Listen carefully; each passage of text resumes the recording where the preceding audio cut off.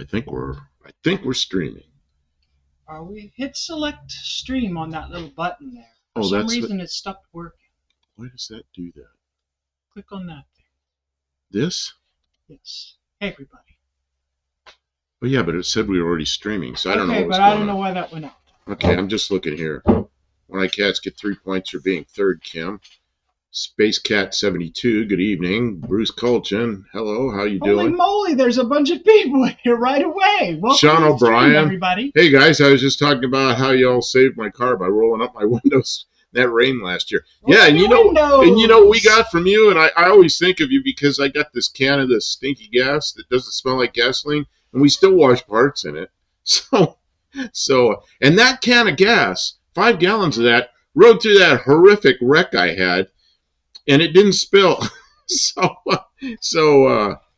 yeah, it really went for a ride. All right, before he gets away from us too quickly, yeah, I'm gonna say hello to everybody. Dean is here. Dougster is here. Potato. Bruce Colchin is here. Welcome to the stream. Ray from 38 Racing is here. Almost got lost on his way from John's. It's a long drive. You know, you got to know the turns. Luckily, there's like Google Maps or whatever. He's only in the next state over. Mike N is here. Welcome, Mike. Buddy Carafano is here. Lester Saber is here. Hey, Lester.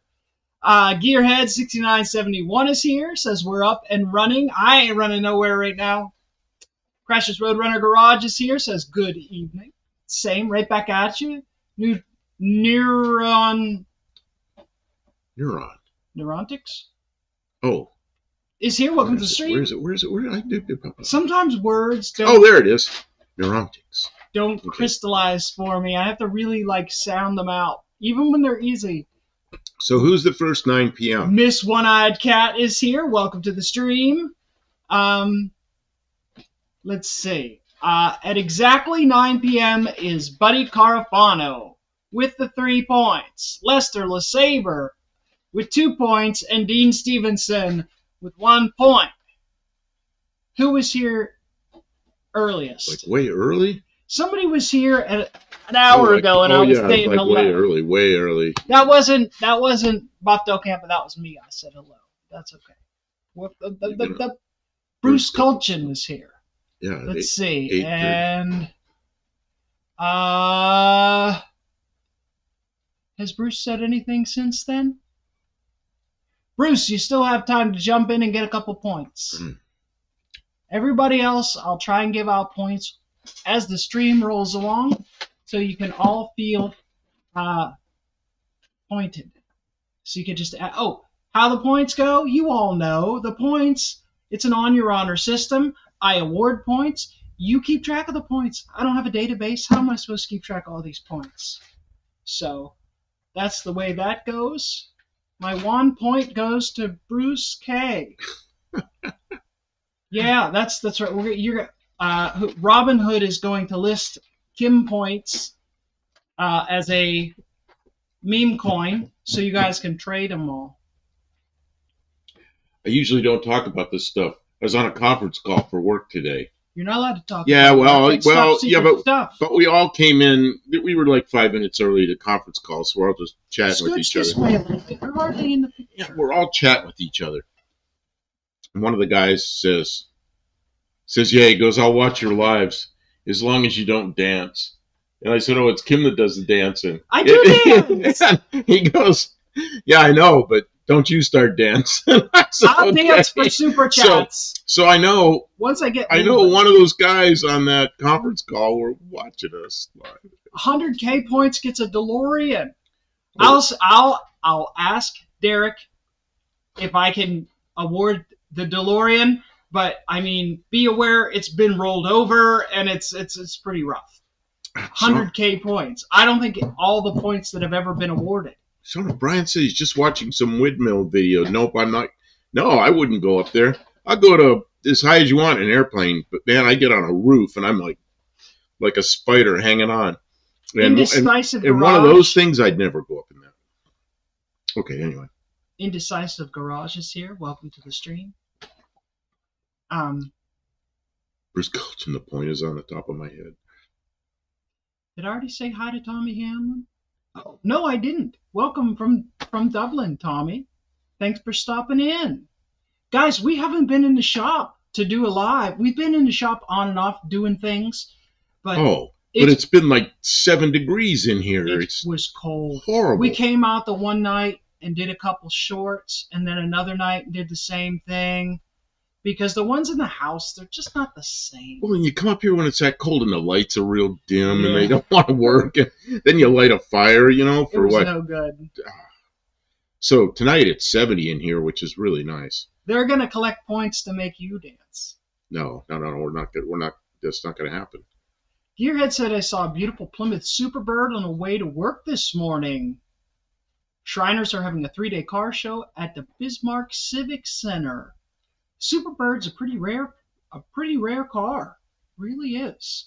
I mean, you see them in magazines and stuff like that, but to see a couple of them in person, that's one or more in a person. Oh, we already got ads. Why do you turn them ads on? I can't believe you came on this fast. Ugh. I'm sorry if you get ads.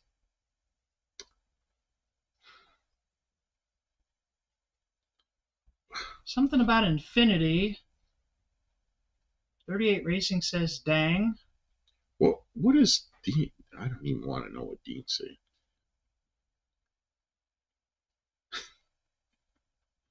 Cashing out my points to see both ads.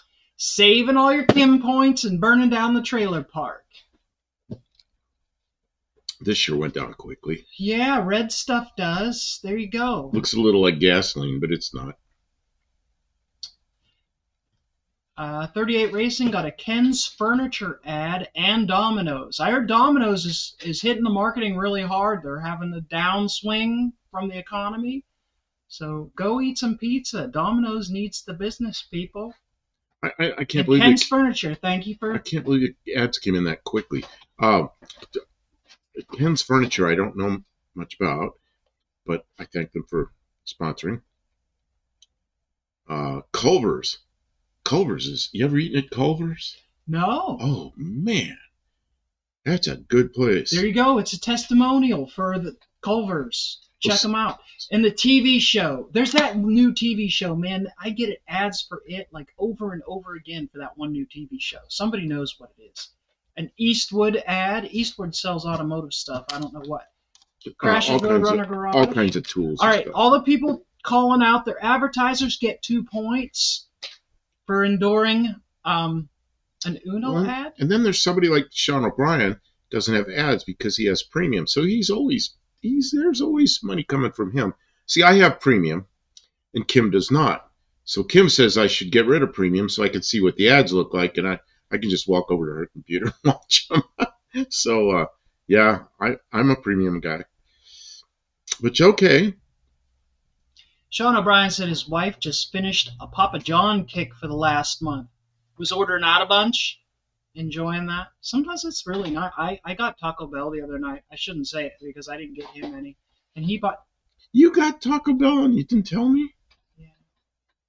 I at least bought you food when I bought You did? Food. He bought me a Chicago stuff. If any of you saw Hot that, dog? I know Dougster saw it because he made a comment, but that short I did might have been the one I did last night or this morning on that Chicago hot dog.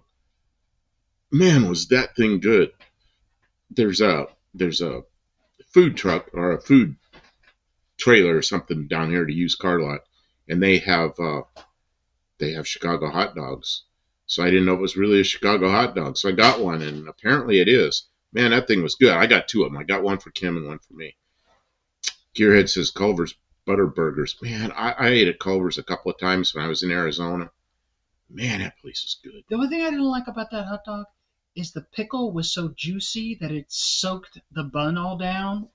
Everybody said I should have eaten it with the pickle. I could barely get that thing in my mouth without the pickle. It was just like pickle. shooting out of the bun when you. So I'd take a bite, and then I'd take a bite of pickle, and then I'd take a bite, and then I'd take another bite of pickle. Yeah. Yummy hot dog. Well, Tommy Hamlin says Domino's is very expensive over there. Really? Domino's is not the expensive pizza place here. And you have Apache pizza. Do they hype it up as highfalutin American pizza or something? How is Domino's expensive? That's like Tommy Hanlon. What makes it a Chicago hot dog? It's got a lot of stuff in it.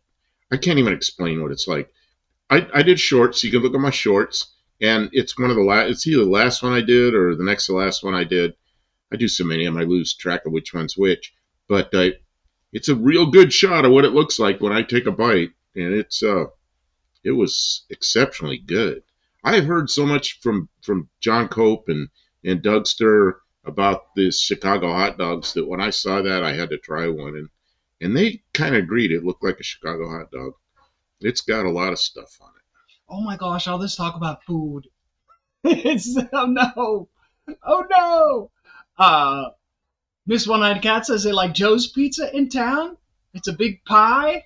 Oh man. Oh, yes, there they call them pies. See, when I was in California, there was a guy that, oh man, he had a tow truck, and I used to go ride in his tow truck sometimes, and he'd get, of all things, he'd get a, what are those salty little fish called? Anchovies. He'd get a pizza, anchovy pizza, and I was hungry, so I ate it, and it wasn't bad, but I don't know if I'd choose that. But anyway, that guy that was making them was from New York, and he always called them pies. He goes, I have the best pies in town. And they were good, but he was the only guy in California I ever heard call them pies, other than my parents. My parents were from New York. So nobody called them pies other than those three people. Space Cat likes chili cheese, conies. That does sound really good. And Gearhead says, coney dogs and tater tots. Am I the only person who puts ketchup on their tater tots? Anybody else do that? Oh, I used to do that. Oh, my friend Carl, the one that got killed, the railroad guy. I know who Carl was. Carl? Yeah, but everybody here doesn't. He used to make like a whole bag of tater tots and cook a steak, and that was his meal, And then he put ketchup on everything. He put ketchup on the steak, put ketchup on the tater tots. Yeah, and they were good. Mike, you're gonna get hate mail. Careful. Gearhead, anchovies are gross. When you're really hungry and it's a cold night, you're in a tow truck, and a guy buys an anchovy pizza, you eat it.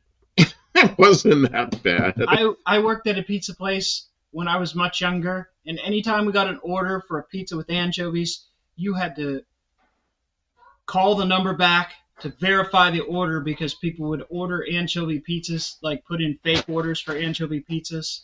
And then, because most people didn't want anchovy pizza, so if it was a fake order, now you have an anchovy pizza that nobody wants. At least if it's a fake order of something like pepperoni, everybody will eat it. Buddy Carfon says, yesterday was the hot dog, today was the power steering fluid. That's right. I forgot about the power steering fluid. That's delicious. Yeah, power steering. We were sitting right here, no cameras going or anything, and I was talking about the power steering fluid.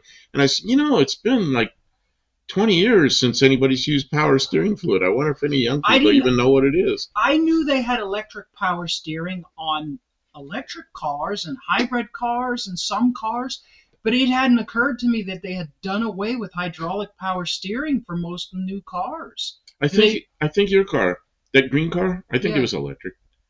I don't know. I never thought about it. Yeah. Like, I don't ever remember owning a car that had electric power steering. I didn't realize it was like so common. Does anybody have a new car that has hydraulic power steering? Like, do they have that on anything? Do trucks have electric, or do trucks have hydraulic steering? Oh man, it's got so if you lose electrical power, you lose everything. See, Bruce will take an anchovy pizza. I think it's an acquired taste. It's not something that most people would somebody said prefer. Sardines on pizza before. Mike N. Lester Saber, my wife, talks about pizza with shrimp on top in Williston, North Dakota. She liked it. Oh, where is I don't know, Lester? Do we talk about this live? Your new car? I'm looking. Congratulations, Lester. Well, yeah, it seems but I like mean, it's going to go through. I don't know if he wants to talk about it until he gets it. Okay, yeah, well, we could do it on a Tuesday night, too, so he can send us pictures. Yeah, but go ahead. Talk about it if you want to. If you don't, just don't say anything. Dougster says when we get an anchovy pizza order, we would run to the store and buy some. It was ordered so infrequently it wasn't worth keeping on our shelves. Oh yeah, well usually you can have one can of anchovies because it's not that big a deal having one little can. The Mini has electric over hydraulic. Oh, so it's got electric. It's got a hydraulic pump run by an electric motor or something. Man, that sounds like something would be in an aircraft. Just keep it complex. Jeez. Prius electric power steering is great on Fairmonts. What is this? Dean Stevenson says that. See, I knew a girl years ago, like, man, this must have been 40 years ago, and she worked in a pizza place, a girl I really liked, but we were friends. So she manages pizza place. So what they used to do is make a big old pizza for everybody at the end of the shift. They put one anchovy on the pizza. So whoever got that anchovy was the butt of the joke. You know, they were the loser. Oh, yeah. So when they put shrimp on pizza, do they put those tiny, extra small ones on there? I mean, I guess that makes sense. That wouldn't be so bad. I can't imagine like big shrimp on pizza. That'd be like. And what do I like? I like a meat lover's pizza. I like that. And then I like ones that, and everybody's going to get mad at me, or this is like worse than politics. I like ham and pineapple. And man, you can split a whole group up and have a war over that one. If you put pineapple on, I'll eat it. It's good. I think it's good. I like pizza, but it's got so much bread now. Anybody ever have square pizzas? Oh yeah, I think pizzas are supposed to be round. We had that in Pittsburgh. There was a place that had the square pizzas. All the slices were square. I've had that. They're square and they're cut squares. Supposed to be round. Square pizza's just a mistake. That's like elementary school pizza, you know.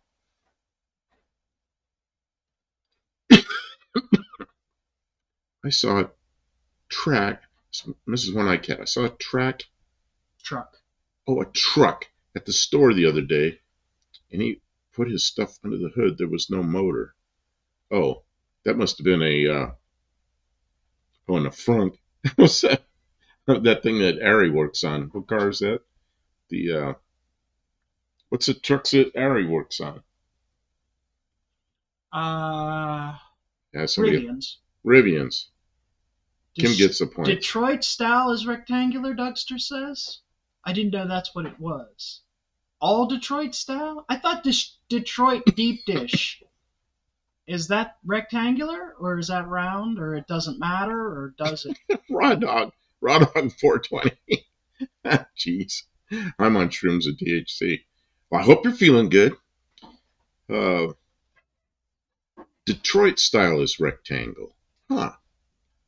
Oh, that's a party pizza, Mrs. One Eye Cat. That's a party pizza. Dean, offended and unfriended. Square pizzas are great. Italians have been lording it over us. Huh. Yeah, Rivian, right. Yeah, so Mrs. One Eye Cat must have seen a Rivian. You know, I see those running around here. There's a few of them around. Yeah, we see them in traffic sometimes. Son of Brian, I can't find your channel. Oh, Mike N. You can't find Mike N's channel? 38 Racing Frunk. Corvairs have those. They sure do, long before they called them a Frunk. Yeah, Volkswagens had them too. Volkswagens, the early Volkswagen Beetles, you open up the frunk, the trunk, and the gas tank was in there. But the filler on the old Volkswagen was huge. It was like this big around. And you had to open it up, and then you put the gas in. You almost couldn't miss. And then they decided to run the tube over to the side and had a little gas flap door. And then it was a much smaller thing. But I remember opening up the Volkswagens to put the gas in them. Corvairs, where'd you put the gas in the Corvair? I think there was a flap on the side of the Corvairs. Man, I like Corvairs. They're so old. There's so few of them around. Man, if there was that's a car I wish I had, you know, but hard to find. Raw Dog 420. It's 4:19 p.m. here in New Zealand. Okay. Yes, Detroit style thick Pizza Hut pan. on Saturday. Steve said, Lester LeSabre, Mexican spec, and his wife are in Mexico City trying to get me a car. See, that's what I thought, that he was there. No deal yet that I know of. All the sellers have been hard to deal with. He and his wife are very dedicated.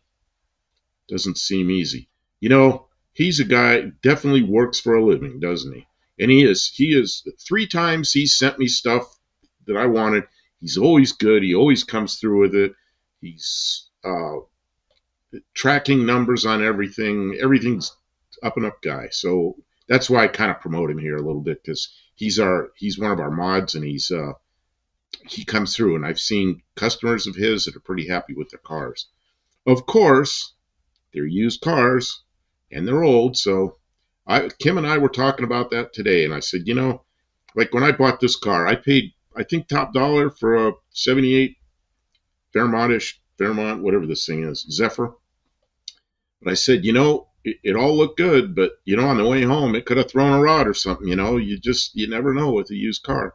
And you take that chance with used cars. But I think everything Mexican spec has, and he checks the cars out, I think you're pretty safe with them, you know. My school had square pizza on Fridays with chocolate milk. Yeah, we had that on Fridays. And you know what? It wasn't that good a pizza, but compared to the food that we normally got, pizza on Friday was like, yay, pizza day. Yeah, but it wasn't that good. But it was way better than, like, you know, some of the other things that we got off. Sean O'Brien, I just tried pineapple and ham pizza the other day. I don't know what all the fuss is for. Not great, not horrible.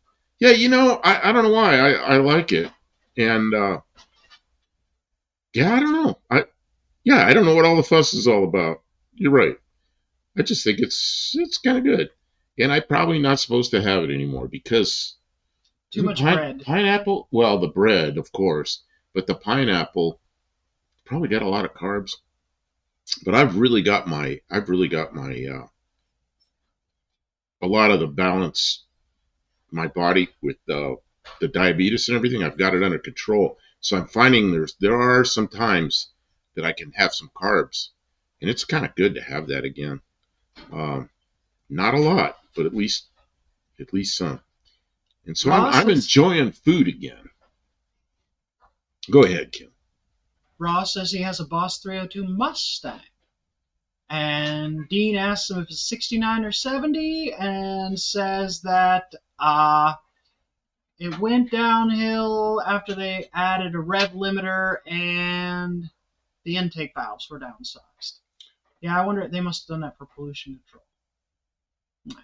I don't know, but Sean O'Brien, that pizza was an 8-corner pizza, 2 square pizzas. Oh, I see. Okay. Raw Dog 420. I'm in Wisconsin. Where in Wisconsin? See, I spent time in Wisconsin. A couple of times I spent time. Don't give him too much information. He'll be in the house on the satellite finding your house. No, I just want to know. You know, when I do that, it's like guys with shortwave stuff. I like to see what their antennas look like.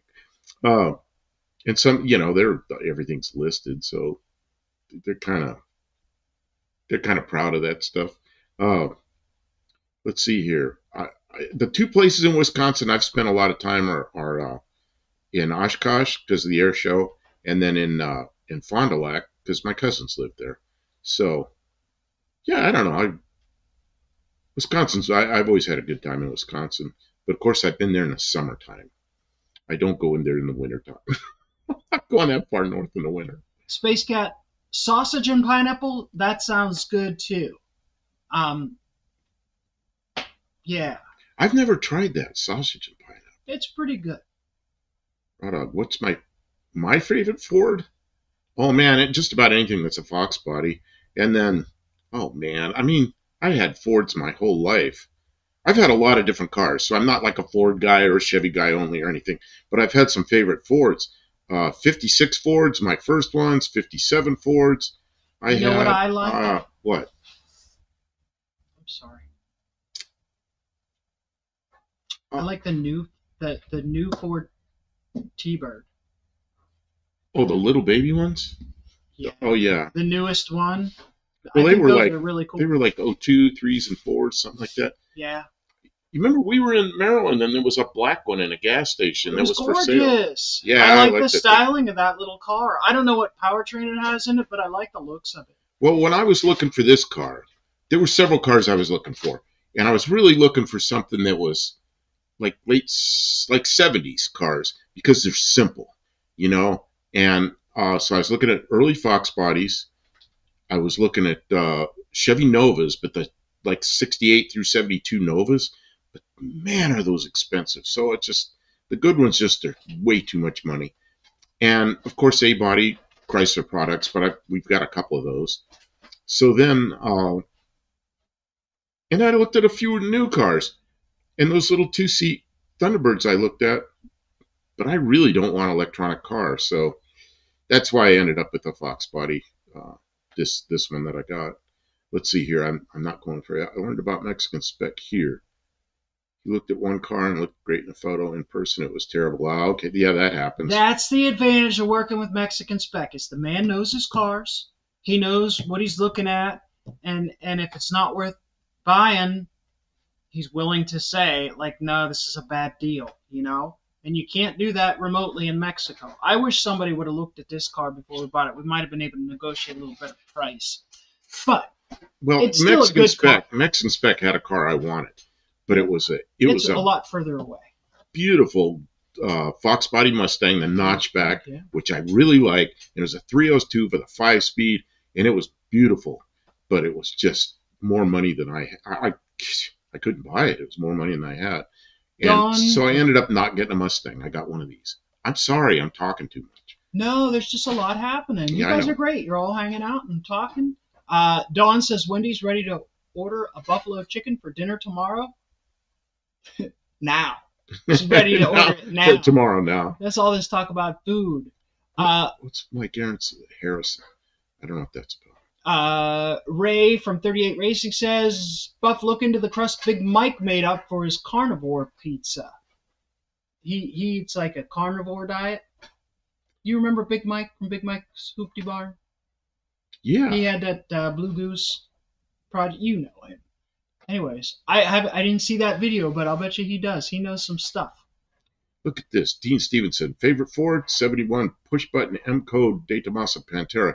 You know what I like better than the Pantera is a better car than the one I like.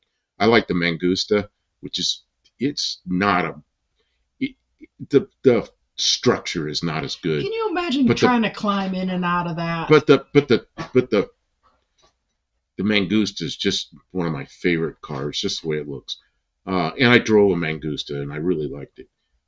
I've driven both. I've driven I had customers that had Panteras that I serviced, but one time I got to drive the Mangusta, and I really liked that car. Buddy Carfano asks if you chose what brand of battery you were going to. We didn't really do anything yet. We haven't done that yet.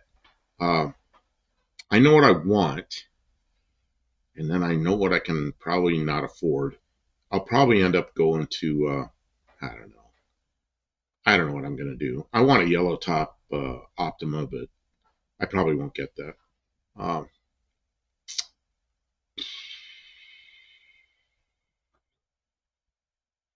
Pantera was just an M-Code 351 Cleveland wrapped in inferior Italian steel. Well, see, the Mangusta had a 302 Ford with a God, what transmission was that? It was see, the Pantera, they had different transmissions anyway. I can't keep up the chat. I'm not going to sit here and think which transmissions, but I know they were different. And the Pantera was a much better car. Space Cat says a neighbor had a new T-Bird. It was pretty nice, and it was a convertible too. I think they were all convertibles. I think they were have a hardtop convertible version? And removable hardtop. Yeah, on bolts. Yeah, cool looking car. I don't know how they drive, but it just I think they nailed it with the styling. They did a nice job. Space Cat says I had a 71 Nova, miss it a lot. Big car, but very light and fast. I had a 69 Nova. Was not fast. Had a 307 and a probably a turbo 350 as a 3-speed automatic, and I liked that car. I drove it a lot, but somebody offered me a lot more money than I paid for it, and it went away. That was back in days when I used to always had cars for sale. Well, everything I had was for sale. So as soon as I got offered, I got offered like double what I paid for it. So it went away. And I had it for maybe a year. Dougster says his favorite Ford is an 89 LTD 9000 semi-tractor. What a good-looking rig. That does sound Oh, okay. Nice. I wish I had my Google so I could bring that up, because I'll bet you that is a nice-looking tractor. Why don't you take off? Because I'm running my mouth too much. It's your stream. Well, You're take off. Yeah, but I get talking too much about one comment, and then the whole thing scrolls by. Oh, no, it's okay. I keep interrupting. Yeah, well. Let's see here. I'm lost. 71 Nova. Miss One Eyed Cat, that buffalo chicken pizza. Don, and a greasy pepperoni one too. Oh yeah, the pepperoni one sounds good. You know what I've been doing is getting those little the little tortillas and putting what is it, cheese?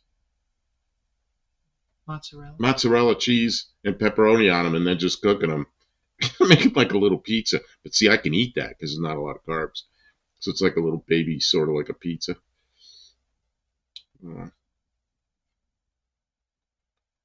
Oh, I'm lost. People got ads. Dougster got a Chevy ad. Oh, already? Ray got a Claritin and Intuit. Intuit, is that accounting software? All right, you guys get 2 points for calling out your advertisement. Anybody else who got an advertisement, call it out, and you can get 2 points. Even if I don't see you call it out, you get your 2 points for calling it out. In Michigan, they do the International 500 Snowmobile Race. Is that the one that was on Junkyard Digs?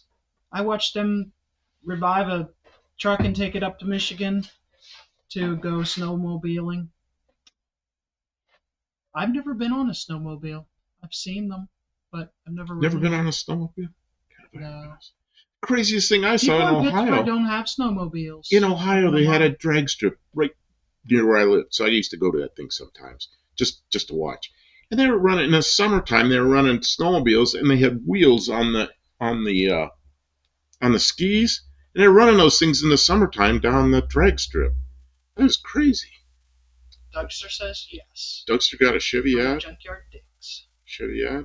Claritin and Intuit ads. 38 Racing. Oh, okay, I'm sorry. That's okay. Turbo Tom, one a day ad. A day. What's one a day? Oh, One Eyed Cat closed the ad before he saw what it was for. I can't award you points for that.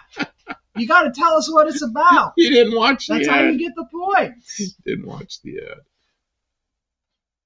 Space Cat 2. I have premium, no ads. Premium's okay. We get paid. We get our 3 cents up front if you have premium. The first 3/10 of a cent. video I ever watched was Derek trying to fix that snowmobile. I didn't see that one. The first one I ever watched was he went somewhere and got that Chevelle that had the red, white, and blue painted like a flag, and he was over there fixing rust with duct tape and stuff. I'd never seen anything so stupid. And then I couldn't quit watching him after that. Although I don't watch every one of his videos. They're kind of long, but I do watch them. He just did that one with the DeLorean. You watched I watched the one with the DeLorean. Did you see which one he just did? No. Like yesterday? No. A Fox Body Mustang revival? Oh, I saw the thumbnail, but I didn't. Okay, I'll have to watch that maybe. I don't know. Yeah, because we do Fox Bodies. We do Fox Bodies. Every time we do something, other people jump in and steal our thunder. I am so happy to have a Fox Body. You know, I like the 8-body Chryslers, but I like the Fox Bodies too. Dawn says, Wendy says it was feminine hygiene something. One Eyed Cat's getting feminine hygiene. He's like, I want my points. I clicked away too fast. That's why he clicked away. I'll give you one. I'll give you one. That's but why I can't give you 2. He clicked away because it wasn't interesting. There was something. I don't know. There was an ad for something. I click. He's like, click. This is Sean O'Brien. I hope everyone's project are moving along well. I'm waiting on a machine shop to finish my Schneider cam timing gear, dowel, shear. Oh no, on the shelf, better stiffer springs and billet rocker arms. Wow. Man, I hope you're pitting next to us again this year. We had a good time. You enjoyed your car. I thought it was really neat too. Oh, and we got, we were headed over to, what was that, the burnout? Yeah, it was the burnout contest. It started pouring rain. I go, they're not going to have a burnout contest. So we just turn around and walk back. Well, as we're walking up, I see your car sitting there with the windows down. And I go, oh, we got to fix that. I don't like to touch people's cars, but I don't think you'll mind. And I roll the windows up.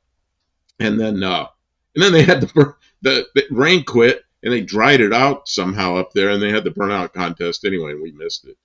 But we went to, what did we do? We went and ate Mexican food somewhere. We were exhausted. It was a reach for us to stay anyways, and it was like, okay, now we're soaking wet. We're going home. My God, I'll take that point. I'll take that point. There you go.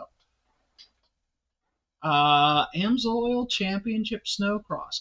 I know nothing about snowmobiles. We missed one here. Space Cat says my dad had a 67 Fairlane 500 XL. Loved that car. Green on green. Man, I remember those things. They had ones that are 390 GT. And some of them I think were called 390 GTAs, like the Mustangs, I think. And they had the 390 with an automatic with a C6 in them. And you know what? Those light car with an engine like that in it, they were fun. A friend of mine had a 67 Mustang Fastback, a red one, and so did I. Mine had a 289, and he had a 390 in it. And a 390 one was just so much nicer to drive than mine. 38 Racing, I stayed in the rain with cameras for that rain show. Oh, man. We were standing under a tree. There was like one dry spot under a tree, and I said, nah, we're going back the other way.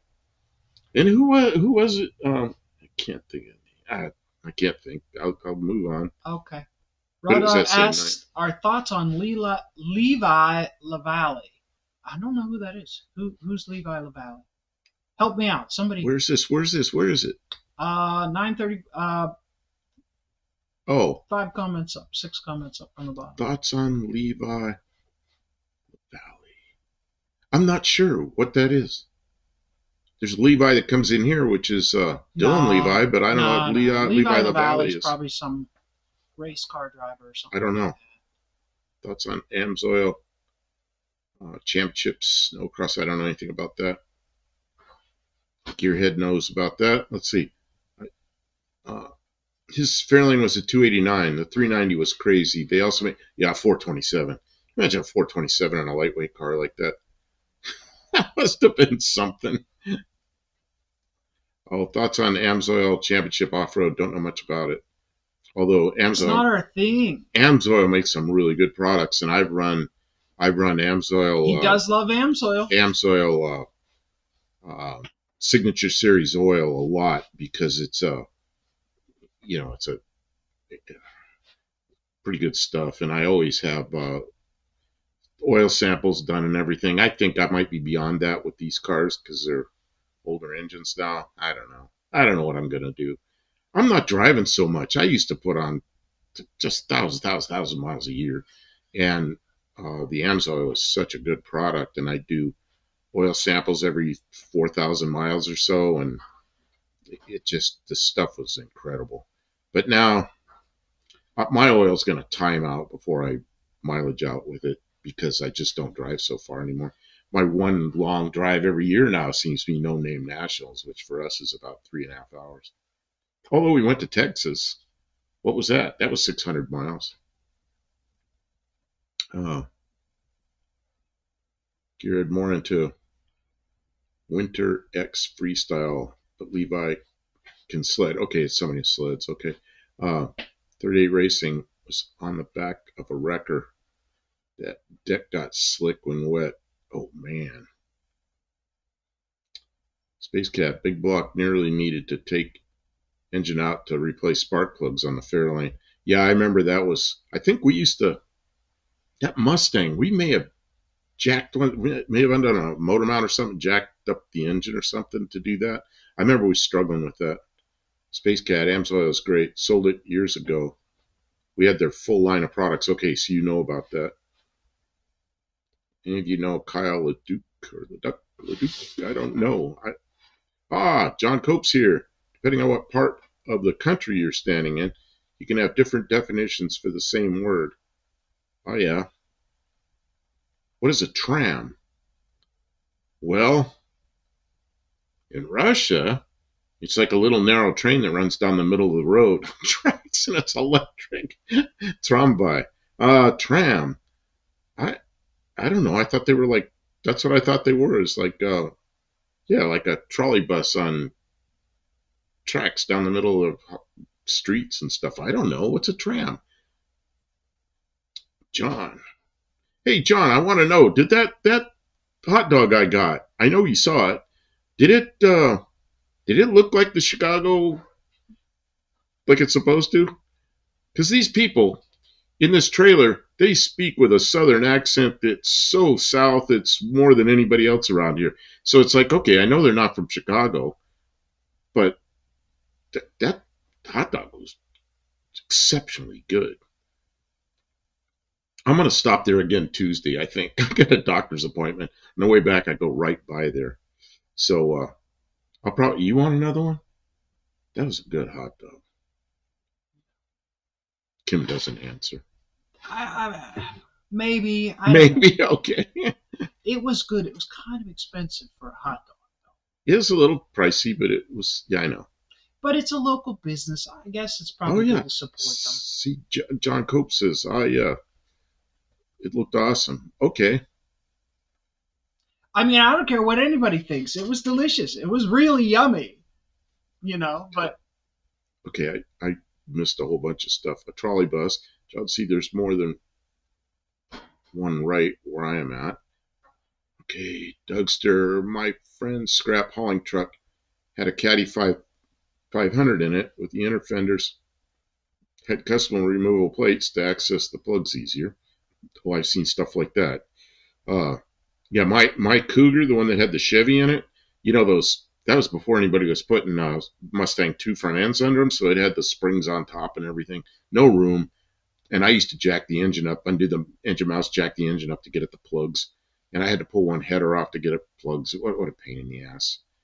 And I had to do that a lot.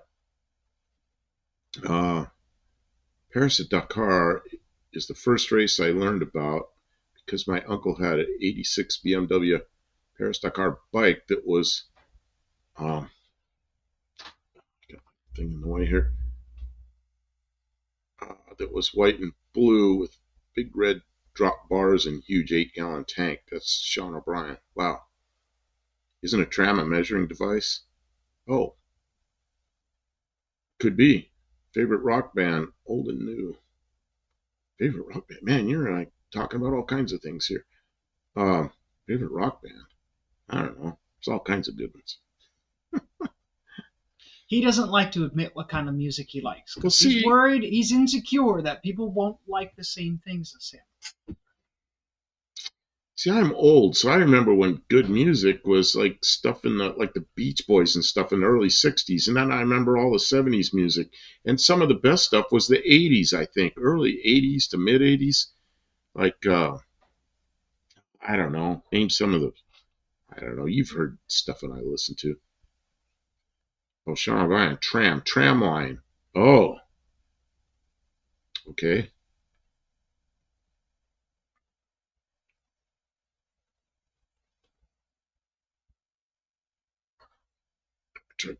Okay, I'm not sure what Brodog's talking about there. Kim, help me here. With what? Oh, Dean Stevens, it's okay if you don't love Deep Purple. Gary Newman. Cars. Yeah, Gary Newman and Cars. Yeah, I remember them. I was into New Wave. Man, who did I like so much? My dead brain. My memory's probably the worst part of me because there's so much stuff I liked in the early '80s, and it was yeah, I just can't think of it right now. Yeah, Gary Newman, and it says human, but I think he means Newman. in the cars. Yeah, yeah, that was okay. Cope racing, a tram is a train like people hauler, like Disney World. Wilbur called a tram an enclosed ski lift, and I said, no, that's a gondola. I agree with you, John. You know what, though? When you talked about tram, I did think of a gondola. Really? So I wonder why that association exists, because it's not just John that thinks that. And I fully agree that it's not a tram, it's a gondola, but remember a group called the Police? What did they do? I remember things they did that were pretty good. And who was the other? There was another band just about that same time. It was just exceptional. I can't remember. The Dream Police, they live inside them. The Dream Police. Tram, like at Disneyland. Yes. Yeah, I remember the People Mover at Disneyland. God, let's see. Oh, Monster Jam. Police were great. Yeah, Roxanne. Yeah, I remember that song. When I was a kid, Monster Jam. Don't stand so close to me. Yeah. Jump those big trucks and stuff like that. Now they do stuff like where they dance, where they like do a stoppie on the front wheels. And stoppies. Like, man, how do you do that? Man. I watched some guy that was doing that. It was a YouTube video, and he was doing stoppies, big long stoppies, and they're videoing it. And then here comes the cops right behind the guy and pull him over. Yeah, that was pretty funny. Wonder what kind of. I remember when I was a kid, I got a ticket and I ended up going to court. And while I was there waiting to see the judge, there's somebody else in front of me, and he had a ticket. It says excessive acceleration causing the front wheel to leave the ground, and that's what they read in court. And I thought that was so funny. Because they jumping pop cans. Because they didn't say a wheelie, they said excessive acceleration causing the front wheel to leave the ground. Hop a soda can. Open for leather. I don't know. Wow, they are just going to town. Chat, you guys are like got the chat rate way up tonight. Yeah, this is good. Well, you know what happened was it just got so cold last week. We didn't come up here to the shop and do any lives at all. It was just. No. I feel like it's been more than 2 weeks. It was so cold. Well, we did a live 2 weeks ago from the shop. We did one, which is kind of unusual just to do one, and then last week we didn't do any from the shop. Just way too cold. Try to keep up, says Mike. Breaking the law. Well, I don't know why. You know what I could do? I probably have music on here. Oh, don't. No, I'm not going to play it, but I can look at the list.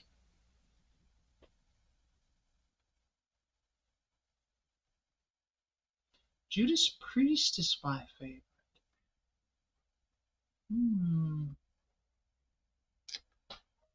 And of course, that is Cheap Trick, Dean Stevenson. I forgot who that was. How do you find the playlist you want? Everybody talking about music. I know, I'm trying to find the playlist that I want. I can't find it.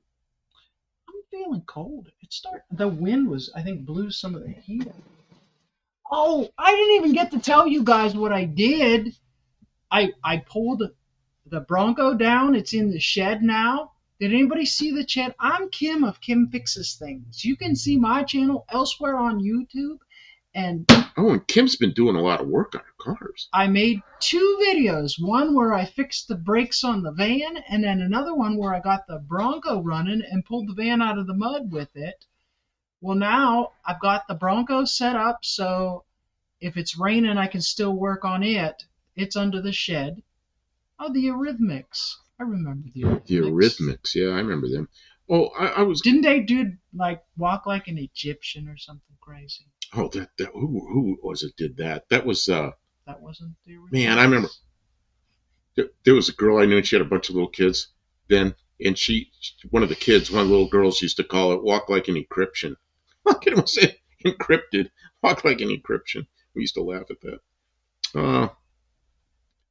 John Cope, you mentioned 60 degrees here in Indiana. That's pretty good. It was even warmer than that here today. But which time zone are you in? I know you're up there kind of in that northwest portion of Indiana. Are you in the eastern or the central time zone? I'm just curious. Sean O'Brien asks if I ever finished my engine decking. Oh yeah, it's finished. It was the Bangles, not the Bengals. The Bangles. Yeah, the Bangles. They had a lot of good stuff. Oreo, take it on the run, baby. If that's the way you want it, baby, then I don't you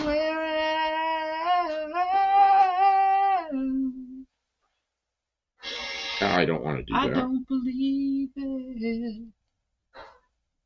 Saw Oreo at Eddie's Club in Mandan, North Dakota. That's cool. What is this? Okay, so you're in Central Time. Oh, you're way up there in that northwestern corner then. Man, they got a lot of stuff going. Yeah, that decking thing. Honestly, that was like an intentional attempt to ruin that block.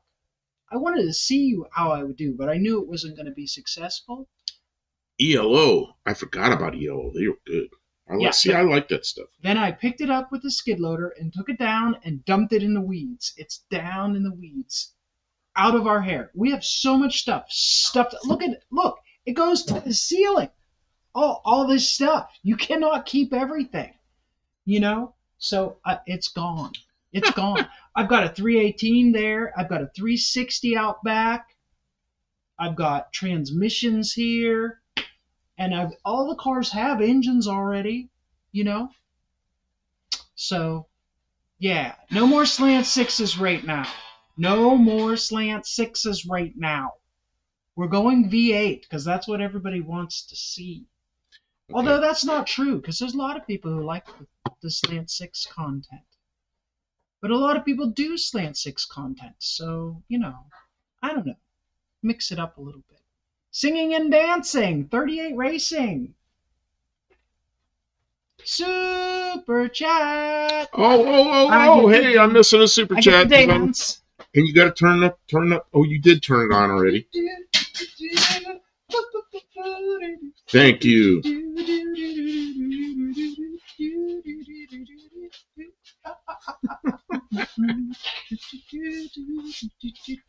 Wait, I was watching a lady on TikTok dance today. She was like, no more slants unless an all aluminum come along. Now those things are old and they're in such bad shape. I don't know where you find a good aluminum. Well, the problem with the aluminum slants, unless they've been taken care of diligently, the sleeves swell. There's like a corrosive action between the steel sleeve and the aluminum. If I was going to do anything special and like niche with a slant six, I would design a true Hemi cylinder head. But I do not have the... Thank you, Ray. That's very generous of you.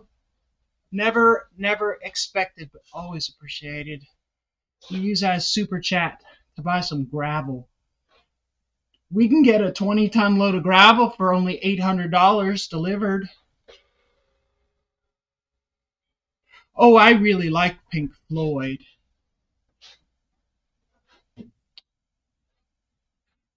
The Wall and yeah, you too. You too. Wish You Were Here. I know who I was trying to think of now. Dire Straits. I'm a big Dire Straits fan. Yeah. I think Dire Straits is great. I know that one song. So that's Isn't Dire Straits the I know they do Sultans of Swing, but didn't they also do the thing where we got to install microwave ovens? Yeah, that's it. Custom kitchen deliveries. We got to move these refrigerators. Back in that time, we got to move. I went in some place in the LA. I'll just save the story.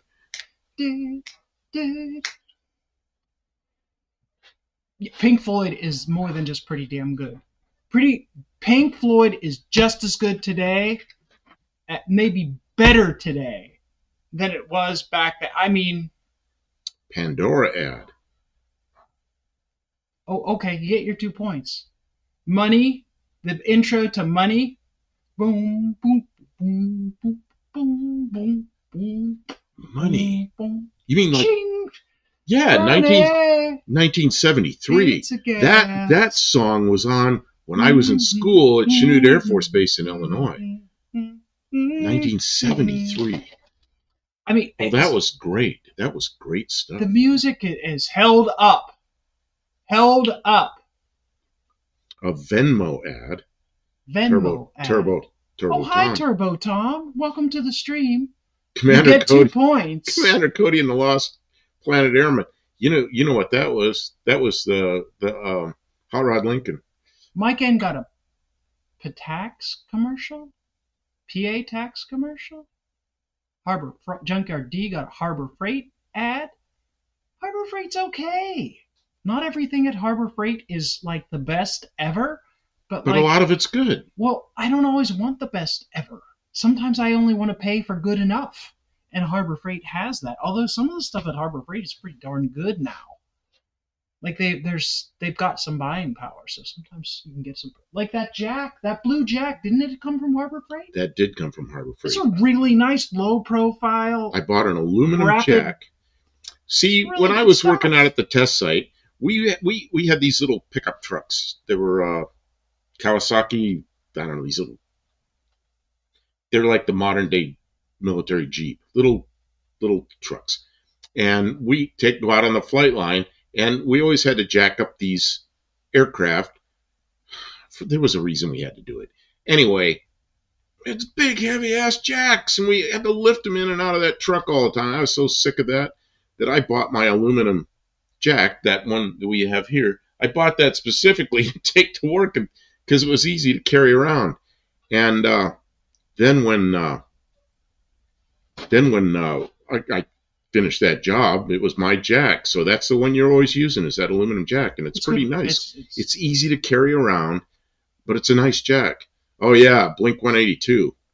Oh, yeah, but didn't something happened to them. Didn't they get an airplane crash? Oh, I don't think that was Blink 182. You don't think that was Blink 182? I don't know. Cope Racing says he was a roller skater in the 80s, so he likes his disco funk music. I got to see that. Yeah, post pictures of that, John. That's like me telling about the music I like. Man, John, you show some good pictures on your channel of different times in your life, racing and everything. It's pretty interesting stuff. Does anybody, because I'm from Pittsburgh and that's where they're from, so most of you will never have heard of them. Dean, you like music. This is something special that if you've never heard, you might really enjoy. The Clarks, right? They have a song called Cigarette.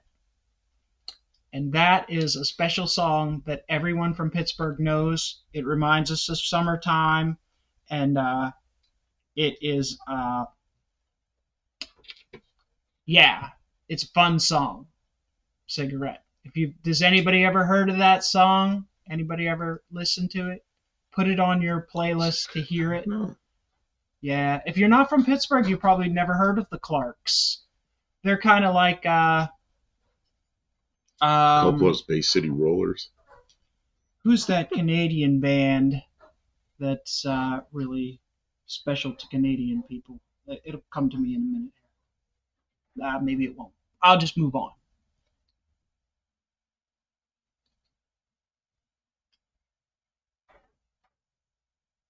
I love my 900 horsepower dirt late model, like the Lucas Oil late model series. Man. Oh, 410 sprint cars. Man. Oh, he likes it. See, sprint cars. That was my downfall when I had my radiator shops, is I sponsored 2 sprint cars, and that keeps you broke because they crash and they need stuff. They bend axles, they break radiators, everything you can imagine that they wreck. And I helped them with money and radiators and kept them going. And I learned not to be down in the pits because then you're just always underneath the car. So I used to like to go watch the races, but I always sponsored at least 2 cars. And man, and now watching what's her name? Carly. If you're into 410 sprints, you probably know who I'm talking about, Raw Dog. What's Carly's last name? Who's the guy that?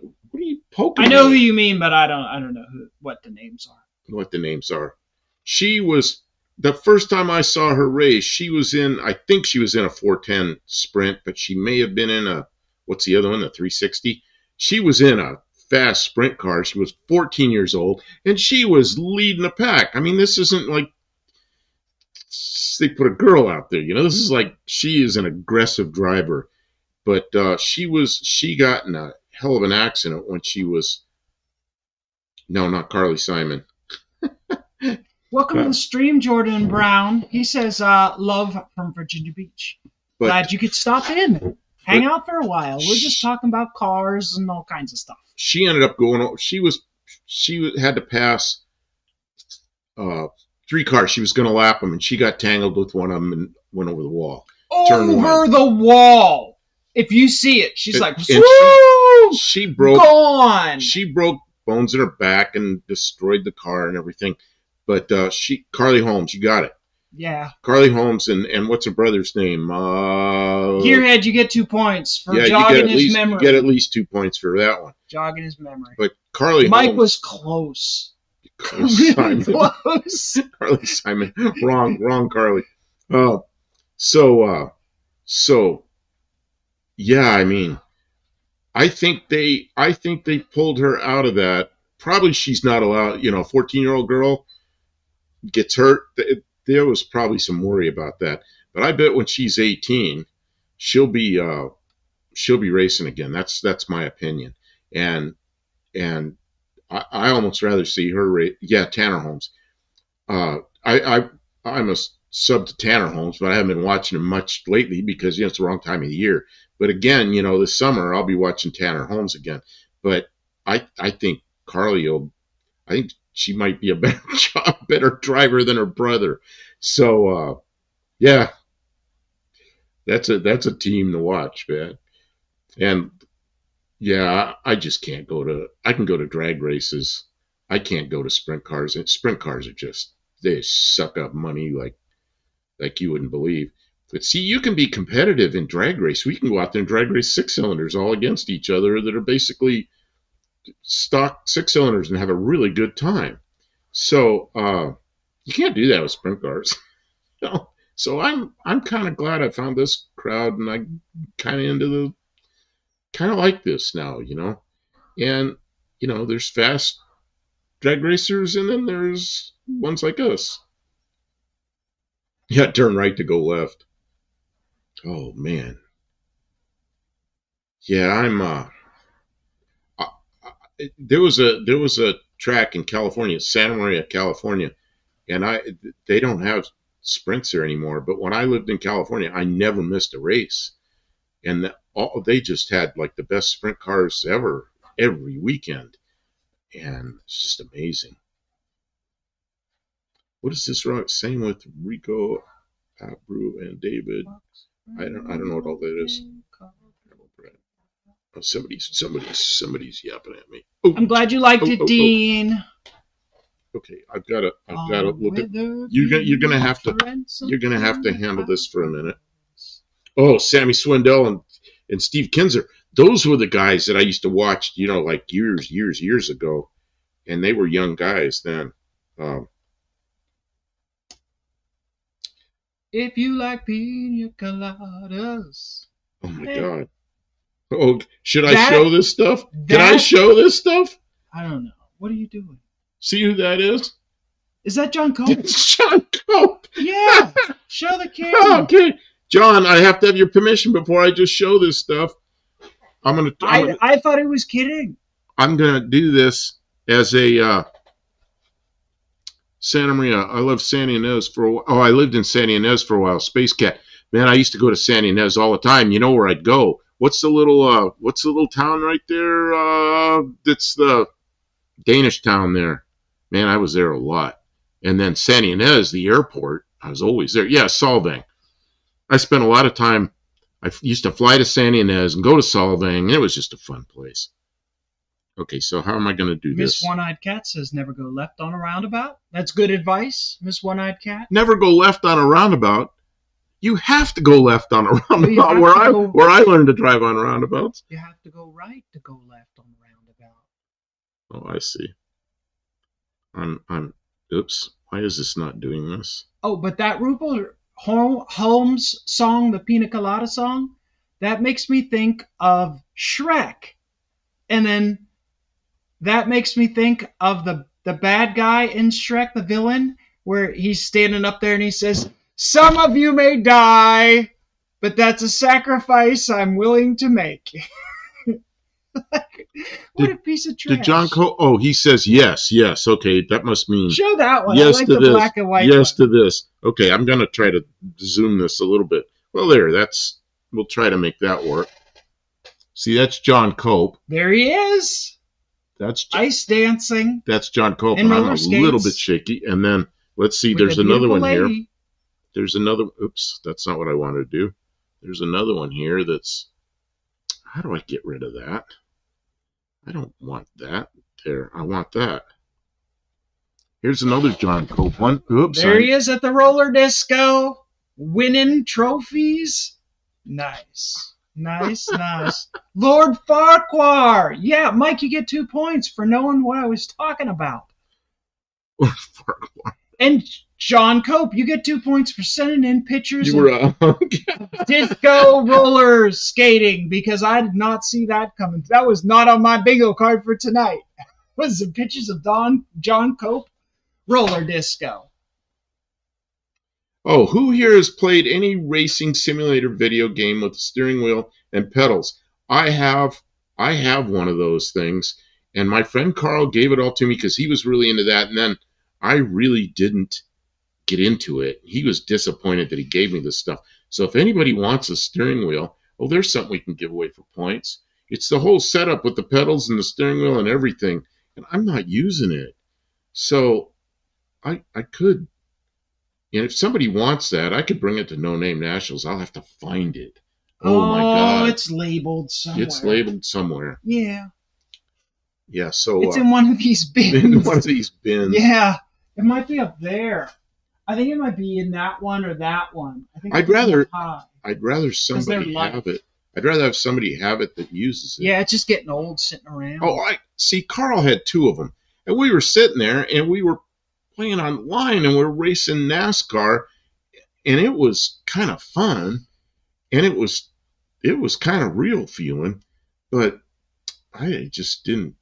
I'm not going to do that by myself, and do it online and everything. I got too much to do now. Another rumor in the night, Dean. Solvang, Danish capital of America. That is a fun place. If we ever get out there, we'll have to go to Solvang and just walk around the place for just a few hours. And is that where we'll eat somewhere? Dougster did the video, the Dutch video?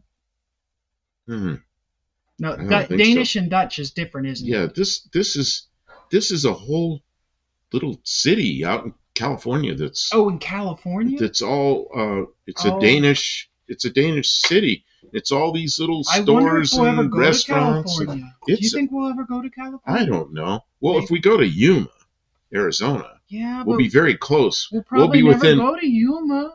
Well, I want to go to Yuma. We'll go to Yuma somehow. So who wants to see us do a drive to Yuma? Racing is great. Yeah, Sean, that does sound like fun. I remember playing on the controller, N64 or whatever, playing the different car games, but I don't think I was ever really that good or competitive about it. I was always fighting with somebody else in the house that wanted the video game, so they wanted me to wreck so they could have their turn. award it to who needs the most practice. So that's cruel. We'll give it to John Wilburn as a trophy, as an award. Well, that's what Racer that needs the most practice. I should give it to John Wilburn so he can give it to somebody that deserves it at right. Whoever needs the most practice. We'll get a game. I'm sure there's a computer game for like cutting your light. So it would have the tree. See who red lights. Drive to humor. Oh man. The reason that we're in this cold ass, creaky, noisy garage is because we're supposed to be working on that car. Instead, we're sitting here talking. It's been over an hour. We're just talking to chat. You guys are good fun. It's been so long since we've been live. Like up in the shop. Yeah. Yeah, and when we're in the studio, it's kind of different. There's like all these pictures, and there's like some more of a theme. So, and you guys are lively tonight. Wow. We lively. All the comments. I'm going to get up, everybody, and go take a look at the fire. Oh yeah, because it's a little cold. Yeah, it's a little cool. And I'm also going to plug in this thing so we can have a little heat under our feet if we want it. But I'm going to go do that. You can pick up the chat yourself. That's what you're doing. Am I? Yeah, you're. Oh, and I've got a chair here to fix, so I was going to fix that live. Yeah, you were supposed to be getting some work done. Oh, that's the other thing. So, in an effort to clean up the yard and make things look like they're not like sinking into the ground too much, once I moved the Bronco 2 into the shed, I noticed that the Dakota, that if any of you have been around for a while, you remember we had a Dakota in here. It had a little 4-banger in it. It wasn't running, and I got that started on I put a carburetor on it. I got it started on a little jug vac. Well, one of the front tires had gone flat. I tried to put air in it, and it was actually the dry rot had cracked. It was so bad. So I put a different tire on it, and I was looking at it, and I have fixed the gas tank. So I put the gas tank back in it, which was a lot of work because crawling underneath the stupid thing, I had to put it up on stands and everything to get it up high enough to get the tank in it. So I got the tank back in it. I put the electric fuel pump. I actually put it in line of the original. Hello, Azan. Azan's here. Welcome to the stream. We finally had some sunshine today. That's why we're wound up. You know what? I've been outside. I've been wearing shorts and short sleeves, trying to get a little bit of the rays, absorbing them. They're good for you. They help your body process certain nutrients. So like 3 days in a row, I've been outside working. I've just been looking for like, what can I do outside? And we got so much good things done. But I got the fuel pump in the Dakota, and reran the fuel lines so that it comes from the tank now. I put 6 gallons of gas in the tank.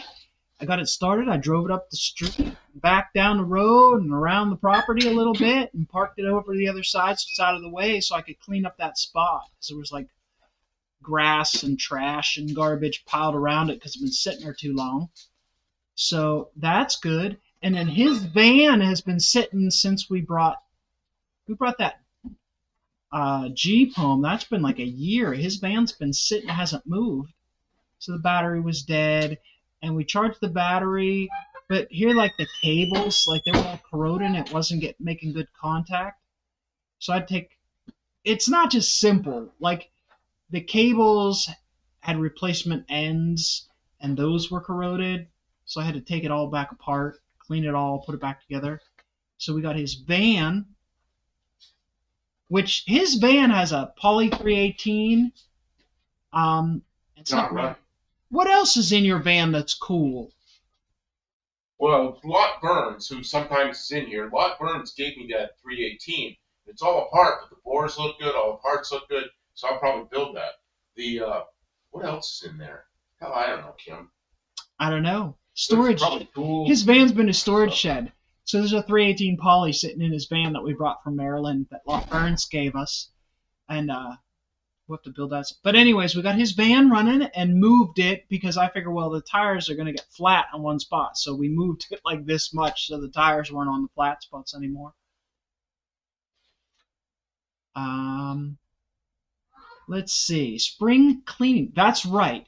And not for any particular reason except just to be outside and enjoy the warm. And today was the best day for the next week. It's supposed to kind of drop by like 20 degrees.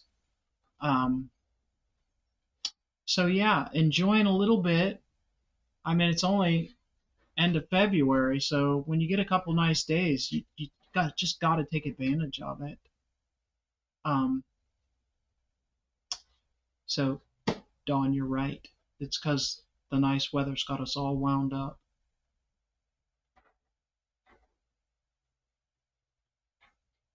What year is your van, Buff?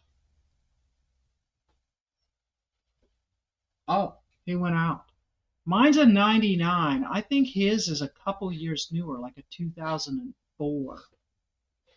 And it's got a good size V8 in it.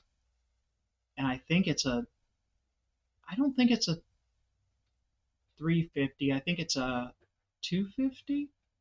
And it's the longer van. It's like super long. Well, not super long, but it's longer than mine. Favorite drugs you did when you were doing drugs. What year's the We're van? not going to discuss it. Yeah, what year is your van? 04. 04. I was right. It's an 04 big long extendo Ford van. It's basically a pickup truck with a 12-foot bed. The car goes inside. Raw Dog, I will say my least favorite drug from when I was young and was experimenting with drugs was cocaine because it took all my money. Did not like that. I should keep my money so that I can have fun and buy cars. Buy junk cars like I do now. Which is a worse addiction, drugs or cars? Or racing? Yeah. So the Dakota drives, and I don't know if I would take. Boy, it is very overcarbureted. I put that Carter BBD on it, and when I open it up, it just like it doesn't know what to do with all that carburation. Okay, let's go. Oh, I see. There's ads coming up. It's coming Junkyard up, D says you're putting a Poly 318 in an 04 Chevy van. Oh no, it's already in there. Oh no, it's an 04. It's an 04 Ford van, and it's part of the cargo, not part of the. It's in the back. Gear.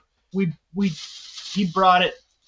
What we don't know what we'll put that 318 Poly in. I don't think we have a vehicle to put it in. I think it'll fit in the in an 8-body Chrysler, but I don't know if I'd want to do that. We got ads coming up real soon. But anyway, ads, I'll do it quickly before the ads hit up. I wouldn't mind having a C-body Chrysler at some point, but yeah, that's another car, you know. Drugs are bad, okay. I don't advise anybody get involved with coke or ice or any of that stuff. No, Ads.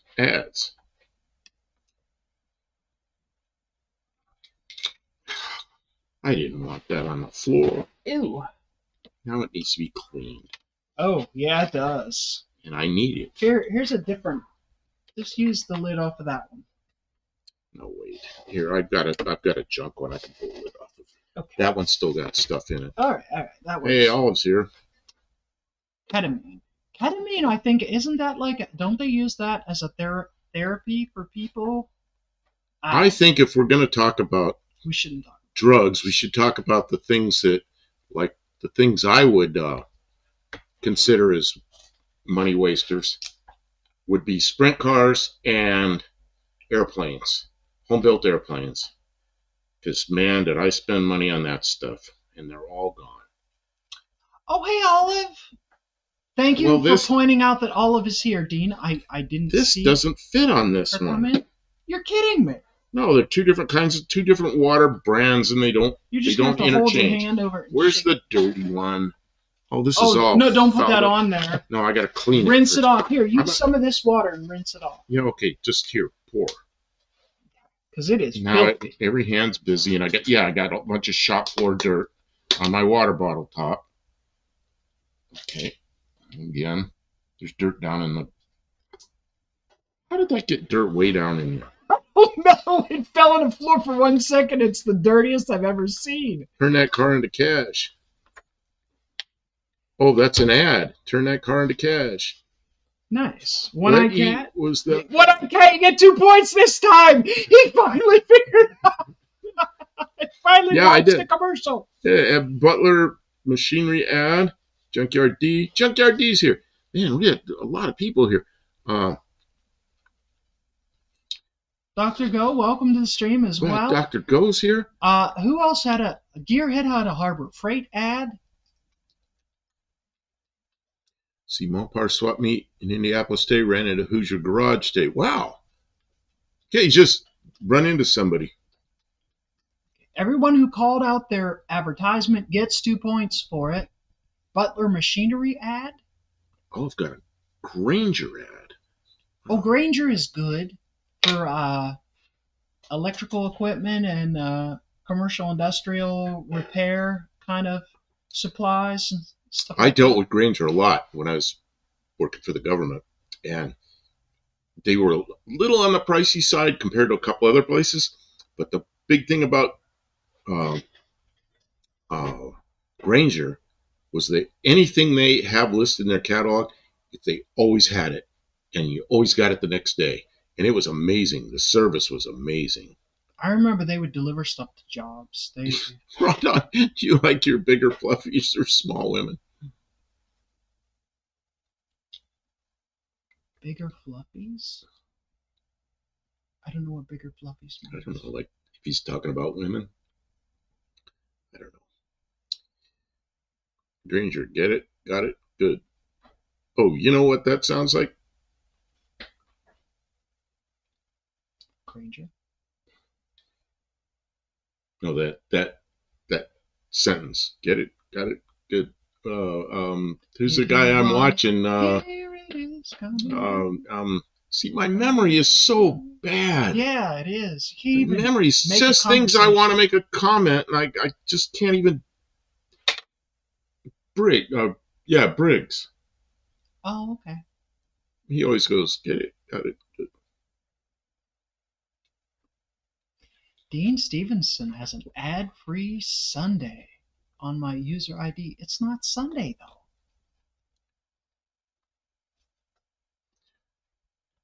Cocaine is a hell of a drug. Yeah, I don't know about any of this stuff. It's bad. The worst thing alcohol, I probably drank too much a few times, but I'm not I wasted money on cars and airplanes. John O'Brien, Uline and Granger are great for window shopping, and you can go find cheaper distributors. The thing about both those places is I was able to get stuff immediately, even when everybody else was out of a product. Those two had it. And the other great thing about dealing with somebody like Granger, especially if you're running a business, right, is they'll deliver it to you, and then if you have any problem, you call your Granger rep, and they're going to take care of it right now. Whereas if you go try and save some money on eBay, if you're running a business, it's not worth it. You just call your Granger guy and you get the parts that you need and stuff like that. So, in a commercial situation, you write off the cost. So, it's worth it to deal with somebody that you know. You see this conversation, Dr. Go says, I saw a 727 transmission for sale today with a Cope Racing transmission sticker on it. The guy said Cope does great work. John Cope, big smiley face. You know what? I just saw somebody selling like a pre-built, rebuilt 727 transmission, and their ad said it had a Cope Racing transmission valve body in it. They didn't say it was a Cope built transmission, but that it had a Cope, and I noticed that it had the kickdown eliminator was part of it. So ketamine was an anesthetic for big animals in the 50s. Well, then that sounds like a great thing to do. That sounds great.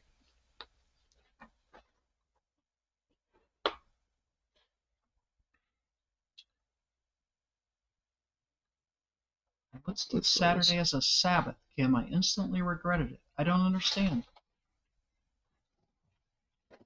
Dean is sometimes cryptic. You're putting your foot in my bag full of goodies. I'm sorry. I need to stop that. I'm fidgety. At least I'm awake. I was falling asleep. You can put your foot on that as long as you don't put it in the bag of goodies. Okay. Why are we talking about all these drugs? I don't want to talk about drugs anymore. One Eye Cat says, Granger sucks. Their packing slips made of paper that is perforated for 4 squares. Rips too easy.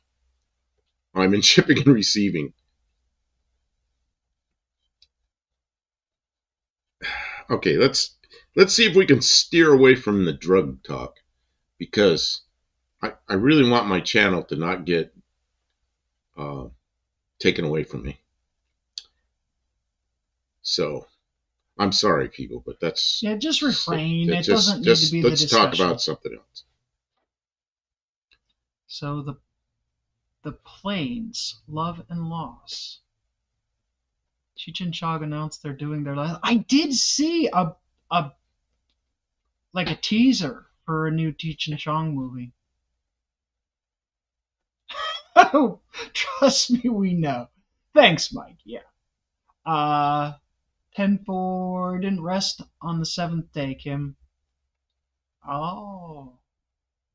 I don't know, I'm confused. But I did fix the Dakota. I was talking and I got distracted. I fixed the Dakota well enough to drive it, and then I looked at the I pulled, since we got so many good things going, I looked at his Valiant, because it hasn't moved in like a year. Yeah, my I was like, man, it'd be good to start that up. And I opened up the radiator and there was no fluid in it. I don't know where it would have gone, because all that stuff has recently been worked. I expect it to have water in it, but the engine turned over by hand, so it's not locked up or anything. So I don't know what happened with the water. And then I realized that there's no shock in the left shock tower in the front, because I rebuilt it, but we never put the shock back in, because the shock was a piece of shit. There's a lot of stuff that needs done on that. We got to get some shocks for the front of that. We got stuff to do on that. Well, we have no shortage of projects. We have not put any part of the dash back together, and the reason is it's just been so cold up here. Well, right now it's not cold, but we've been sitting here talking. No, we had a couple of nice days, and the last thing I was going to do was come. It was freezing in the garage because it stayed cold in here when it warmed up outside. It was nice and warm outside. I was like, I'm going to go out and do. Raw Dog, stop it! Just end it, Raw Dog. So, do tell about your Money Pit plane action. Oh, man. Here's the thing with home-built airplanes. You know, like you see all this aluminum up here, Kim. I buy aluminum and I buy steel, and that's not the expensive stuff. The expensive stuff is the engine. You know, you go buy like a 912 Rotax engine, which is a really good engine. It's 20 grand by the time you get the engine and just a few things to put on the engine that you need: oil cooler, radiator, propeller, all that. You got over $20,000 just to make the thing go. And man, that's a bunch of money, you know. And I know, you know, there's people that have money for that kind of thing and just go buy it, you know. But for me, that was a major thing. And back when we had all the 2-cycle engines, the Rotax, what was it, a 503, which is a 2-cylinder 2-cycle engine, they were $5 grand. So I like that. I like that engine a lot. Yeah, yeah, thank you, Kim. What are you doing? Oh, I see. Okay. Thank you.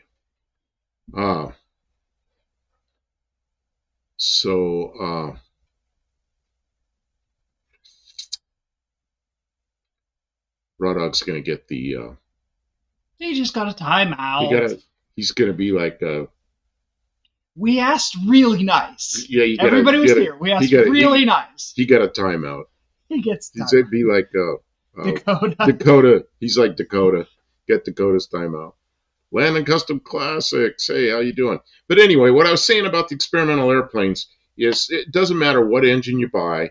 They are crazy expensive.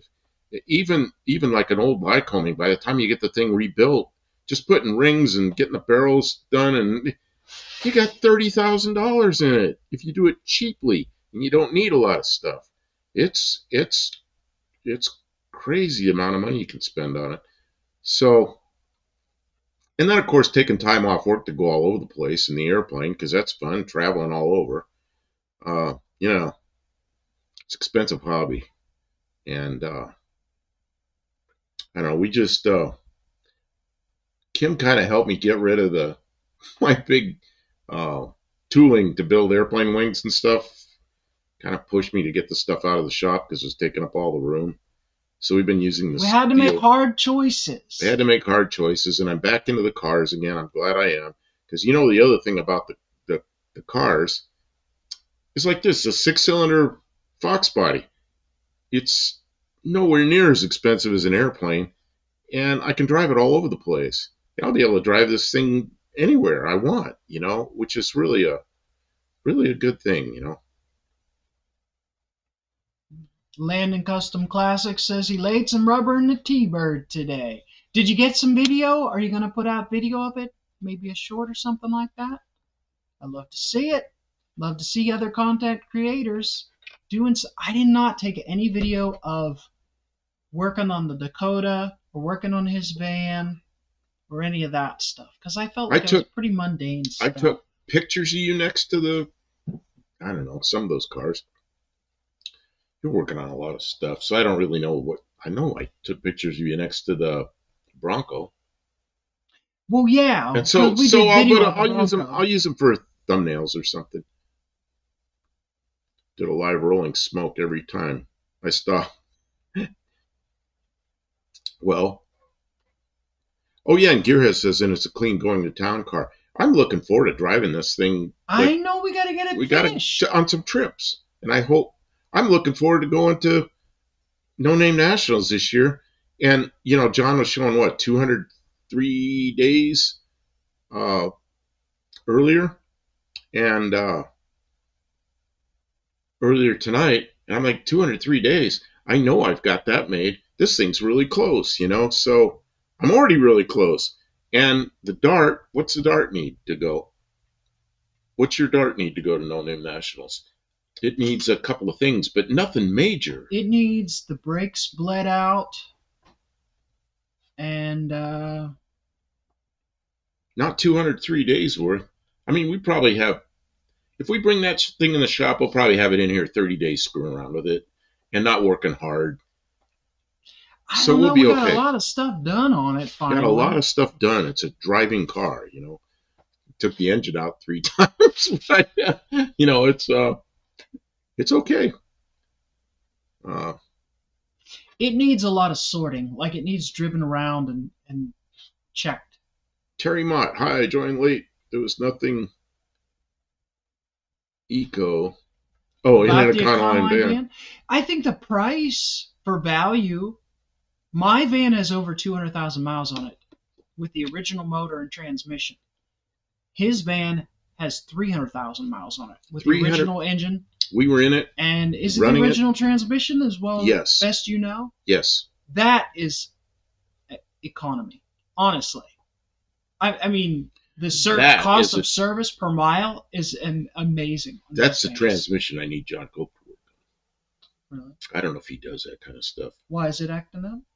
No, it's always been like it's a slip and slider Ford. It needs a shift improvement. It doesn't, it's like you step on a gas, and then it downshifts like 3 gears all at once, and the engine goes to red line, and then it's just terrible the way it's programmed.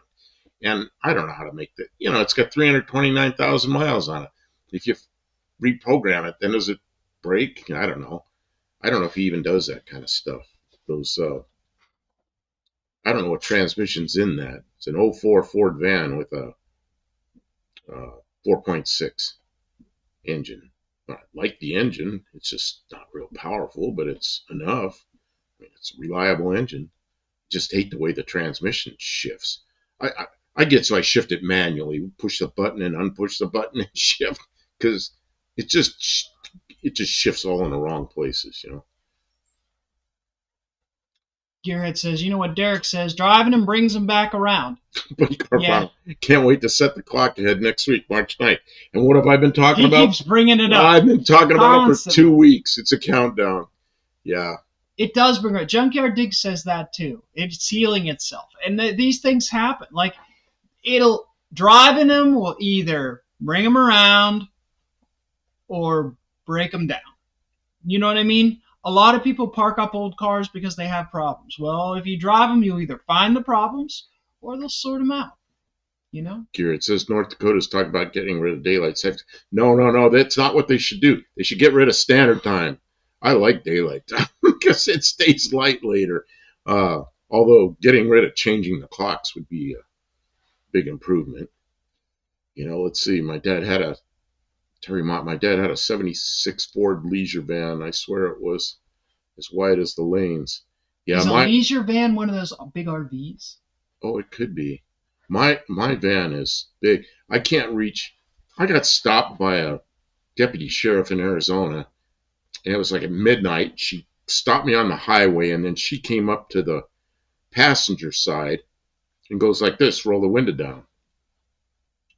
So I didn't really want to lean over there and roll the window down because then she can't see me. She doesn't know where my hands are or anything.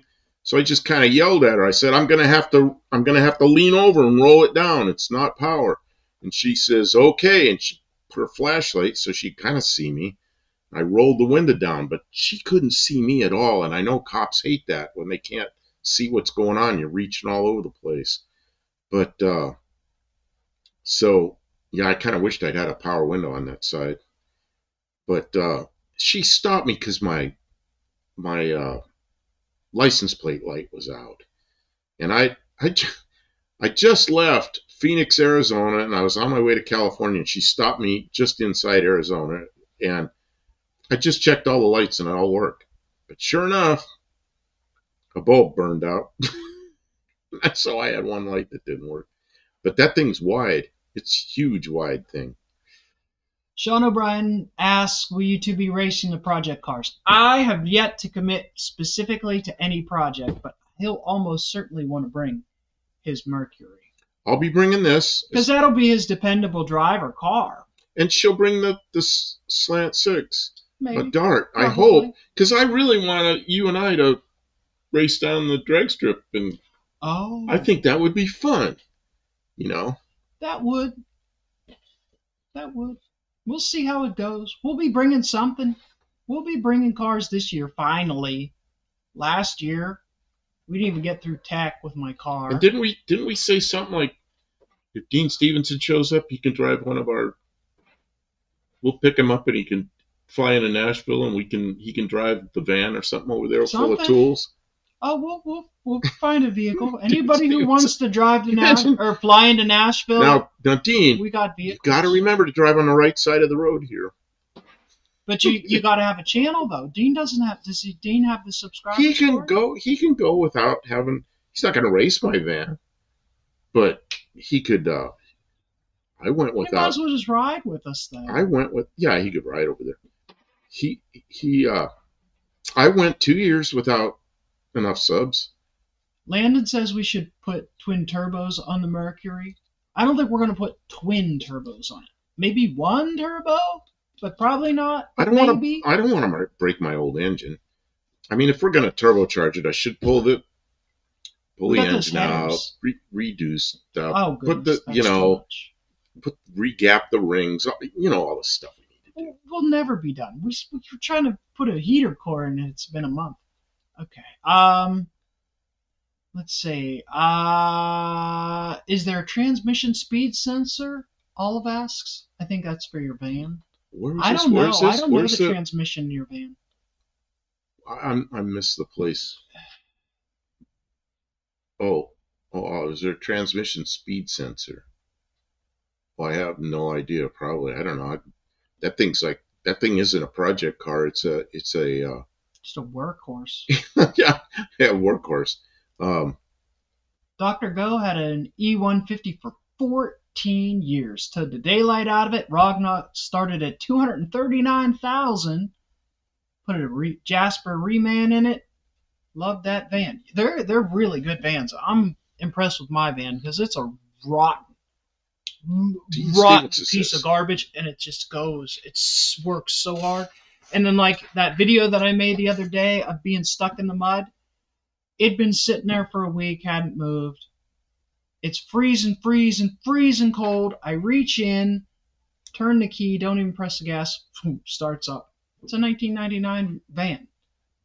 I never did anything to it. I just drive it.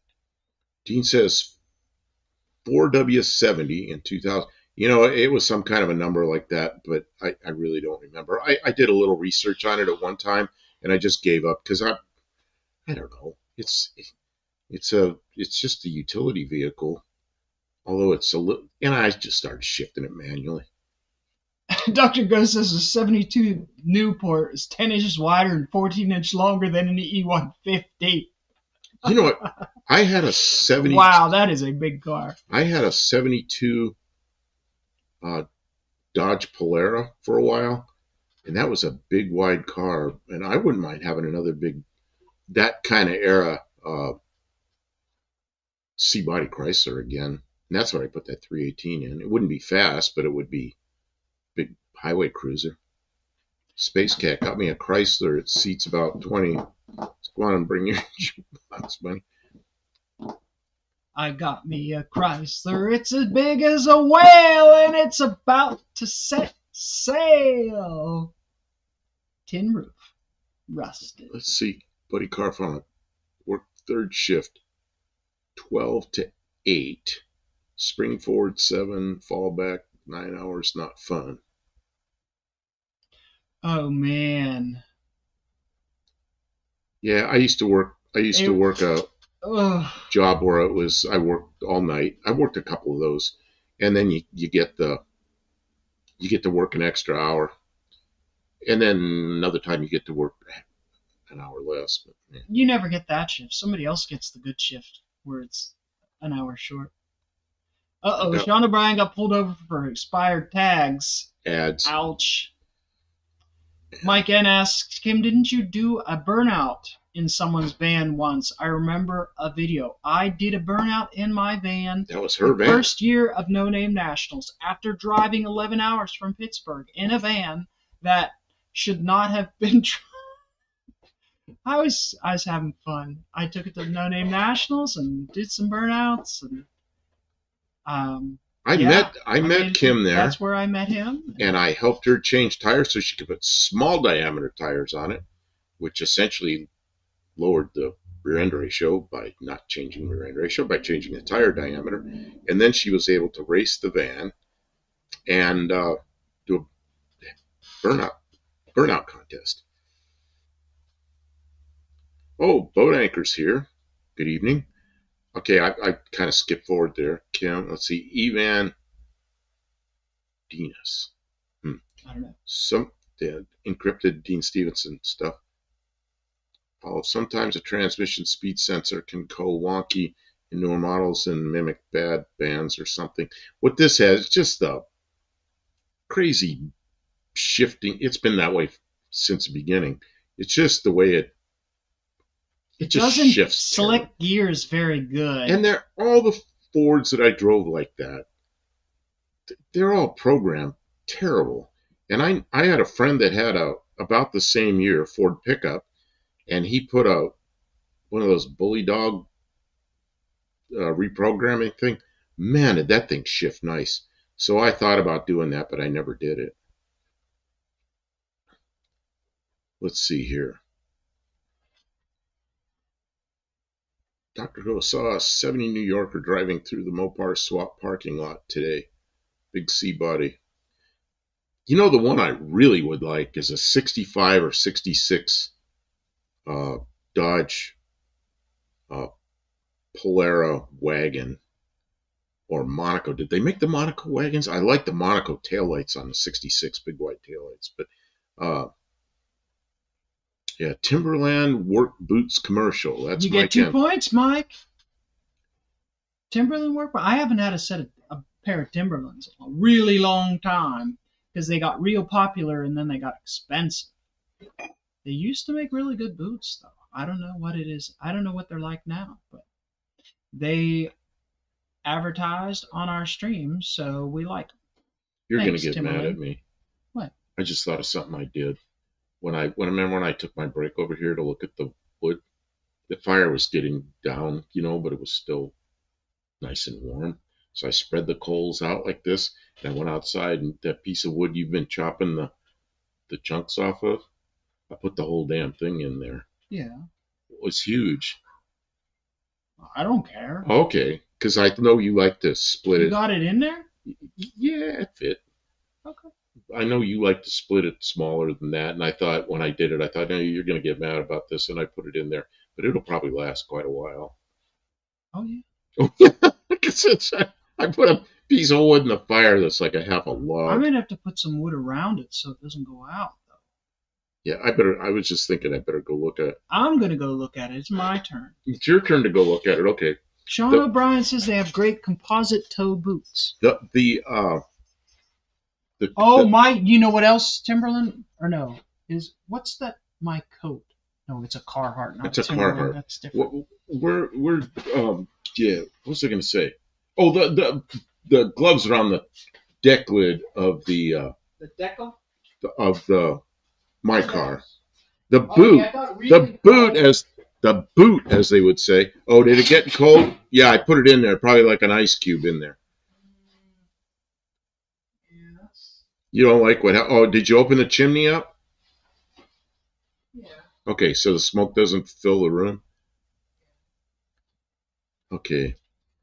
Yeah, I knew she wasn't gonna like that. Dr. Go, I couldn't believe that I saw a vintage patina 63 Ford Galaxy wagon with paneling and roof rack getting on the highway near Colts Lucas Stadium. So cool. Man, I remember when those things were brand new. Jeez. I showed a picture on our last live that was taken in my hometown in 1963, and it was somebody hit a fire hydrant. But where the picture was taken from, it showed the Ford dealer with brand new 63 Ford sit there. Kim, how bad is it? It'll be okay. It'll be okay, I guess. Did it get real cold? Yeah. Or you'll have to turn it sideways or something? I might have to some. Landon says, I told my buddy to get Timberlands, and he ended up buying 2 pairs and loves them. Trunk. Dean says trunk. Zena. Okay, so in New Zealand, is it a trunk, or is it a boot, or is it a deck lid? Deck lid. Well, in a body shop, you'd call it a deck lid, not a trunk. Kim's running. Kim's sawing wood up.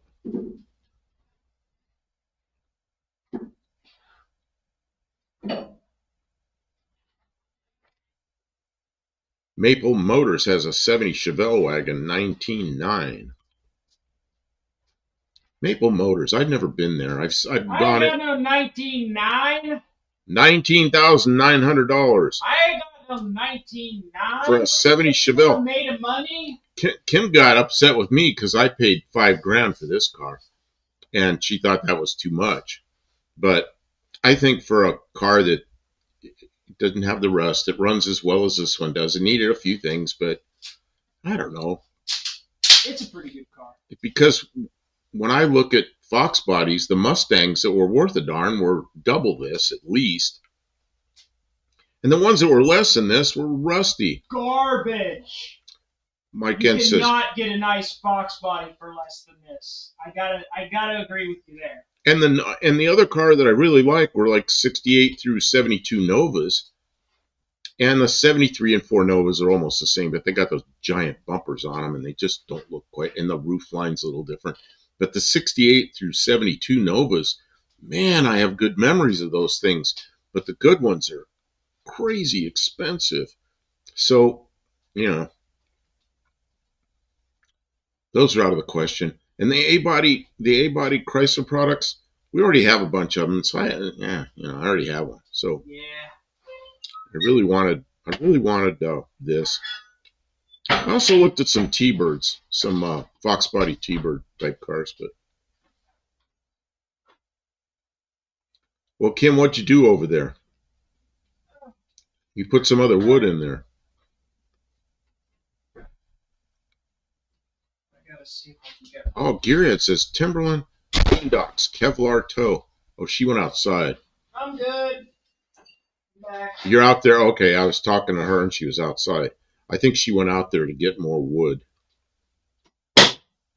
Yeah, she's splitting wood. I should have split that piece, and I put a chunk in there that was way too big. Well, it's burning now. There's no getting it back out. It's burning now. There's no getting it back out. It's like a nuclear reaction. You don't rip it and pull the fissile material out once it's going. Gotta ride it out. Gearhead. Gosh. Man. That noise, if you can hear it, is. I can't talk over it. Tacos. Get tacos. That noise is Kim splitting wood, and I can't talk over it. It's way too loud. Oh, you can't. Well, yeah, because it's pegging the mic tape gauge all the way up to the red.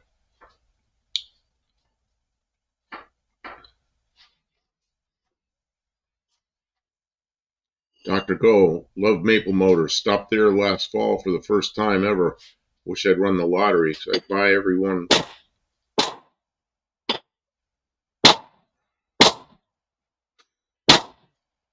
I give up.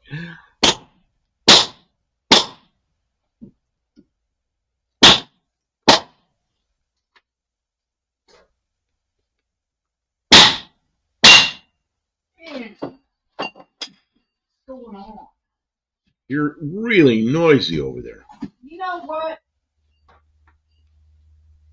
You want noise? You want it to be quiet, or you want it to be warm? Well, it's 70 degrees in here. Okay, let's see here. Maple Motors, let's see what. Okay, Dr. Go, I already said this once, but look, I can't. Here goes hammering again. All right, I won't. Love Maple Motors. Stopped there last fall for the first time. Wish I won a lottery and could buy everyone a new car from there. You know who else goes to a place that's really cool? Is what's his name? Jay from. He always comes in here. What's the name of Jay's channel? Oh, Kim, what's the name of Jay's channel?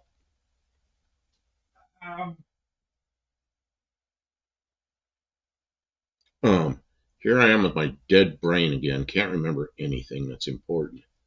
What it's like. Is that what? Oh, right, yeah. What it's like. And there's a place he goes to in Pennsylvania that has like over 100 cars in there on display, and they're all for sale. And he goes through there and does videos on all those cars. And there's some good stuff in there too. Yeah, I've never been to Maple Motors. I don't know. I can't go to places like that. Then I'm going to want that stuff. I mean, you can still go, but. Yeah, no, but then I'm wasting their time, and I'm just wishing I had stuff I don't have, you know. I mean, we've got enough cars. Yeah, we have enough cars. And if I get another car, I know what I want. I want a B body or a C body Chrysler and put that 318 in, especially if it's a wagon.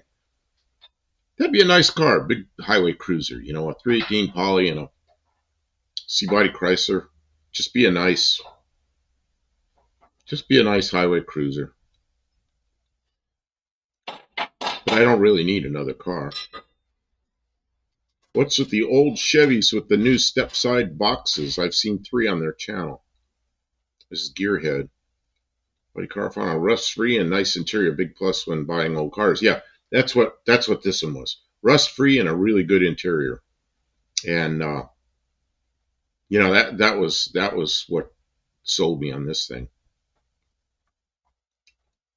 This one was kept inside for most of its life. Terry Mott, had Timberland hiking boots for everyday use. Lasted over 2 years. Had to get another pair. Gearhead. I've had the pair I'm wearing now for 3 years. Just buy new gel insoles. Man, this sounds like good stuff. Mm-hmm. That's probably what I should be looking at, because my shoes wear out. And the place I was buying shoes from, they were great shoes, and then the next time I bought them, I've been buying them for years. They changed them into some Chinese stuff that was rock hard, didn't bend, got in blisters on my feet, got infected. It just pissed me off because it was such good stuff, and then they cheapened it, ruined them. And I let them know. I don't think they'd care. They probably sold a whole bunch of them, raised their quarterly profit, and some CEO got a new job for more money. I don't know. I'll ruin the company.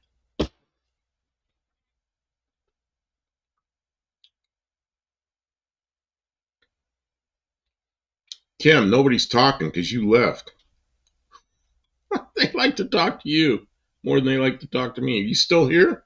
You're the talker. You're always talking. You're the dancer. Hold me closer, Tony Danza. Tony Danza. Sean O'Brien, that always sucks. I know there are many companies that change the recipe for the worse. Yep. I don't really want to mention this one because they still have some good stuff, but they ruined their shoes. Their shoe line turned to crap, and it was good. It just, why? What they did was they had a good customer base for many years, and they ruined that over probably some short-term profits. You know.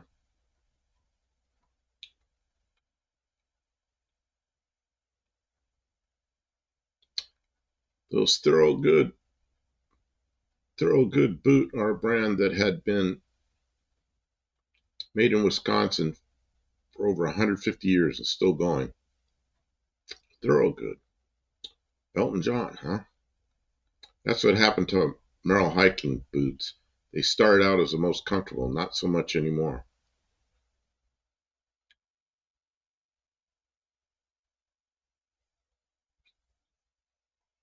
Kim, you okay? Yeah, I'm getting warm. Oh, okay. Well, you just got really quiet and you just didn't come back. So I wondered if you're okay over there. Yeah. George Thorogood. Yeah, there's somebody.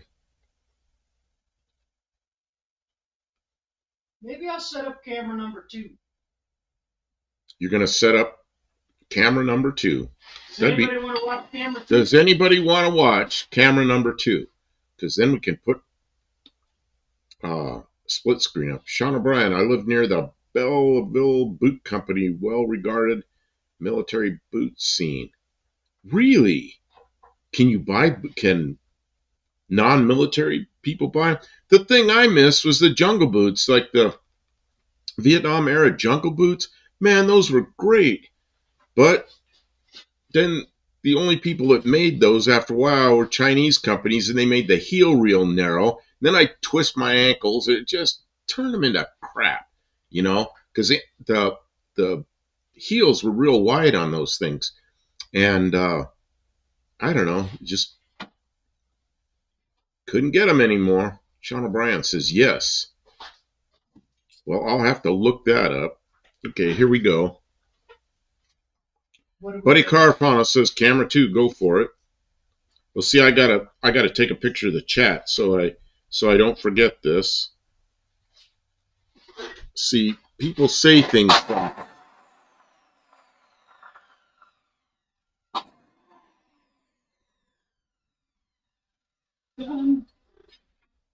She's done again. ASIC, I don't know how to pronounce that. Wrestling shoes. Used to be my daily shoe for years. Buy them after wrestling season on closeout for $70. Boat Anchor says I'm working on an old Centurion 40A base.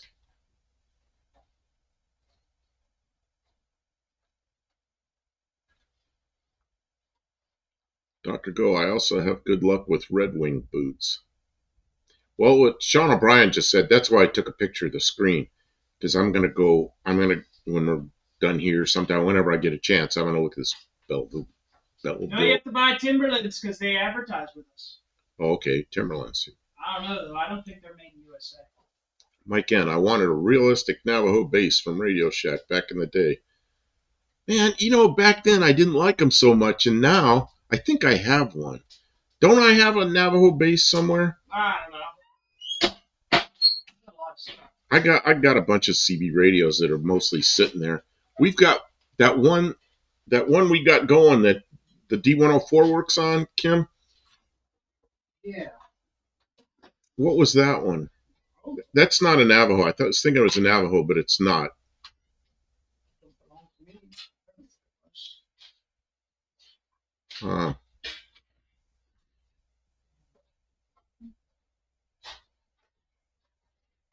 Don't belong to you, and you don't belong to me. Yeah, yeah. She's singing now. That's good. Lost our phones and internet a couple of hours ago. Just checking on my phone. Oh, Tim, sorry about that. Lost our phones and internet. What the heck? Where are you? Boat Anchor, CB, yeah, Boat Anchor. When I was at YPG, I wore a pair of Vietnam green boots. Yeah, those are the ones I like. Yeah, well, Mike, the Aesthetic D104, that's the one we have kind of on display at our, on our Tuesday night lives. Kim likes it because it's all shiny and it's there. But that is actually a working microphone that works with a Midland CB base station that I have, but I haven't been using it. Sean O'Brien, one of the only things I have from my grandpa is a Navajo Talker Barbie doll. Navajo Talker Barbie doll he gave me when I was young. Huh. Not sure what that is.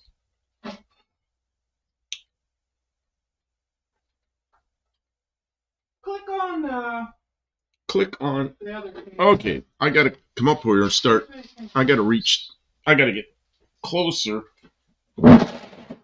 to the thing here and start looking at, what are we on, like scene 2? Oh, not scene 2. No. Next scene. Oh, Kim, I'm not sure what we're on here. Does it do anything? No, nothing works except nothing works except, well, I get two things. I get one that's blank, and I got two of them that just have one. See, scene and Mexico are the same thing. Yeah, that's no good. That's nothing. There you go. Let's get the cat. We're trying. Deactivate, activate. Sorry, there's no. Oh, here we go. Okay, it's activated now. Okay, now is there one where we split screen? Oh, I don't know. That's a good question. You can see Kim's back.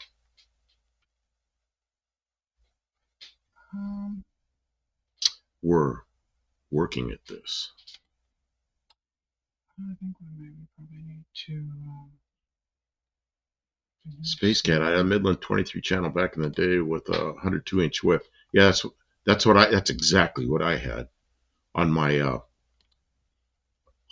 64 Ford Galaxy. I had a a 23 channel Midland that I had modified so it had more channels that went below channel 1 and up to what we used to call 305, which is now channel 30.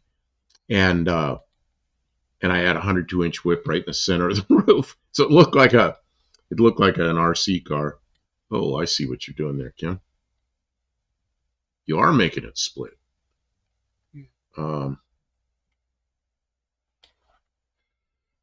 Maybe the dingo ate your baby. What?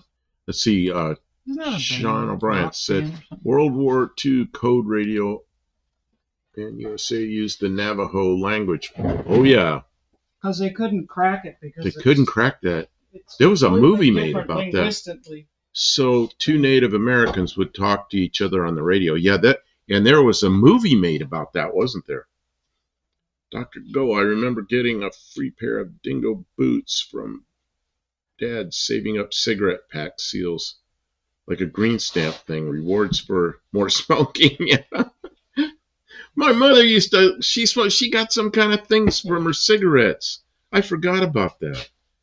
My mother really smoked. Saving up all our lids to get the pool table for she the kids. Sadly, she smoked. I need a girl that chews Copenhagen when she opens up her mouth. All her teeth are falling out. Sadly, my mother smoked herself to death. She quit a year before she died, and she said she wished she'd quit earlier because when it came down to it, it really wasn't that hard to quit. Yeah, Nick Cage, Adam Beach, Wind Talkers. Remember when there were 70 channel CBs back in the 70s? I do not remember that.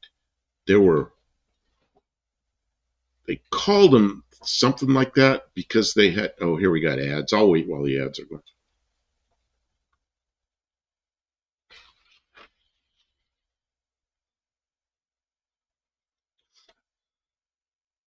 Are you just going to sit there silently? Yeah, I'm sitting there silently because there's ads running. Oh, man. Okay, they're probably clicked out of the ads by now. Okay, so 70 channel CBs, I don't remember that, but I do remember the first sideband ones.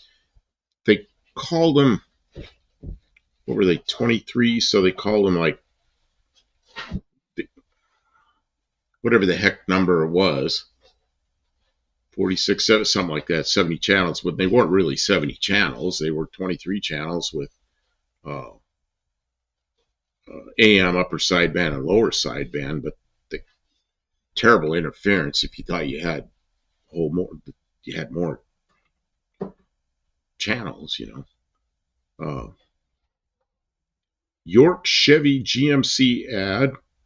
That's Dr. Go. How many points does he get? 2 points. Terry Mott, for the aged viewers, my ad was Ancestry.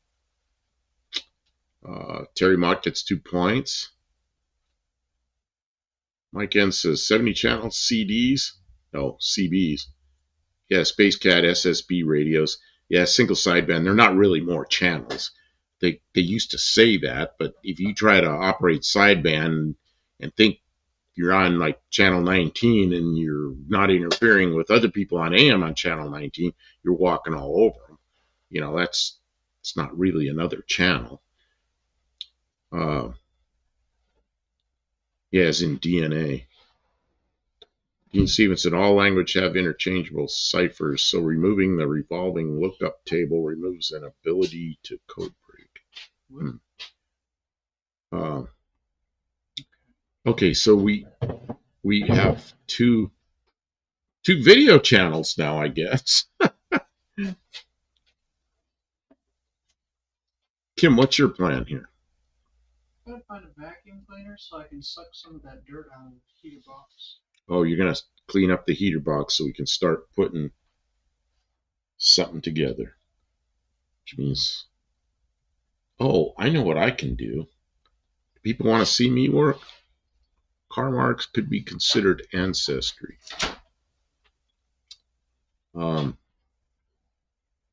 Even Avi and Klingon? Yeah, Klingon. Doesn't Doesn't Google Translate have Klingon in there? I think they do. If you go into Google Translate, I think they have Klingon listed in there. That's it. I think they do. Who even speaks Klingon these days? I don't know. Okay, I'm going to get up and bring a project over here that I'm going to need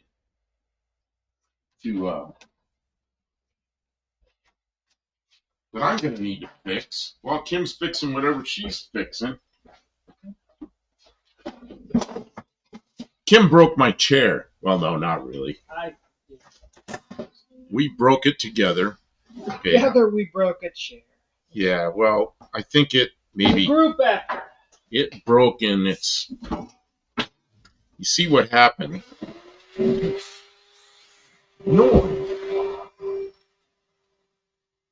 You see the back of his chair.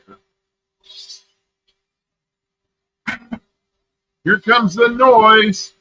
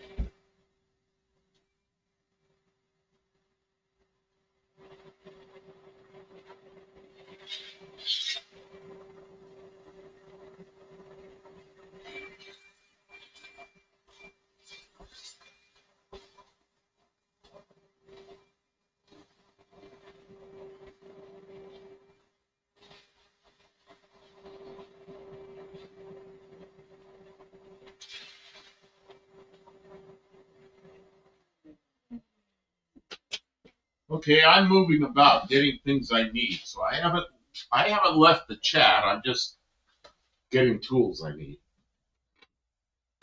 Where'd you find them? Why did you throw this on the ground? What was it? All the batteries are out. Out of where?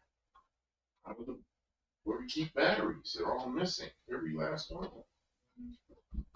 And the drill's missing. Okay. It's right here. You have a drill over there with a battery? It's right there in the window. You're walking past it. I'm walking past it. Right here. Oh, you got a car full of drills. Well, last we were working on the car and we never put anything away because it got cold. Oh yeah, it got too cold to do anything. Okay, and then I need to get other stuff from over here. We've abandoned the chat. I know, I'm walking around getting stuff. I gotta get some kind of work done while I'm here. I'm back. I just had to get some tools. So, the Space Cat's speaking Pig Latin. See what happens? You leave them alone. I leave and everybody's speaking Pig Latin. No hopping codes.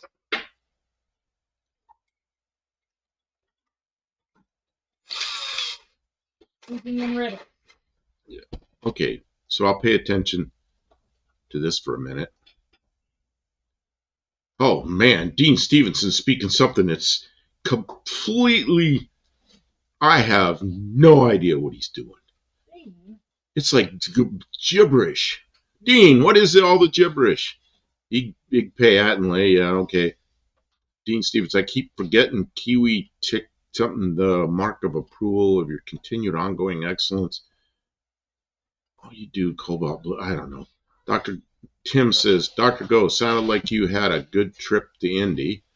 It sure does sound like you had a good trip. Didn't Dougster also go there? And then, I gotta move my phone. Okay, and then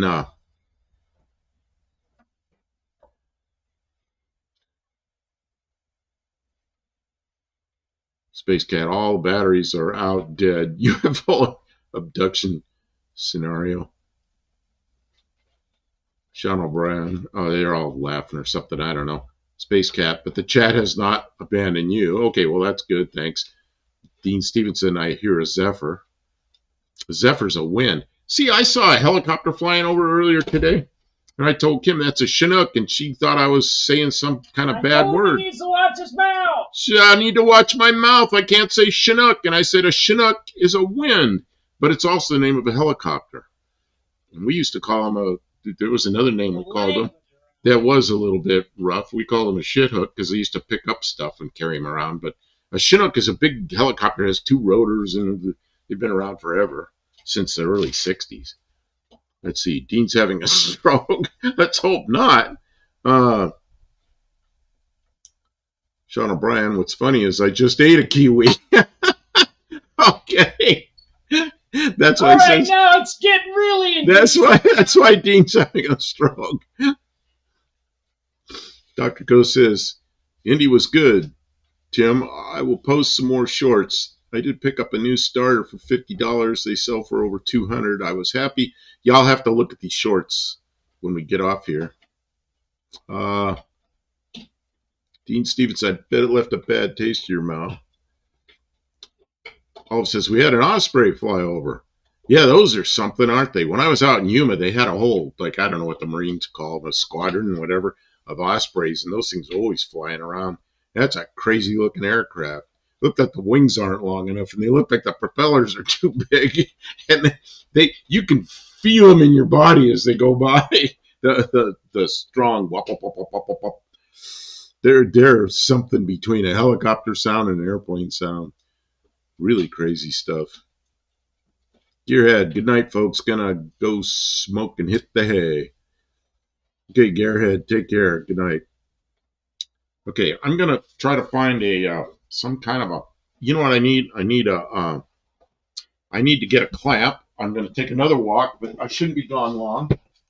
I just need a big spring clamp. Where I keep the spring clamps. Stuff on the shelf. Maybe I'll get 2 spring clamps. You know what? I'm going to turn this on for just a second. Sorry about the noise, everybody.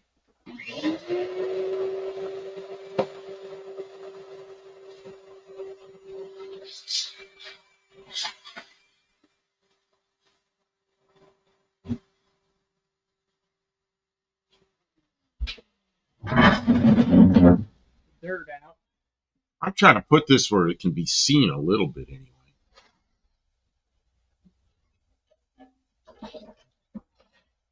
I can't squeeze that. I don't have any squeeze left in my hands. Brr.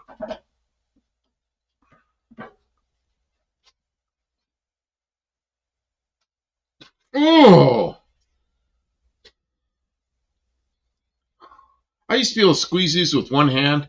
Now I can't even squeeze them with 2 hands. Oh, yeah, I can. But it's just not quite in the right place. Nope. Bad squeeze. What's that blue crap you wanted to stick on this? Bad squeeze. Oh! That's what it's called? No. That is rolling around. I can't. That's not going to work. Okay. Okay. Do you see where's the old heater core? I'm doing 2 things at once here. Sorry, everybody. The heater core is up on the shelf. Why do you need that? I can see how this goes. I know how I want you to see. There's 2 things you need to see. Where on the shelf? I don't need to see anything on the other heater core. You need to see where the goo is. I know where the goo is. I can see it. Oh, you can see it, what, on the box? There's still goo on there, yeah. Tons of it. Okay, I gotta move some things. We got way too much stuff in the way. Okay, is there enough goo that you don't need more goo? Or do you need goo? Is that heater core gonna rattle around in there? Yeah, I should put some goo on it. Okay, and the reason I wanted to use the blue stuff is if we ever pull the heater core out, the blue stuff peels off real easy. See this stuff? Where's the camera? Blue silicone. Don't use this for gaskets. It's horrible. It gets all stuck in oiling systems, cooling systems, everything else, because it comes loose. But if you want to put it on something that will come loose someday, it's a good thing to use. It's your man. It's your guy. Here, maybe you can do this, because I got like 2 projects going at the same time. I'm struggling with it. Okay, I'm going to try to do this again. All right, is anybody watching it? Time to take out some frustration. The UK squeeze with Jules Holland. Can we stop talking about the goo? It's cool for cats. I don't know what that's, Dean. I don't know what that means. Oh, why am I having such a hard time with this clamp? This is a...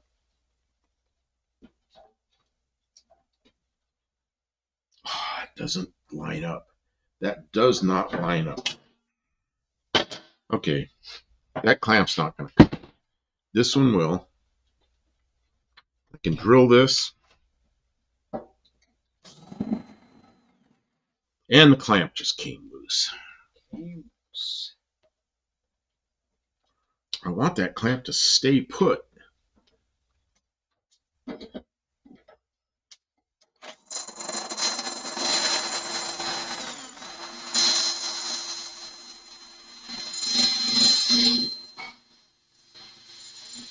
Oh, what's wrong with this drill bit?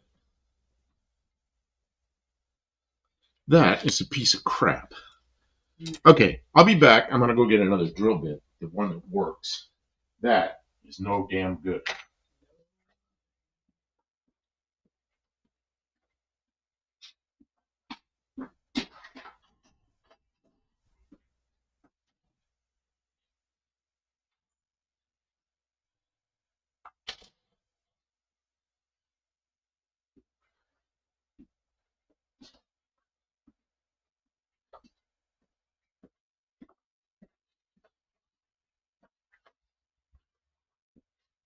Okay, I bought a pack of number 30 drill bits just for times like this.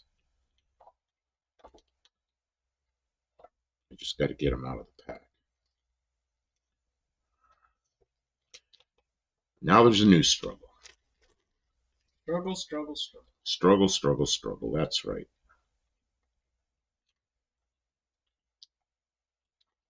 My hands just don't work as well as they used to. It's really sad. Sometimes. My brain knows what to do and my muscles don't work the way they used to. I tell you not to get old, but getting old's better than the other option. It's true. Damn! Simply a great option. Let's see, the system auto filters the sound, can barely hear the vacuum. Well, that's good. Terry Mod, goo goo goo ga ga ga is all I want to say to you. Let's see, Dean's singing something here. Ooh, music. Terry Mott says LOL, probably to all the singing and whatever else.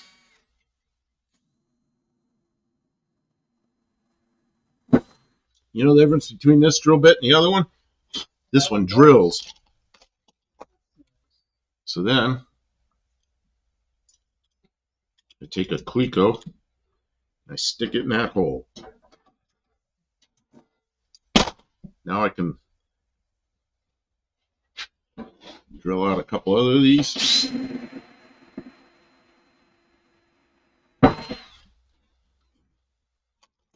Get a couple more Clecos. Kim, we're gonna have a good chair again. I think I take this clamp away. Now I'm gonna drill a new hole because that one's actually split out.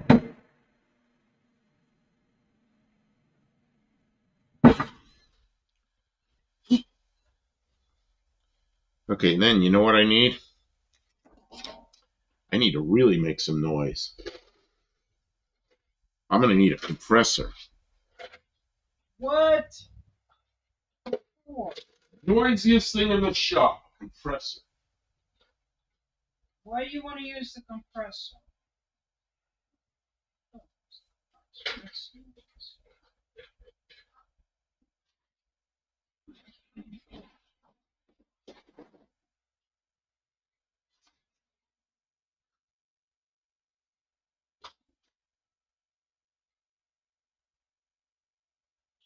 Oh, Kim, you know where everything is in this shop, and I've kind of lost track.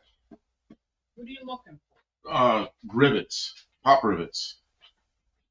Box. It says pop rivets. In a box, it says pop rivets. Well, wonderful. Where would that box be located? And is it something I can reach, or do I need your long arms to reach it? Where are they? I think, hiding back in some hole somewhere. Oh, I don't know. Check on the chat. I'll get out of here and find the pop rivets. Check on the chat. Okay. I'm trying to think of where I put them. Trying to think of where you put them.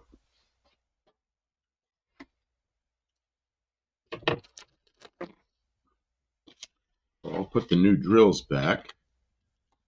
It stinks when your body doesn't do what your brain wants it to. That's right. And the older I get, the more that happens. Although I'm going to a doctor now that's really helped me with this because I've got this shaking in my left hand. And after that crash, I've had problems with my neck. Something up here isn't right. I can't turn. If I turn quickly to the left to look at something, extreme pain. And I got a doctor that's working on it now. And they're spending some time with me. I've got insurance that's paying for it. Like the guy that crashed into me. So there, maybe we'll get to the bottom of this, get it fixed.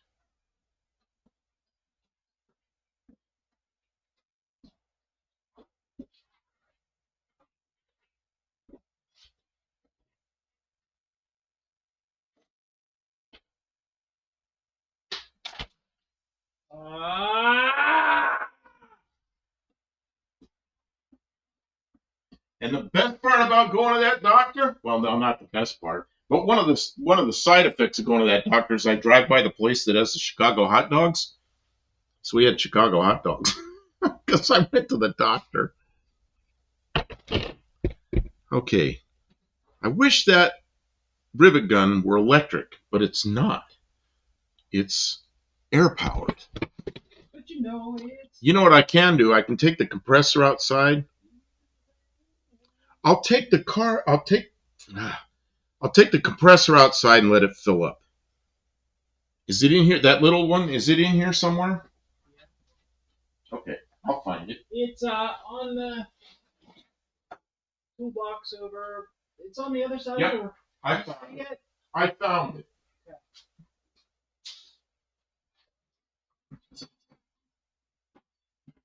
Oh, you know what? There's big time heat coming off that. Whatever you did to this, it really warmed up. Well, maybe close the things if it's too much heat. Oh, it's probably nice. Okay. Okay. I'm going to. I don't know what all these electric cords do. I need to take one outside.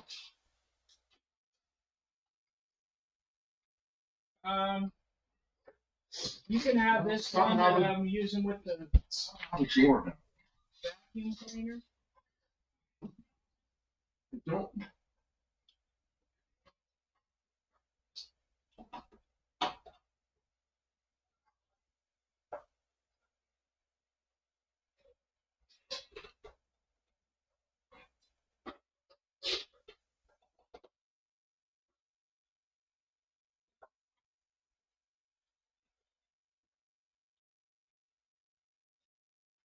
All the cords lead to over there somewhere. Yeah, this one that comes over here to the vacuum cleaner, you can have the one that's using the camera. What's this one? What's this one go to over here? That's going to the camera. Oh. Yeah. But this one here is using a vacuum cleaner, and I'm done with it. Can you unplug it? Kind of send it my way, or I'll pull it this way. It's a yellow cord. Is it a yellow cord? Yeah. Yeah, you ought to be able to pull it.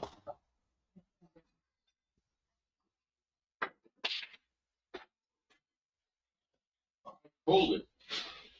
Did you get it? I got it. Okay, I'm going outside for a second.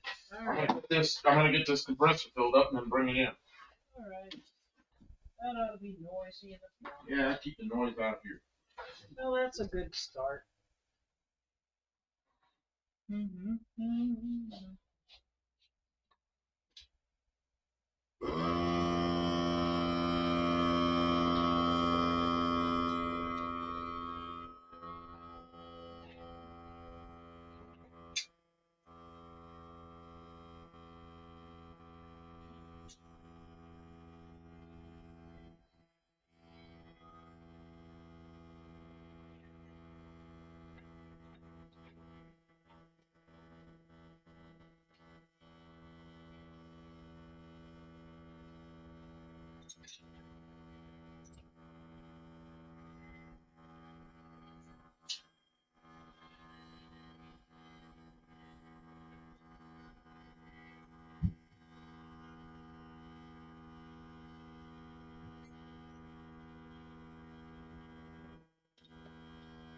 Oh, let's see. Glad you like those ice drag. Oh, those were so cool. Ice drag racing, man. Who would have ever imagined that was a thing?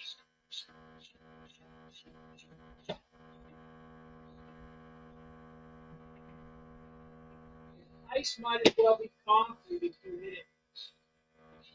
If you fall down, it's I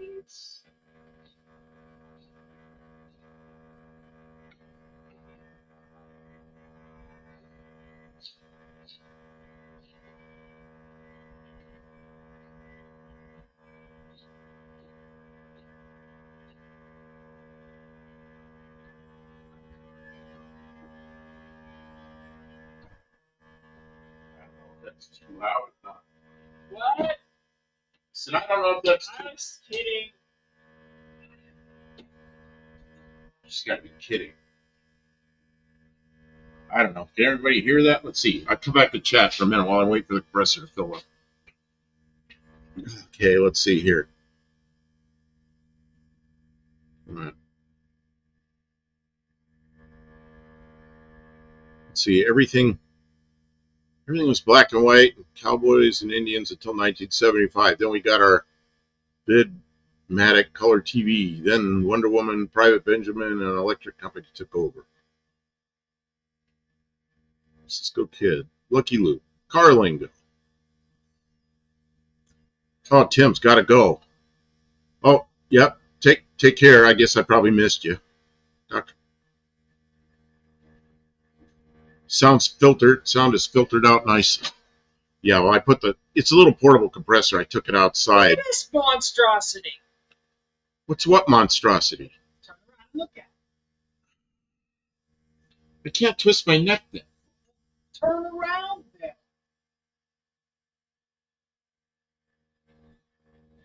This monstrosity is a mud dauber nest. It's in the heater core box. That's not good. Tim, glad you like those ice drag racing videos I put up.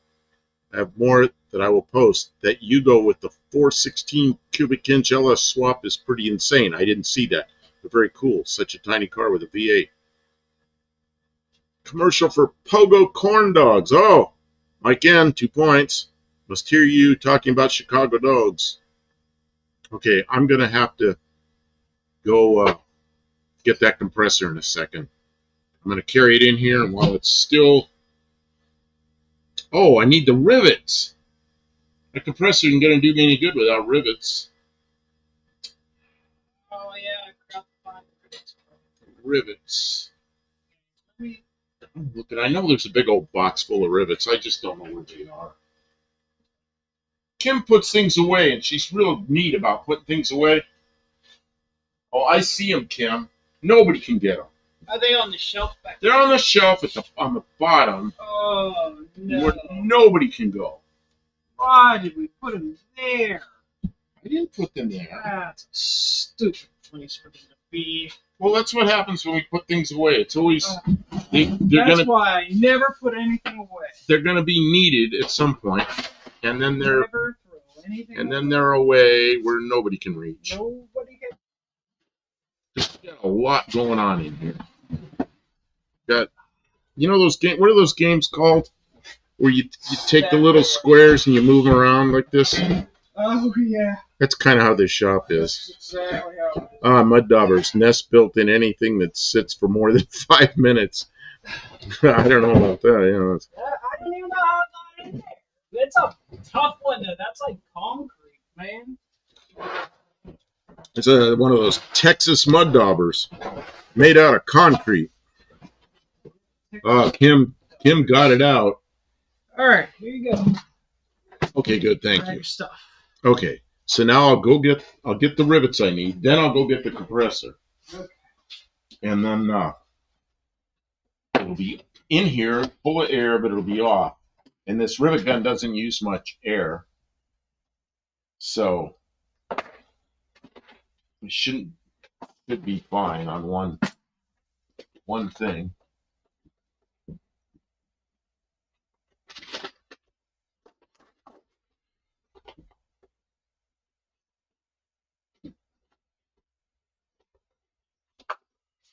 I gave him a better angle. Everybody just got a better angle? Sorry, everybody. I'm actually trying to do some work tonight, and I'm not. Well, we talked for a good hour and a half. I'm not paying attention to chat as much as I usually do, but I want to do this. I want to at least get something done. Yeah, I'm gonna come through with a compressor. I'm gonna try to. Everybody who called out walk through all these traps. Out their advertisement, make sure you give yourself 2 points for that. Give yourself. Oh, Tim, you got to get a cord. If you're on your phone, you got to get a cord that you can plug in while you're walking. If you want that sort of thing.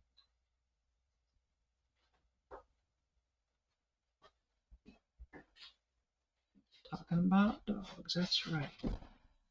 Wow, I would be afraid to have a Yugo with a big motor in it. Those cars are a little bit small. I gotta figure out how to get this dash back together. See this? Nice little compressor. I bought that when I lived in an apartment. And I had it in the back seat of my Mazda, right fit between the back seat and the back of my front seat. Traveled with me everywhere for a long time. The back of your front? And I always kept one of those yellow extension cords rolled up in the car. So I always had, if I could find electricity, I had air. Nice feature. One rivet, the rivet mandrel got stuck. Take a Clico out. Another rivet.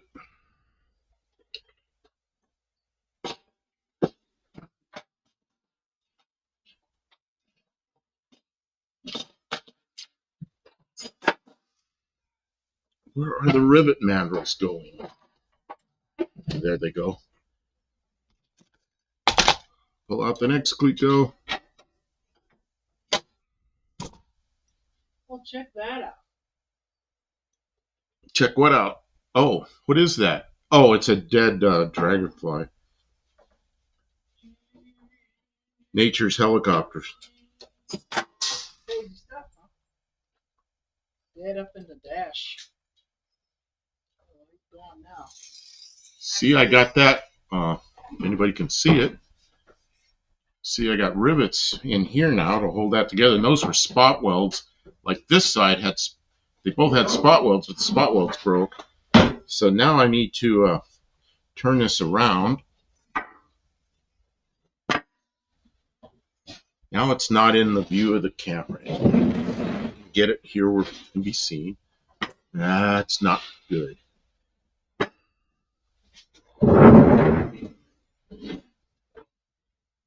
Maybe you can see it. Okay, somehow I've got to get that. Maybe I can just drill it and then cleco it and it'll hold because it's sort of lined up. Sort of lined up there. I really should clamp that.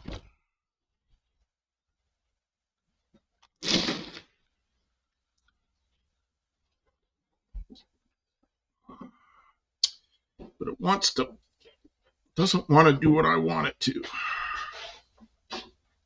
Yeah, maybe that'll work.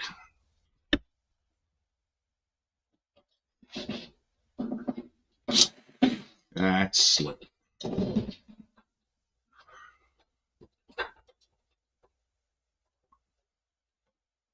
That just doesn't hold very well.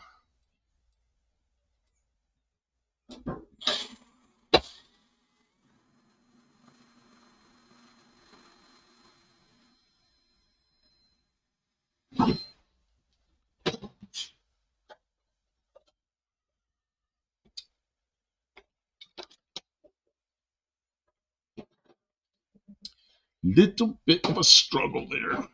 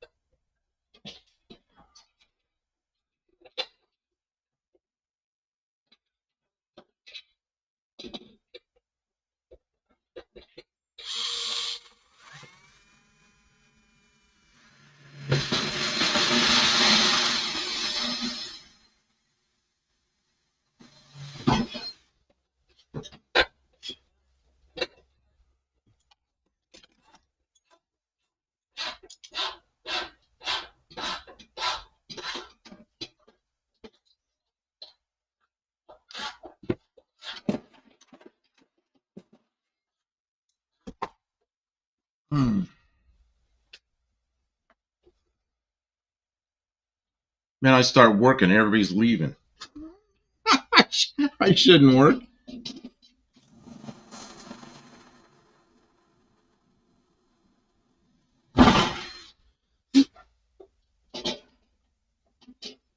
Everybody's leaving.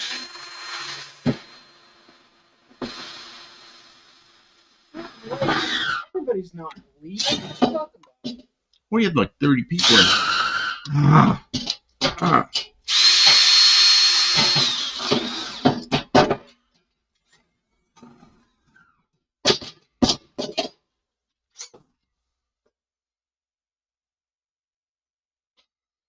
Which is worse, taking apart and putting back together?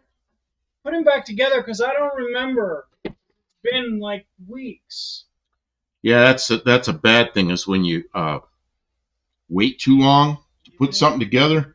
And of course we have an excuse for that because it got, it's like crazy cold.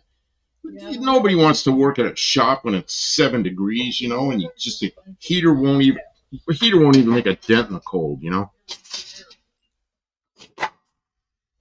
It was too cold. I could not get anything done. Do you have a light over there, flashlight or anything? Is it over in the bin? It's over and I'll go get it. No. It's in the bin where we put all the stuff. I'm almost done with this. Really? Almost done with this. Oh, good. It's just a little project, but we're missing a chair at home because it's falling apart. Got chairs. I dropped the rivet.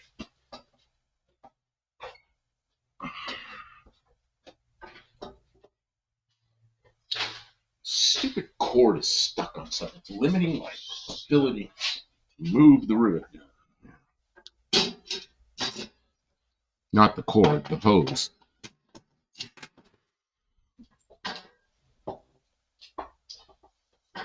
Get the last cleco out.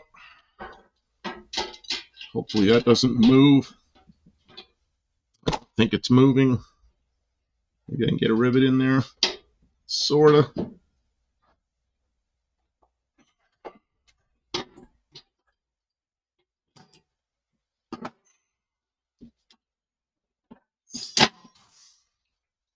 Whoa.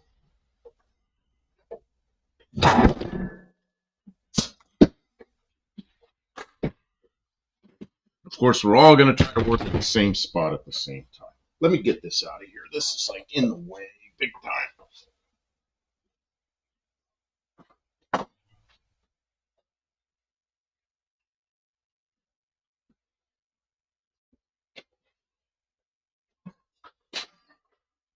Buddy says putting something together that somebody else took apart is the worst. I took it apart, but Well, it's been weeks, and it's been weeks. I mean, it's not too bad. A lot of parts in there. It's a lot of. Are you kidding me? I missed a rivet. Now I got to go get the compressor again. What the heck? Just carry it back over here and do it right.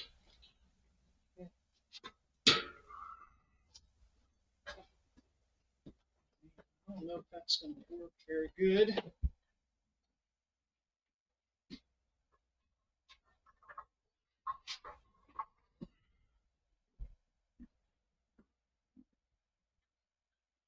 Nobody told me I missed a rivet. Well, you know what? They could have told me, and I wasn't reading the chat. Yes. Can they see what you're doing? Oh, I'm gonna blame them.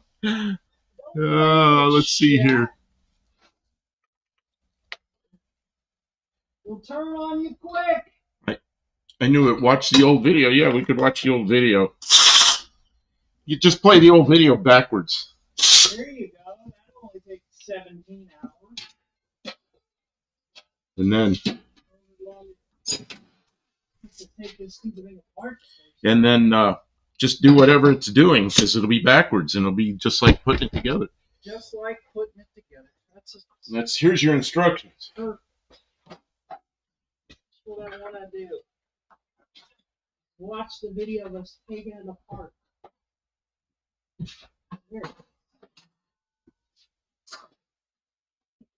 You know how many times I've seen stuff like that in the military? It's like there's instructions to take something apart, and then the instructions to put it together say reverse procedure. Which, of course, it doesn't work because there's gaskets and things and stuff that,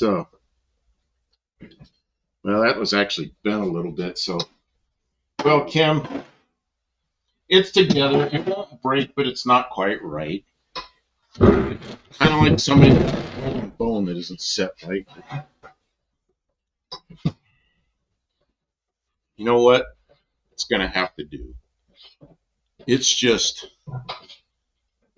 I'm a little disappointed in this chair. You buy a new one. It's off by a little bit.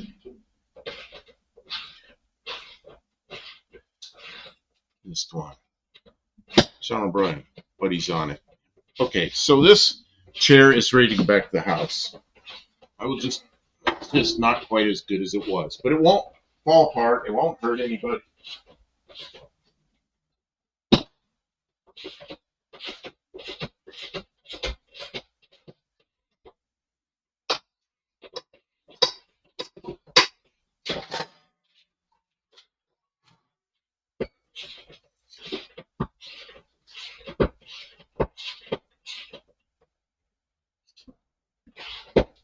Now I'll come back to the chat so I can pay attention again. Sorry about that, everybody. I'm not paying attention.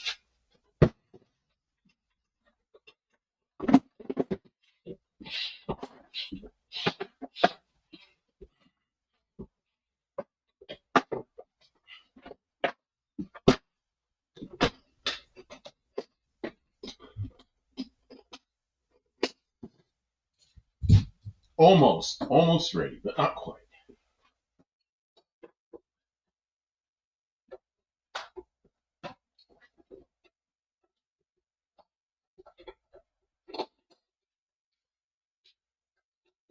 Oh, Kim, that was cleaner over here on the floor, but now it's not. So where did it go? Maybe you put it away. The green kind? You put it away. You put it away. Amazing. How dare I? Well, the last thing I remember, I saw it sitting on the floor, so I went over and looked on the floor. It wasn't there. Yeah, I want to get this one off my hands.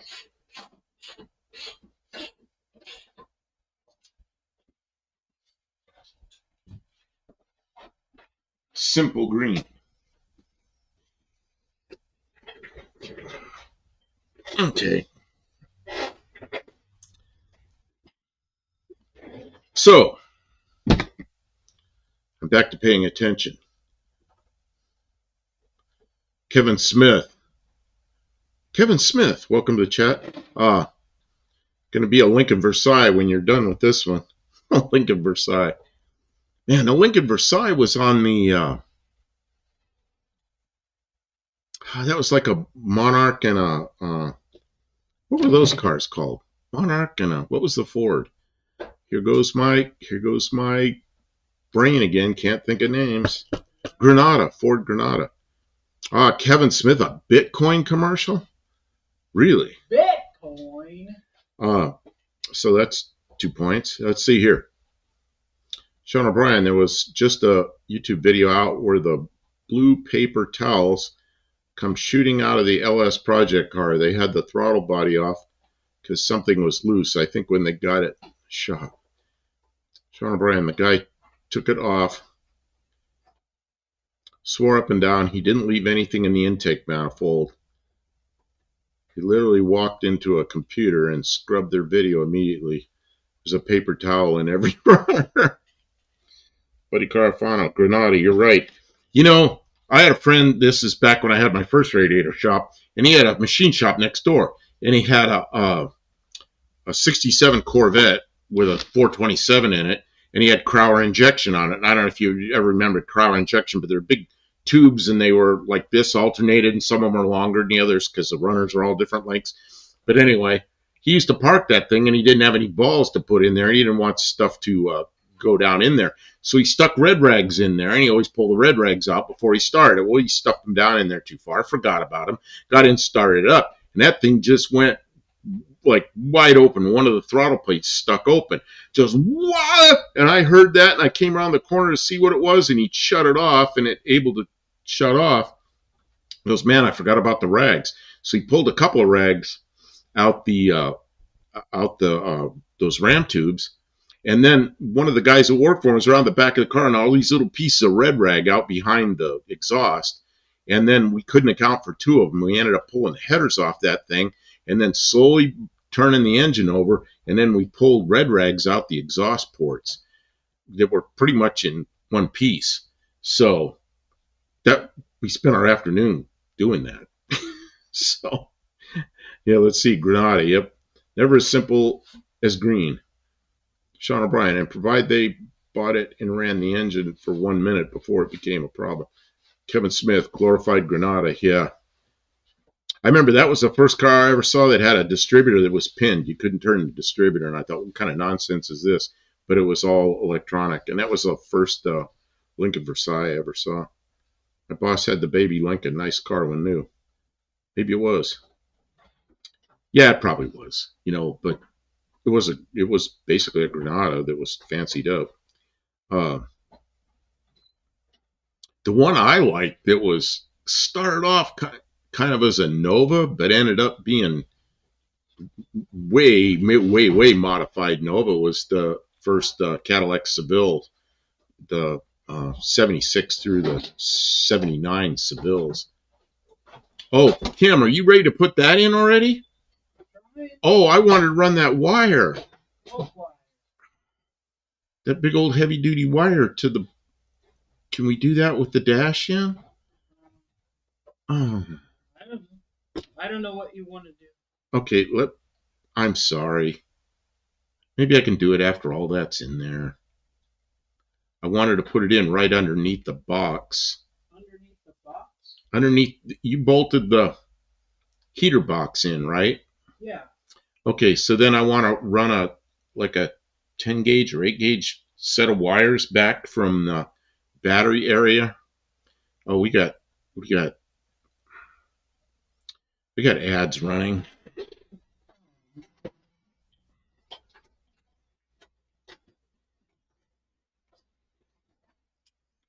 I'm sorry, you're going like crazy, and we're getting ahead of ourselves, and maybe not. I don't know. I don't know. Maybe I should just look and see what's going on. Because I got these big wires that I want to run back there, and that snakeskin and grommets, and add 2 hours to the job, you know. Let's see.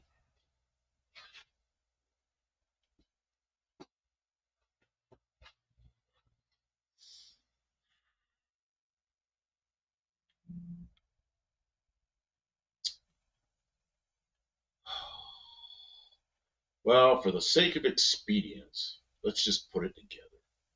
We can always take it out again. No, we'll,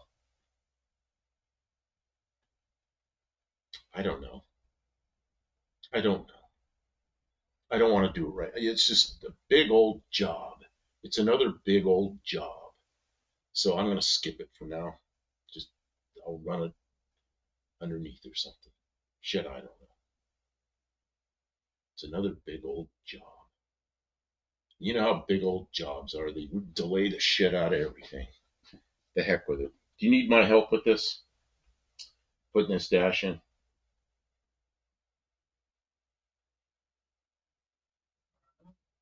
You don't know. Okay.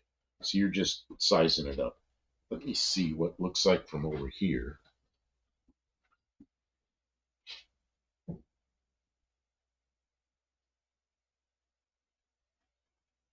Oh, I think I need to open that door to get this to go in. Does that come on? No, that doesn't go on. I don't know. I bought all this grommets and this wire and snakeskin and everything, but I'll do it later. Where does it go? Well, it's got to go from somewhere near where the battery resides, and then go along here somewhere and come through the firewall somewhere inside and go back to where the radio stack's going to be, where the CB radio's going to be, and if I have an amp in there and everything, I want wired directly from the battery, but I want it strung nicely. I can do it some other time. It just seemed like a good time to do it, but I don't. No, I'm not going to do it now. Okay? I'm just not going to do it now. It's going to be a giant interruption. I'm tired of interruptions on this project.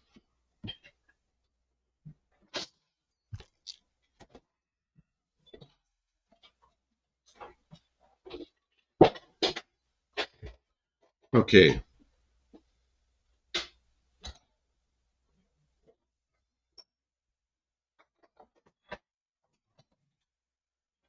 Well, I said, okay, let's see. Kevin Smith, glove leather interior. Terry Mott, eBay car builder ad, 2 points. Kevin Smith, they went through a lot of trouble fitting that Rolls Royce grill. That's what they try to do, make it look like a Rolls Royce. And I don't think the Rolls Royce customers liked it very much.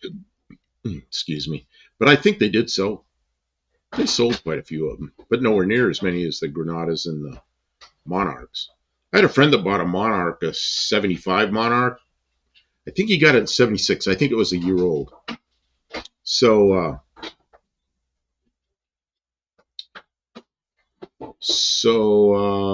it was a nice car. I remember that. He was a guy that always had big Cadillacs, and then he bought that thing. So maybe it did maybe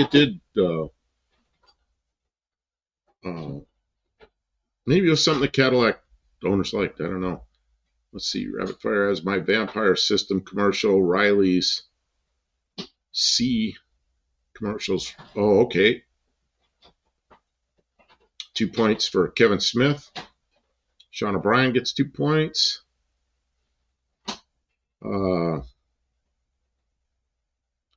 Kevin Smith commercials every 2 minutes. What the hell's going on? That should not be happening. Let's see. Kevin Smith says, "Why dash out? Chewed wires? No, bad heater core. It is. It's a pain. It's a big pain. Why are we getting so many commercials? I set it for the least number of commercials, and I don't know why it's doing that. I am clueless. Sometimes YouTube just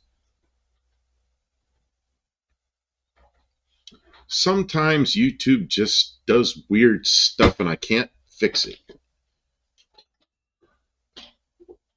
Kevin Smith, they compared the Granada to the Mercedes back then in those commercials. They sure did. I remember that real well. The Granada and the Monarch, all the like Motor Trend, all the magazines then, they were all comparing it to the Mercedes. Well, you know, that was driven by the advertising department, Ford, but they that was supposed to be what it was, and I don't know, not really.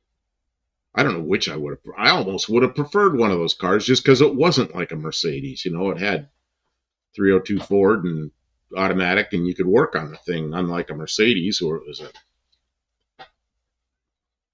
German disaster to work on. And there's a guy that I work with, and I was just on this conference call this morning, and he was in a bad crash, and he went out and bought a new car, and he bought some 600 horsepower, brand new 600 horsepower BMW, and I thought, you know, and this guy always has German cars and always loves them, and it's like, you know, what you got? Well, he's probably the kind of guy that'll never work on it. Somebody else will work on it. He'll get rid of it as soon as something goes wrong with it.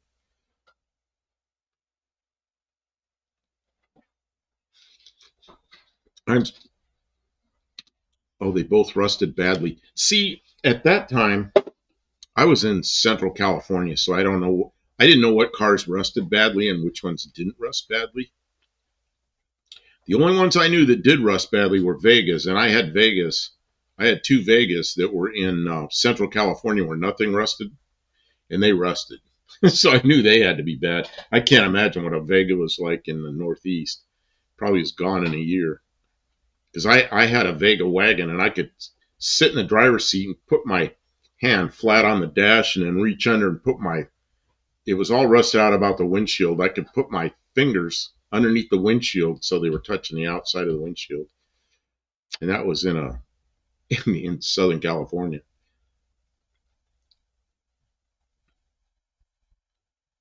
Yeah, we're doing a heater core. And the other thing we did was somebody suggested here in the chat while we had the dash out, was to replace the speakers, those two little 3.5-inch speakers, and they were completely destroyed. So while we had the dash out, I put two new speakers in it. So there'll be so I won't have to try to do that with screws going in down right where the windshield is. You know, it was easy to put those speakers in at the moment. My brown 260Z is from the Crystal Lake area of California. Where is that? Crystal Lake, Crystal Lake. I'm not sure where Crystal Lake is. I should probably know that. Crystal Lake, isn't that where the Crystal Lake, isn't that the Halloween movies or something, Jason? I don't know. I'm gonna look on my I don't know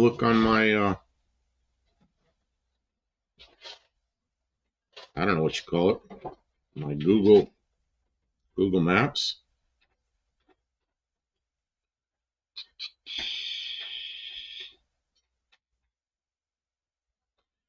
Why does everything have to have AI suggestions? I don't care anything about what AI suggests. Let's see here.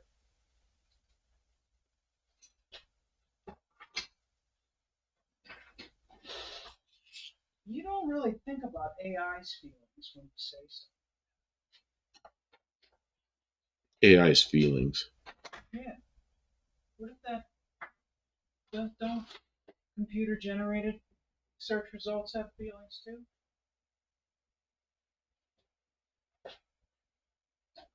Crystal Lake, California. Okay, where is that?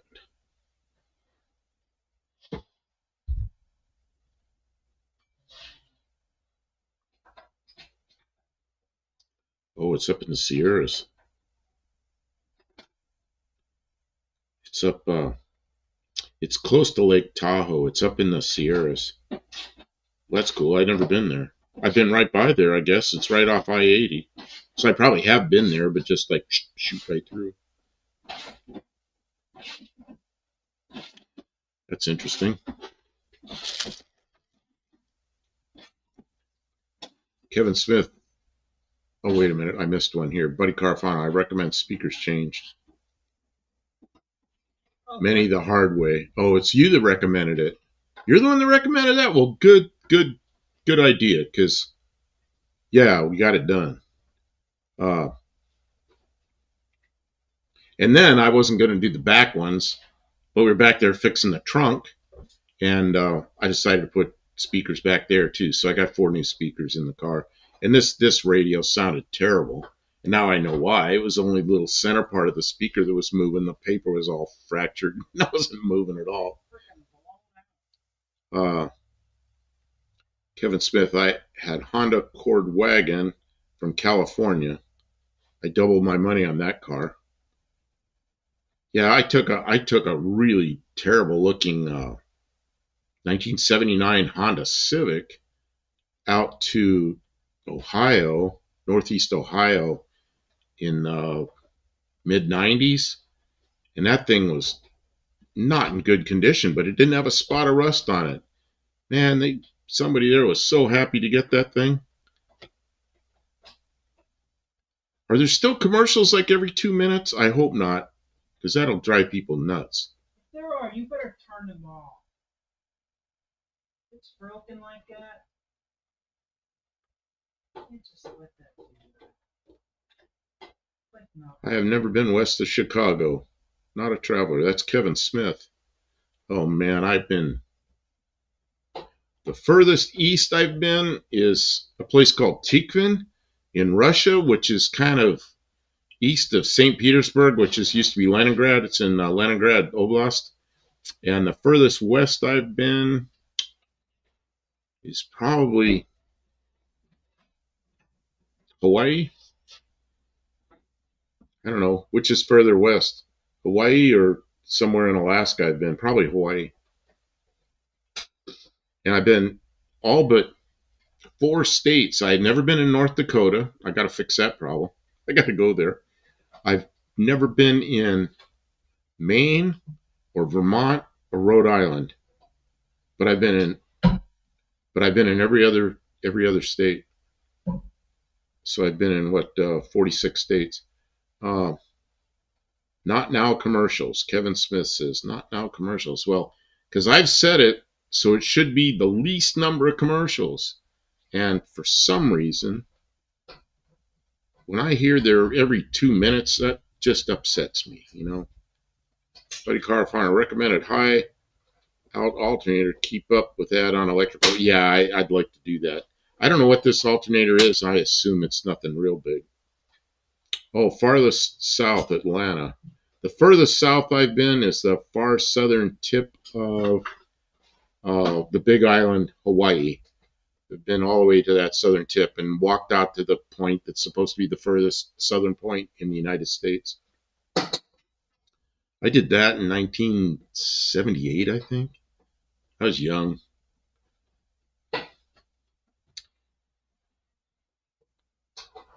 Sean O'Brien, I just bought a matching Sony Explode amp at the annual swap meet 2 weeks ago. The 12-inch Sony Explode sub I bought at Goodwill for $12 years ago just kept sitting on the shelf. Hawaii and Kodak for me. Kodak.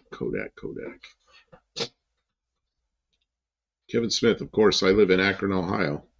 Well, Akron's a good place because you got, good automotive places there. What's the big, here's my brain again, can't pull names out. What's the big automotive store there? There's Jegs, and what's the other big one? I used to go to the other big one. Summit. Summit. Yeah, Summit's right there, isn't it? And if you live there, you probably know where I lived. It was up in, you probably know where Geneva is. I lived in Geneva, Ohio, in Geneva on the lake and that area for 15 years. And I got really tired of the lake effect snow. At least you're far enough away from the lake effect. You don't get dumped on quite as badly. And of course, Chardon, Ohio. Man, I was married at the time, and my wife was working in Chardon, and that's like the snow capital of the world. Yeah, it's every winter. It's just almost impossible for her to get to work. I'm trying to think of what else there's a big auto auction down there near Akron. I think somewhere down that way. I used to go to an auto auction all the time. Akron 200-year birthday. They sent out magazines celebrating. The whole magazine was about LeBron James. I meant Kodiak. Hawaii beats most of the Alaska island string for further west. Yeah, and I've never been out on the Aleutian chain at all. I was in Alaska, just completely like the whole area around Anchorage, and I was stationed at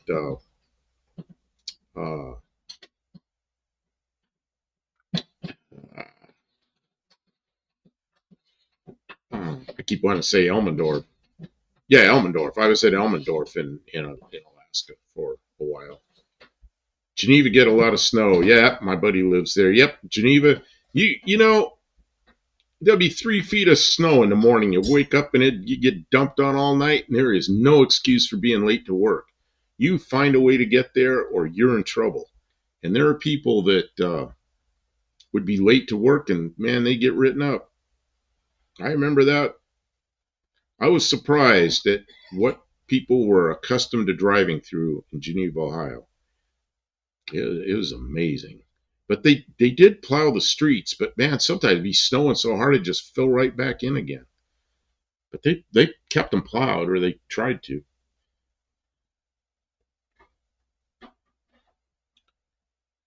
Summit Racing is Akron. Oh, Skipco Auto Auction. It's a place that they had 6 lanes going, 3 lanes of like late model cars that were all warranted, and then 3 lanes of cars that were the old beaters that I used to get from my buy here, pay here used car lot, and I was always on that side of the auction. And I bought a lot of cars there. Bought them, sold them, tried to make money. Learned that it was a hard business to make money in. I tried to be honest and sell good cars. And when it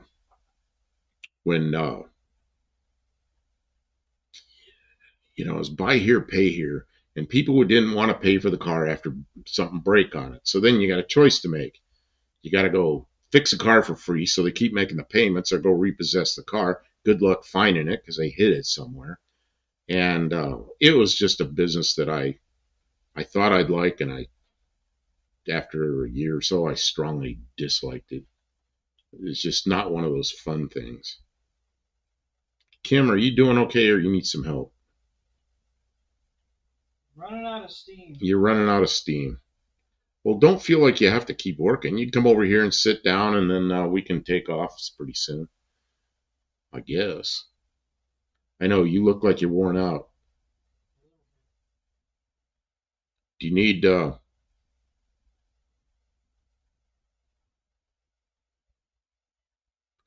good time to put vinyl care product on the dash pad? Get all the edge while it's out. Yeah, before I put the dash pad in, I was thinking about pulling a mold off of it, but nah, probably ought. The dash pad's one of the last things to go on. So, yeah, you're right. And the best thing to use is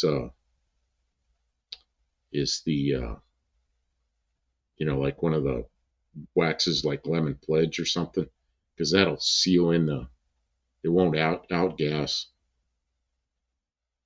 Kim, Did you take your, you did? Okay. You're out of steam, aren't you?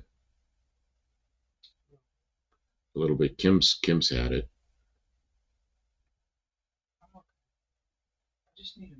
You need a minute? Well, why don't you come up here and have your minute or two up here, and then we'll. I gotta remember where this goes. I don't remember. It goes over here. We can go watch the video where it comes from. Was that came from the column somewhere? Let's see, what was that? That was the thing that held the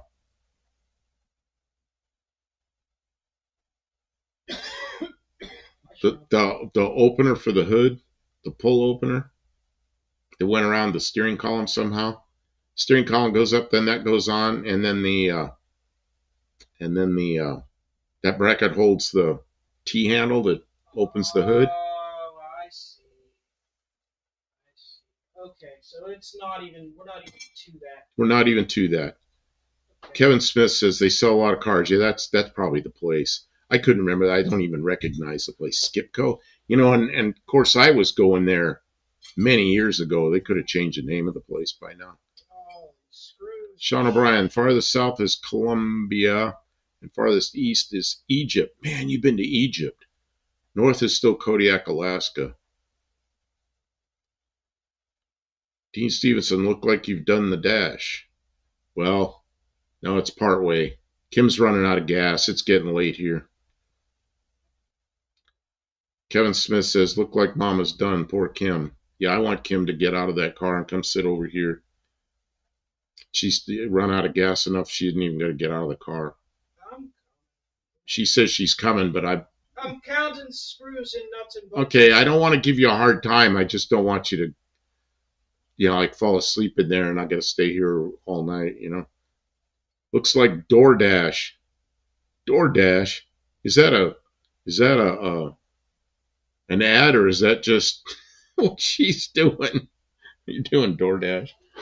I'm counting what I got left. She's counting screws, what she's got left. Yeah, and I want to have an idea. Like, I don't want to have it all together and then realize. And then you got to. When I hired mechanics that did this, they'd always be done it and hand me a bunch of hardware afterwards. That just pissed me off because I know that, in my car, if something rattles afterwards, it's going to be, okay, I know we had it all apart. But you turn a customer's car back to them and something rattles or squeaking or something afterwards, that's just piss poor work. And I don't want to do that to people. Yeah, food delivery. Yeah, but there's DoorDash here, like you're doing the doors and doing the dash. Oh, that's the other thing, Kim. Since we did this, you also tore apart both doors and fixed the right side and did all the installed the window on the left side and did all that, so. And then you also did the torsion bars in the back and that broken weld back there. There's a lot gone on with this car. Yeah, food delivery. Kevin Smith says sarcasm. Yeah, I know. Wait, broken weld on a torsion bar? The torsion bars that hold the deck lid open on this thing, the trunk, the boot. Yeah, there was you put the torsion bar in, then we found a broken weld or broken welds. So, wow. Boat Anchor says, I was stationed in Honduras in '84 during the Reagan years. Man, I had a friend that got shot down there. He shot himself accidentally. I'll tell that story when the ads are done.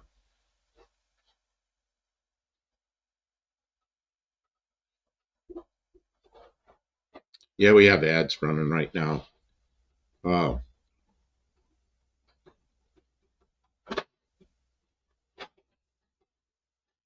Maybe they've clicked out of the ads. Kevin Smith says you're lying down on the job. Break out the whip. No. She's worn. She's worn out. I was out working this afternoon. She was working early today. Neat car. How much you selling it for? I'll never sell this thing. Kim will sell it after I'm gone. Man. She might keep it after I'm gone.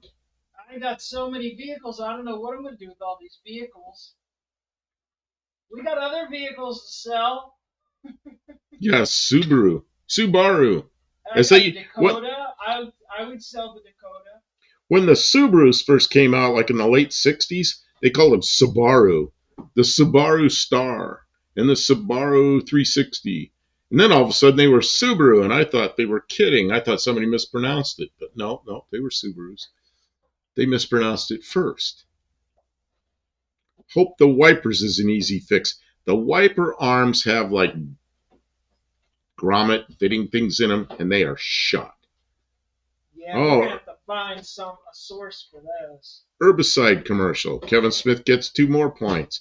Yeah, the wiper's not going to be a fun thing. Anyway, I was going to tell the story about my friend that was down there in, you know where I think he was. I don't think he was in Honduras. I think he was in, he could have been.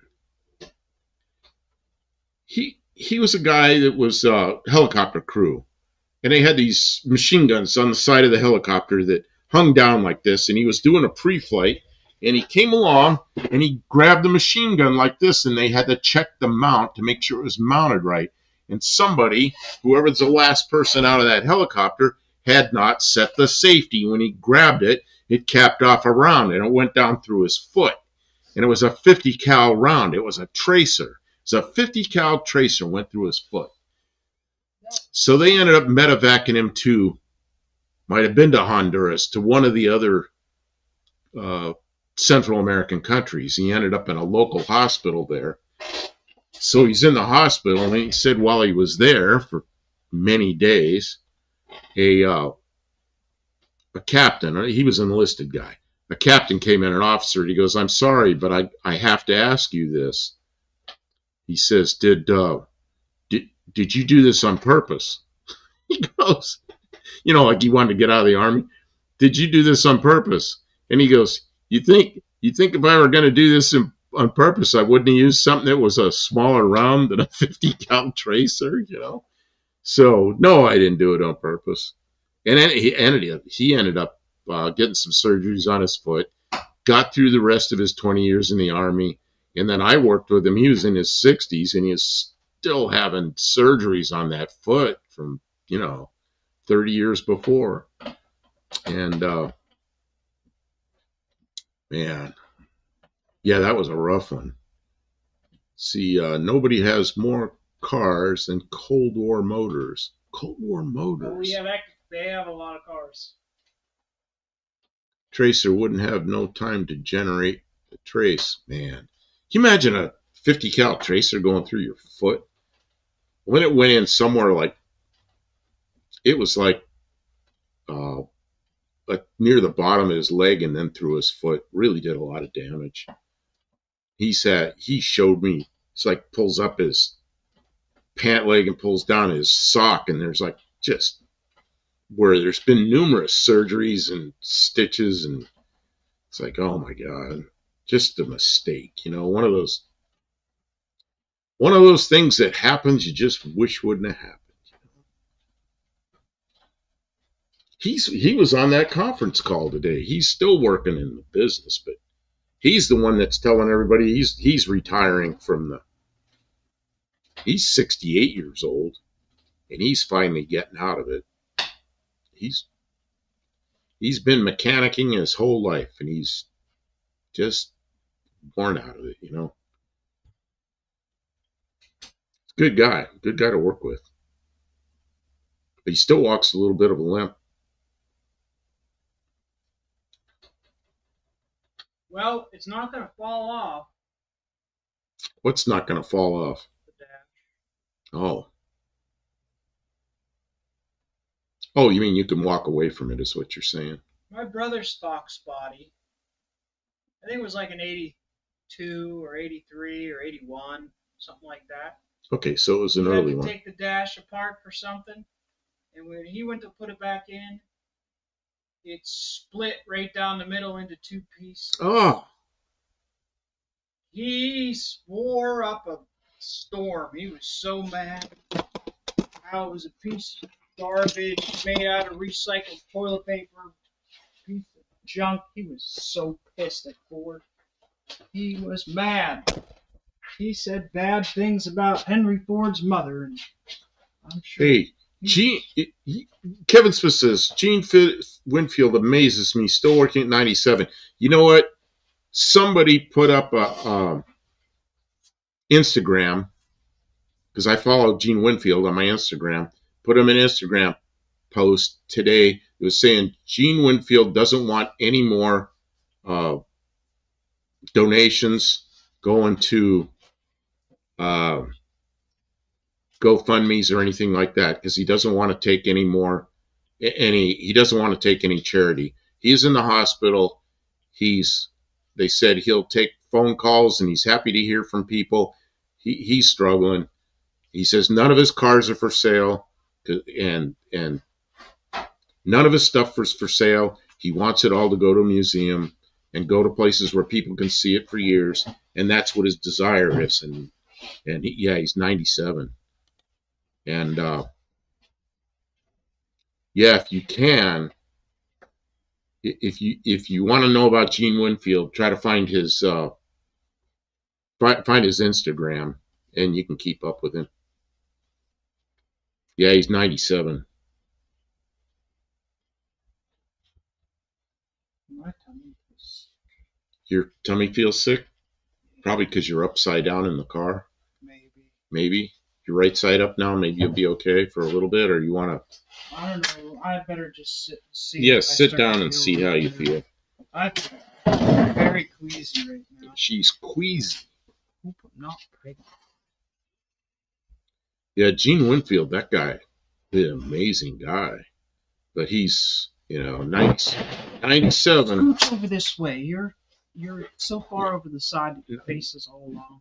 My face is all long? Yeah. Gene Winfield's, 97. He's a legend. They'll just toss my stuff. That's what I said. I said, when we pass away, they're just going to bring in one of those big dumpsters and just row everything in.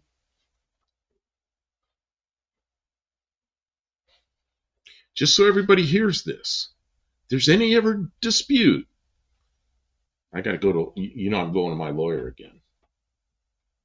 Everything in here, all the tools, the cars, everything is Kim's. If I'm gone first. And I have it all left to my son and my grandkids, but they don't know what any of this stuff is. They don't care about it. They just push it outside in a garage sale or throw it away or something, And I think that would just be because they don't know what to do with it. And Kim can use all this stuff, and she knows what to do with it. So I want to make sure Kim gets all this stuff. I got another appointment with the lawyer to take care of that. I don't want to think about it. Well, it's got to be written down, Yeah, he built a lot of cars from scratch. I've never built a car from scratch. I kind of want to do that. I don't know if I ever will. I built airplanes from scratch. I built many, many airplanes from scratch. And that's it's a fun thing to be flying along in an airplane and everything you did, because I design it, build it. Sometimes I had some help building it, but it was somebody putting rivets in where I told them to put them in, and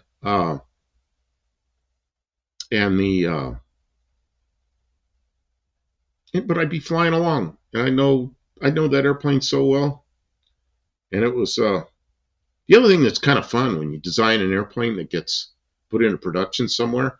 I was telling Kim, I said, once in a while I land at an airport and there'll be one sitting there, or a couple of them sitting there. I'll go, hey, look at that. I'll just think to myself, hey, look at that. Somebody's enjoying that airplane, Like, that's a good feeling. I never made any good money doing that. I kind of made a poor living, enough that I could afford to pay my rent and mostly pay my bills on time, sometimes not. But the good part was I got to see some people enjoying the airplanes that I designed, built. Yeah, good to write that down. Yeah, here's the deal. It's all written down, but I've told my son, and he's a trustworthy guy. I said, all the tools and all that stuff, make sure Kim gets it, Make sure she has some time to stay in this house. But I'm going to I'm going to get that all written down probably next week.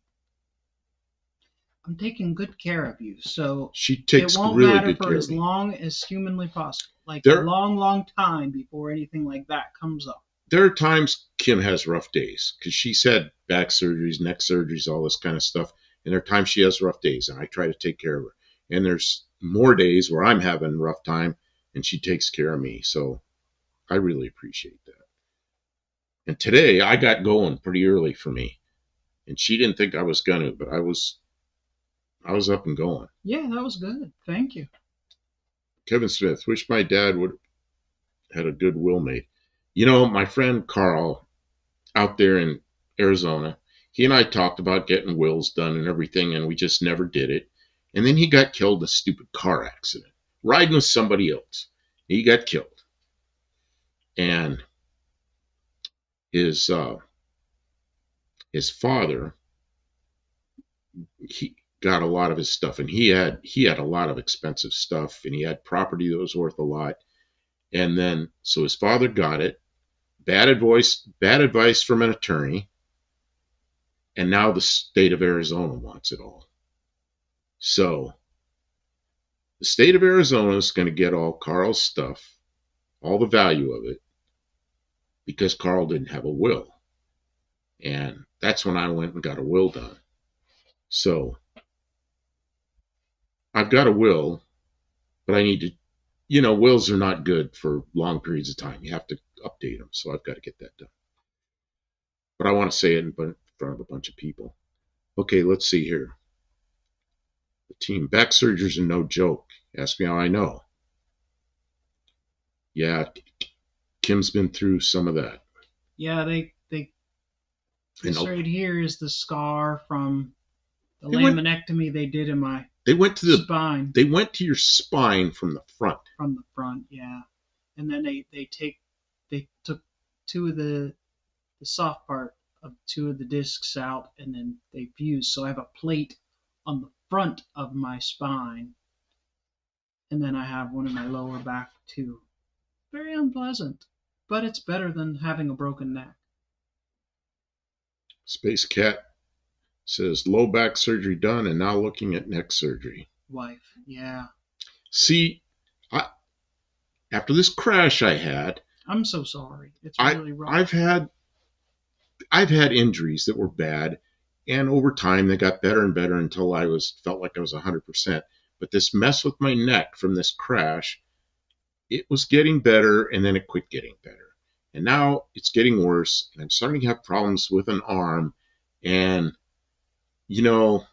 so I'm going to my primary care doctor, physician, whatever. They don't have time to screw with it. And they just kind of don't want to mess with it. So I found somebody else, and it's another doctor's office, and they're paying attention to it. And I just had, I hope they don't have to do any surgeries. I'm hoping I can just find out what's wrong, and we can, I don't know. I want to find out what's really going on. They had me doing x-rays a few days ago. The day I got the hot dog coming home from that. But they're x-raying in my neck from the front, and he says, okay, you got to open your mouth wide open and kind of look down. He goes, I know that sounds kind of funny, but the thing that gets in the way of the x-ray is your teeth. Just looking. He goes, okay, we got it, And so there was a whole lot of x-ray and moving around and all this stuff. So I don't know.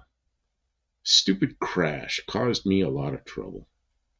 But what did come out of it, I lost my Mazda, and I liked that car because it was reliable. But I got a Fox body that I've always wanted, so I got a Fox body. That's the good thing that came out of it. Bruce Culchin said Gene Winfield looked at all his cars at his place and his buddies. That's a great honor to have Gene Winfield come and look at your stuff. That's cool. Remember we were watching Bad Chad one time? I think you were watching with me, and Gene Winfield just showed up. And see, Gene Winfield, Bad Chad had gone to Gene Winfield's school. Yeah. So they knew each other, you know, and then of course Bad Chad's got this big YouTube channel going, and Gene Winfield showed up at his place, and man, of course he was welcomed and shown around, and that was pretty cool. Yeah, Kevin Smith.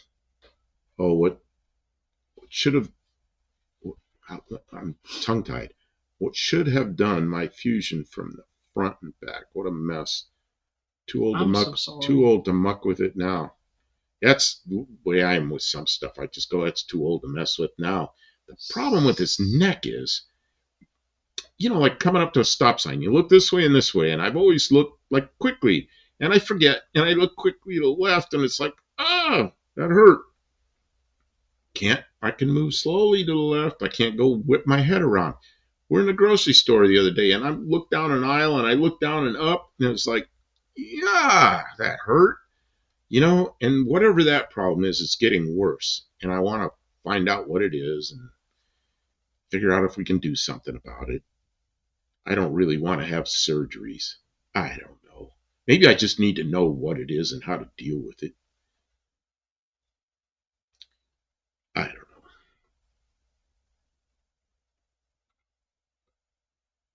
It actually warmed up in here 1 degree. Oh, good. That's real good. What's supposed to happen tomorrow? Is it supposed to get warmer or colder? I think it's supposed to go colder, but I think we're done with the crazy, stupid, cold shit.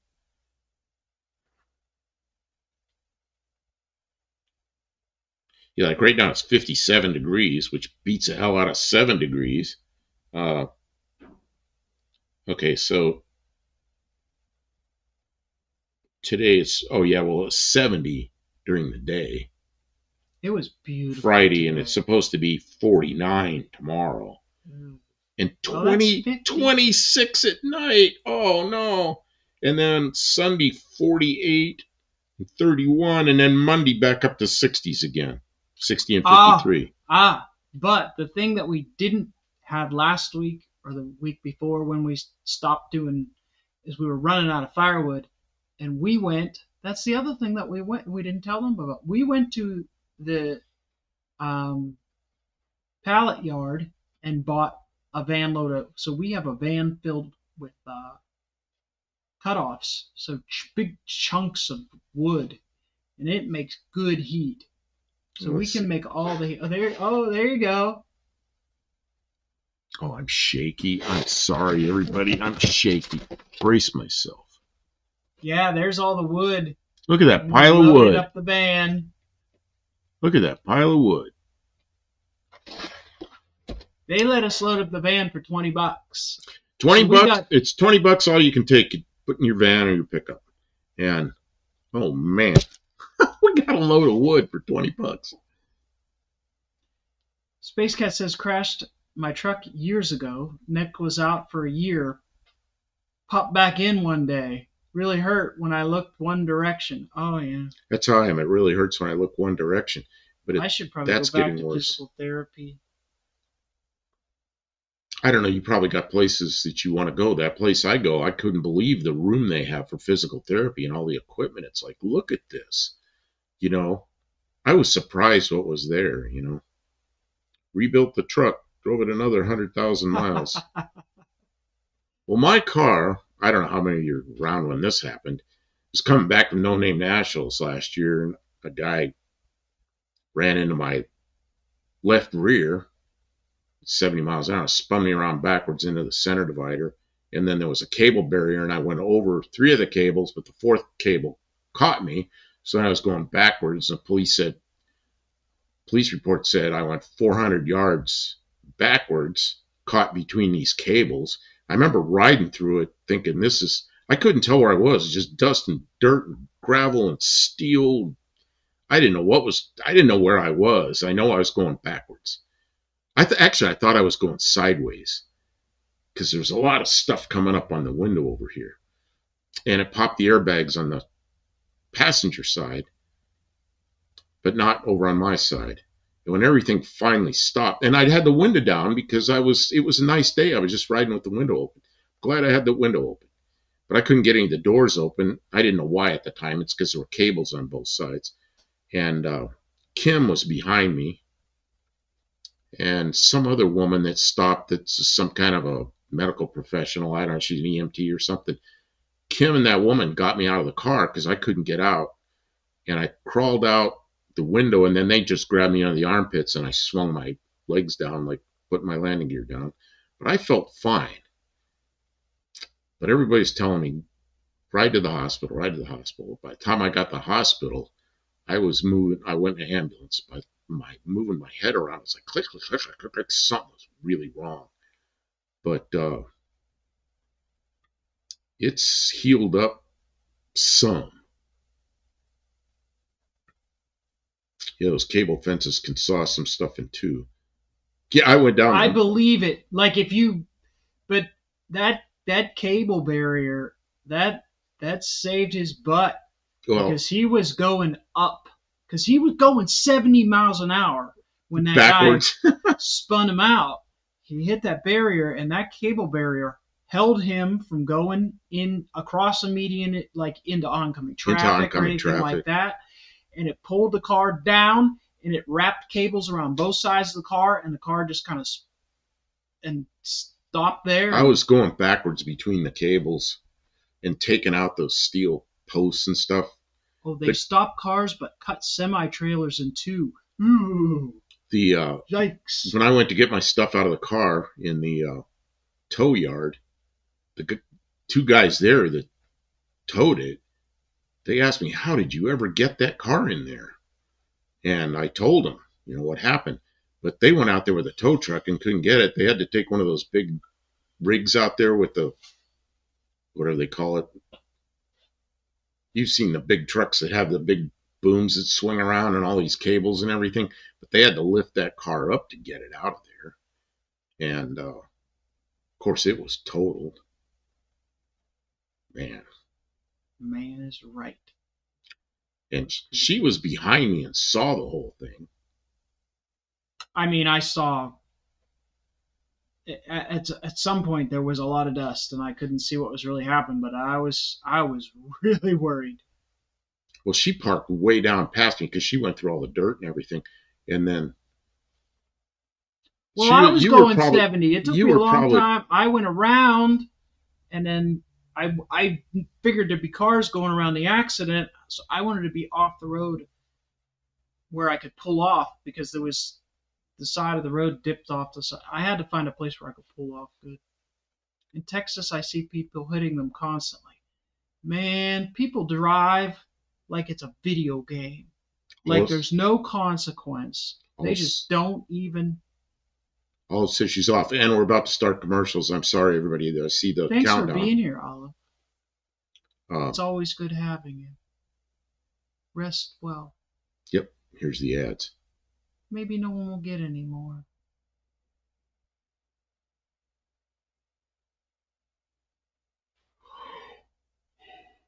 Nowhere near as much safety equipment as a new car. That's one thing about the older cars. That Mazda, it's an electronic car, and it has a lot of problems with the electronics and stuff that nobody could ever figure them out. Problems with the cruise control, probably just annoyance shit, but the car was always reliable. And, but the safety equipment, that car held up real well through a tremendous crash. And I got to say that for it. I walked away from it. Y'all have the rest of Studebaker. Yes, we do. That Studebaker that's an Arizona car that came apart. I took it apart in Arizona, but then we lost our contract out there, so I hauled it all out here. And everything is bagged and marked. I'm so glad I took it apart with Ziploc bags. Just some of those bags only have like 2 or 3 bolts in them, but it's marked real well where everything goes. All the parts, I got boxes of parts up there. The car is underneath a roof out there. And so that'll be one of the projects. Now, Factor commercial, 2 points. So we do have the Studebaker. Wait, was that on my channel? Oh, that when you started it? When we pulled the Studebaker, the Studebaker was originally stored in this garage before we had it ready to work in. It was sitting here while he was working for many years, couple years, I don't know. And so when we first pulled it out, I decided to try and get it to run because he said, "Well, I'm not using that Studebaker motor. I'm going to put this Chevy small block in it." Um, so I said, "Well, let's see if we can make it run." And he says, "Well, I've never heard it run. I don't know if it does run." So I did a Will It Run on that Studebaker. I think it's on my channel, which would be at Kim Fixes Things. And it would be about a year and a half ago. I think I did 2 or maybe 3 videos on it. That Studebaker engine is a 6-cylinder. It's a not timing chain, it's timing gears. The cover was off so you could see the gears, and they were all rusty, and they had surface rust on them. And then and there was other stuff apart on the engine. So somebody had been having trouble with it and gave up on it. And I didn't care because I got a small block Chevy I'm going to put in. So anyway, Kim decides to get it running. And I said, I dug through parts. And we went down to see Mopar Al, and he had some parts for Studebaker. We got a distributor and a carburetor from Mopar Al. Bruce Culchin herbicide commercial. Really? Herbicide. So Kim got it, long story short, she got it running. Fix it, put a distributor in it, and because we figured out why it quit running. The screw that holds the points down was all hogged out, so the points were just permanently closed. You couldn't fix it. So we got another distributor. So anyway, Kim got it running, and then it flung oil everywhere because that was a funny video. The timing gears were out in the open. So I bought a new old stock gasket Studebaker, and we put the timing cover on it. Well, when she first started, it was really funny because the exhaust was pointed into the shop, right here where this car is, and out of the exhaust comes like 10 years worth of mouse and rat's nest just shot out of the exhaust. So yeah, that's in that video. I don't think there's a clutch. I don't think it had a clutch, so we couldn't drive it. But we did get it to start, which was fun. I just did it to see if I could. Not because I really needed that engine to run, or he already kind of decided he wanted to use something different. But yeah. So Kevin Smith, I'll cash in my points on Studebaker. Where are you, Kevin? You're in Akron. Yeah, it's about a 500-mile trip from here. I don't think he would give up the Studebaker. Yeah, I really want to make it into what I want to make it into. The problem I have right now is I'm 71, and one day my time's going to run out, and every day, the mice got evicted quickly. That's a good little picture. I like that. So the problem when I'm 71 is every day I think of other projects I want to do, and I just got more and more and more projects I want to do, and there's all these things, and one day the time's going to run out, Gene Winfield problem. So I don't know. I hope I get to it. I'm glad it got started. I've been here now for a couple years. We still haven't built us. Well, and there's the Dart though. The Dart is pretty well. Okay, what have we done?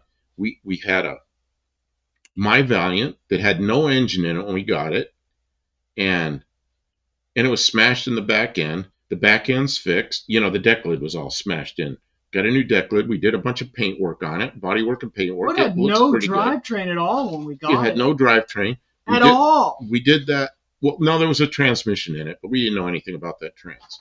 It was just in there. We got it working. Hanging there by a shoelace or something. And so then we built a slant 6 and put that in there. And I got a new radiator for it. We put it all together and it drives. Then, and we rebuilt half the front end. We got to rebuild the other half of the front end. And we took those silly lowering blocks out of the front end. Oh my God. The guy that had it, he not only had one set of lowering blocks, he had 2 sets of lowering blocks. And that car was almost dragging its bumper on the ground. I guess he thought that looked cool. So we got it back up to where it's supposed to be. Took all the lowering blocks out. And then we did your Dart. your Dart was a running car, but it had problems. And, we got a different engine in it now, got an automatic transmission instead of the 3-speed, and rebuilt part of the front end, and it's a running driving car. I did the green farm truck. The green farm truck was a non-running vehicle. All the mice ate all the wiring, and the fuel pump was bad. Yep. So you made that in a running car, a running truck. The what was the one you put the carburetor on that was a fuel injection, and like Tony was talking about, Uncle Tony was talking about de-evolving cars back to carburetors. Well, that's the Dakota. I just had it driving. I just was driving it today. Okay, the Dakota. Because I finally got the fuel tank hooked up. Was a fuel injection car, or fuel injection truck. Everything's electronic on it, but now it's got a carburetor, and she managed to find a Volkswagen distributor that was 4-cylinder that was able to adapt that to that engine. So it's got. Is it points or is it electronic? It's just a points distributor. It's a points distributor with a carburetor on it. It runs and drives. It's going to be a great truck for around the property here to pull stuff out and move things. And what a cool thing. Kevin, we would love it if you send us pictures of your models. Oh, this is what we do. On Tuesday nights. Tuesday nights is the best time. But you can send them. Send them now. If you want, yeah. It's buffdelcampo@gmail.com. Yeah, just like one word. Buffdelcampo. Yeah, type it in. So it'll be a link. So you have a link. Buffdelcampo@gmail.com. And what we do is Tuesday nights, we do our car show. We show pictures people send in. Like where they live, what their shop looks like, what their cars look like, what engines they're building, whatever the hell.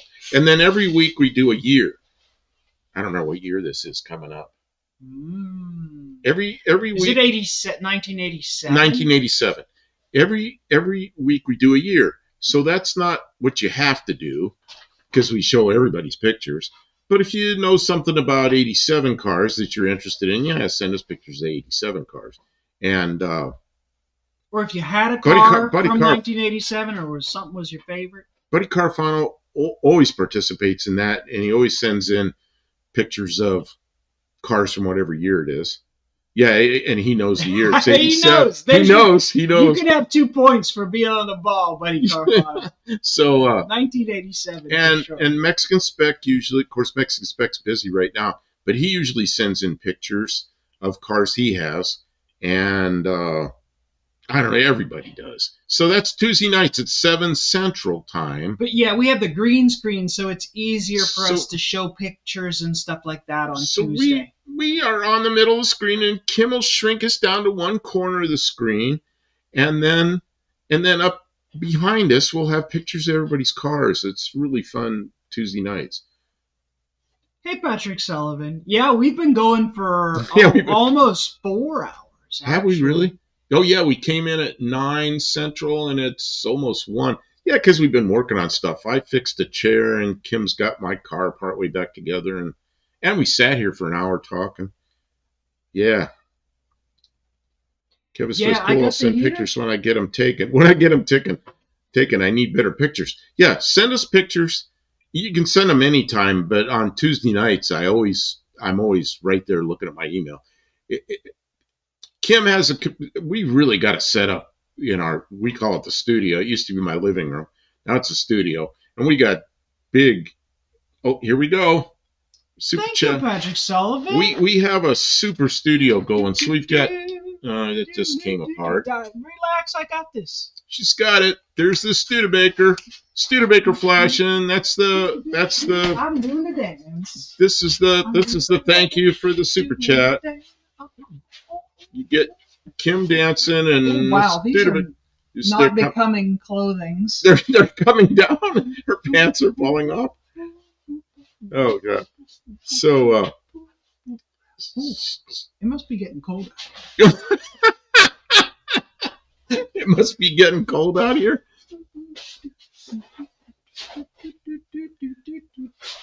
My friend that had the crank grinding business, he always had younger women that were driving his delivery vehicles.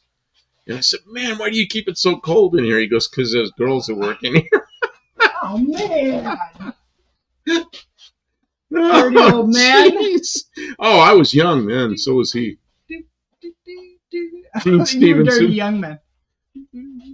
Yep, I've seen pictures Tuesday. Cool show. Yeah, we're on much earlier Tuesday. Yeah, We come on at it's something 7. fun that we get to do on the Tuesday when people are there.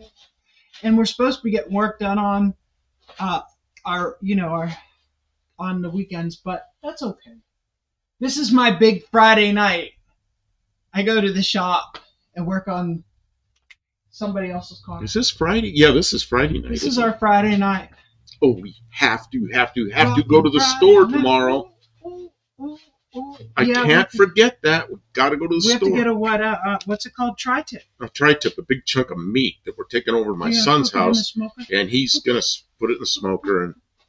And Kevin Smith says, "Little nippy." Yeah, it's a little nippy out. It is kind of cold. I'm sorry, I'm not wearing the appropriate stuff. I didn't think anybody would see any of that stuff. We like it. No, everybody get in trouble. Everybody likes Kim. Not everybody. Let's see. Kevin Smith is, what is this? What was that? I don't know what that means. The thing with the wire. Pinocchio? Oh, see, it's nipply, pointy. Oh, I see. I get it. Now I thought the sweatshirt was thick enough that it would. All right. Okay, you can shut off the flashers. Quit flashing. Yeah, people? before we wipe out the battery. Say, Kim, quit flashing people. We should bring the battery charger up and charge it. So the Studebaker got lit up again. Thank you, Patrick. It gave more me sarcasm. To get the blood flowing too. More sarcasm. Yep, we don't mind the sarcasm. No. Pinocchio. As long as everybody's having fun. Man, you gave somebody a timeout and they didn't come back. I guess. Well, he was being kind of. He was, yeah, and I asked. He apologized and then he continued. So that was it. Yeah, well, there's limits. There's limits. Sometimes you have to set difficult boundaries with people, or else they just. Well, and then some people like Dakota. Dakota get timed out all the time because John Wilburn had timed him out, and John Wilburn was a mod on Uncle Tony's lives for a long time, but he's not anymore. But anyway, he'd give Dakota timeouts. So Dakota showed up one time at the gas station when we were doing the lives at Uncle Tony's at the gas station, and Dakota showed up, and he was 16 years old then, and his parents came with him, and his brother came with him. We really had a good time. We were leaving. I said, he was talking about getting his channel going. I said, call your channel Dakota's Timeout. And I was kind of joking with him, but he did that. So his channel is Dakota's Timeout. And so now they time him out just for the fun of timing him out. And he takes it all in good stride. He kind of laughs about it. And he's Dakota, but he's, 19 or 20 years old now? He's raced at No Name Nationals. They called him Dakota's Timeout. Yeah, he's the one that actually started calling his channel Dakota's Timeout. Kevin Smith says, I'm a moderator for most of the live stream I'm involved with. They made this great Friday night. Oh, well, thank you. This made for a great Friday night. Thank you, Don. Thank you, for being here because we appreciate seeing you. Man, I'm hoping to see you guys at No Name Nationals this year. You were on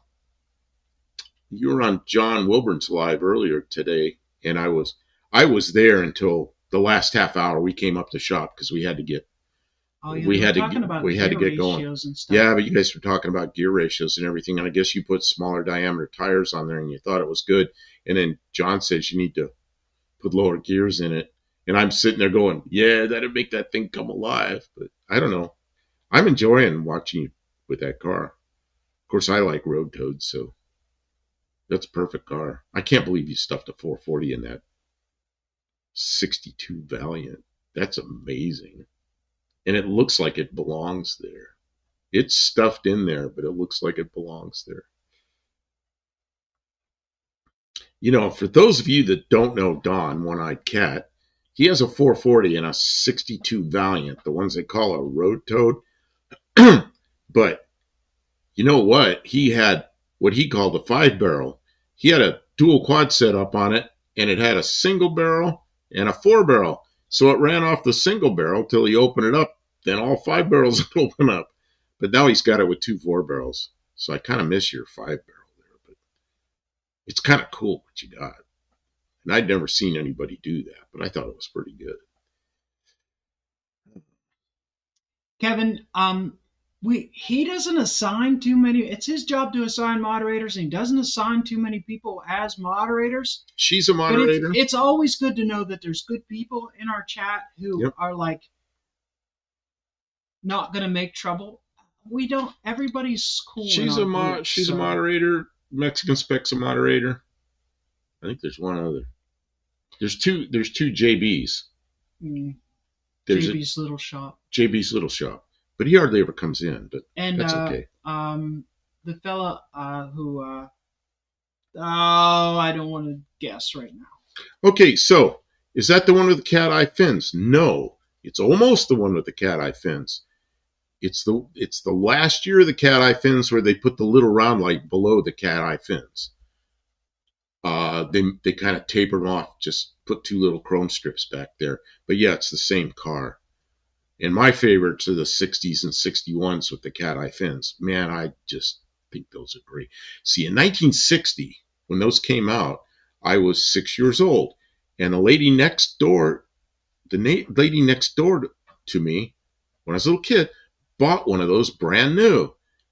And it was white. And I remember looking at that. I thought that thing was so cool. And I was looking at it. She goes, get in. And she took me for a ride. And it had a 3-speed on the floor.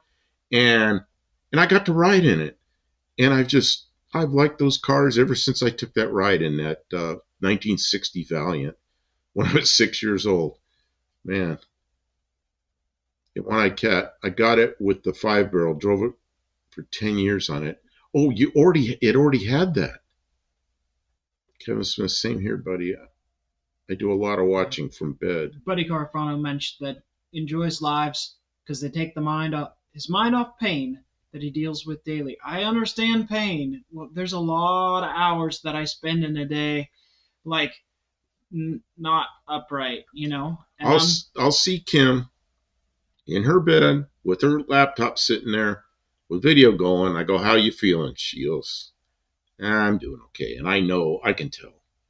She's just she's got some pain going.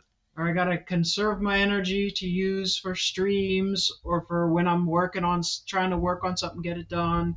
And I try and time my medication dose so like take it right before we stream so it starts working, and then I'm okay for a couple hours, and then it wears out, and I'm just... I want to say something about, I don't know, I should say it. Your pain medication, she doesn't take the strong addictive stuff because that can lead to addiction.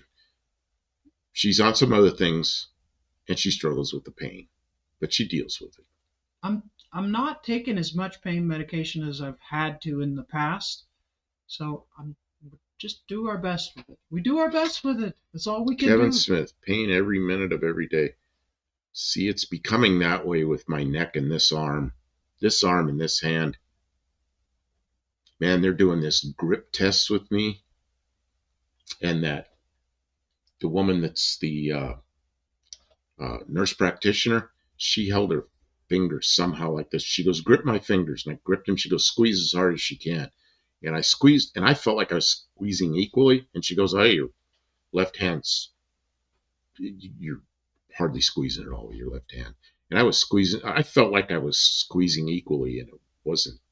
I know better, you know. Oh, I'm so sorry to see so many other people who are dealing with pain management. It really is. It's so difficult. I'm sorry. I'm glad. I'm glad that we're here. We like kind of have each other, you know. And if anybody's ever really having a hard time and needs somebody to talk to, You could try and get in touch with me. I I've been through it, and it's difficult. Sometimes the most difficult part is knowing that the pain will still be here again tomorrow. Well, But we do the best we can with it. yeah, Kevin, I'm not going to say anything, but yeah, you're right. Yeah, yeah, oh yeah. This doctor I'm going to right now, I feel like they're paying attention to me. And my primary care physician, they are so rushed. I go in there and it's like, I'm a diabetic. I've got blood pressure issues, so I have to have my meds every 90 days. I got to re-prescribe the meds. And then I say, I got a couple of questions. And she'll say, I have time for one question quickly. I'm like, okay. Yeah. I'm really glad you found this other doctor. And if you're not getting what you need, and that's try all. Other doctors. That's all she'll do. She goes, if you want ask more questions, make another appointment. Well, that's a month away, and then I get in there, and it's back to the same nonsense again. And it's like she's so rushed. I don't know how many patients she has to see an hour. That's terrible. But this doctor I'm going to now isn't doing that to me. So we skipped over some stuff. I know. I'm sorry. Don and Wendy were touting that Sonny did the road toads because they have two of them. Oh, my Uncle and Sonny's Don says that it turned many heads over the years, and it's a pretty impressive build the way Sonny put that car together. Very cool. I think that is one of the coolest cars there because it's a road toad, and I like them, and they're getting old, and you don't see a lot of them. I should have bought one years ago when they were cheap, but I didn't. One like cat, no grip test, please. Left hand is lacking. Oh, did you see me earlier with this clamp when I was working on the chair? It took two hands. Now I can squeeze this thing barely with this hand. This hand, there's not a chance I'm going to squeeze that. Yeah, you don't got the grip. It's gone. Patrick Sullivan says today he got a special gift, Encyclopedia of American Cars from 1940 to 1970 that came from his dad. Oh, that's cool. And that he has scoured every chapter many times. Oh, more ads. He got it from his ex, cleaned out the old garage. And I guess she does have a heart after all. Divorce is a difficult time. I'm glad that you got the book, though. That's awesome. Good memories. Where is this? My ex cleaned out my old garage from our marriage. Mm-hmm.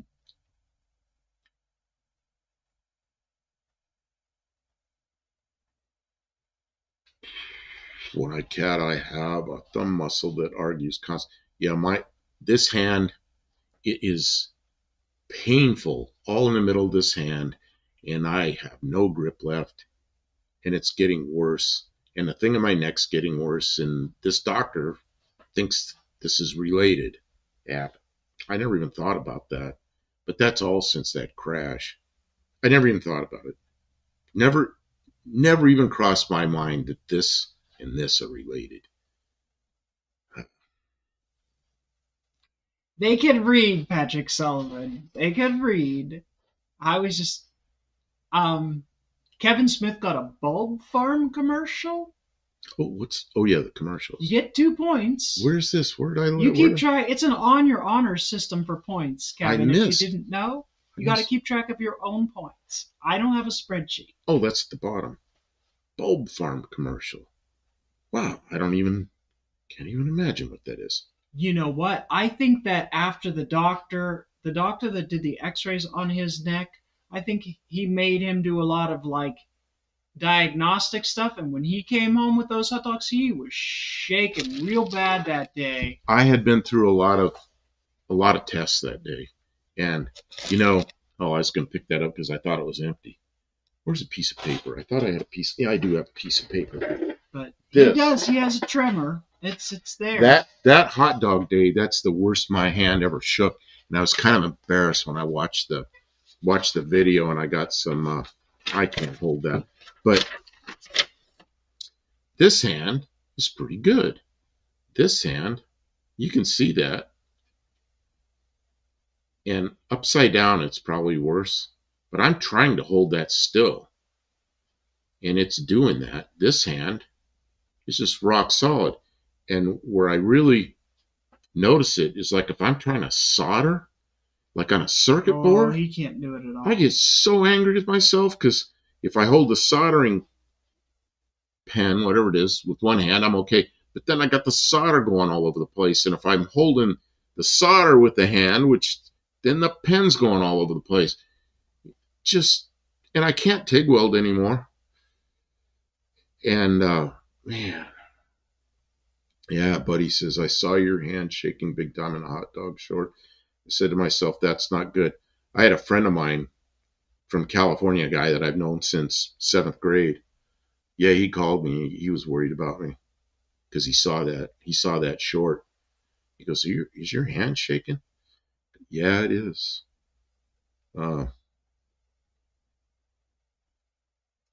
Just one-eyed cat got abnormal in 2014 and girly 2017. What does that mean? I'm not sure what he's referring to, to be honest, but okay. Okay, both. And George Carlin, George Carlin was one heck of an entertainer. And his political commentary was spot on. I still watch him once in a while and just laugh. He said he was going to live till he was 91, and he didn't. He died when he was 71, same age I am right now, I think. Well, he'd had heart attacks when he was younger, but I think he thought everything was good. It wasn't. Bulb farm for tulips. Tiptoe through the tulips. Oh yeah, I remember that guy. What was his name? What was that crazy singer? Somebody will say it. Oh, those are the Tulip through the tip tools. No, tiptoe through the tulips. Don was saying those are the names of the cars. Abnormal and Girly. I should know that. I'm sorry. The good chiropractor might help. You know, the office where I'm going right now, they're going to have them do physical therapy. They have physical and they'll probably do some chiropractic. They have a chiropractor there. They have a doctor there. They have. He went to the right place. This is quite a place. So I'm. He waited a long time after the accident, but you got to kind of give it time to heal.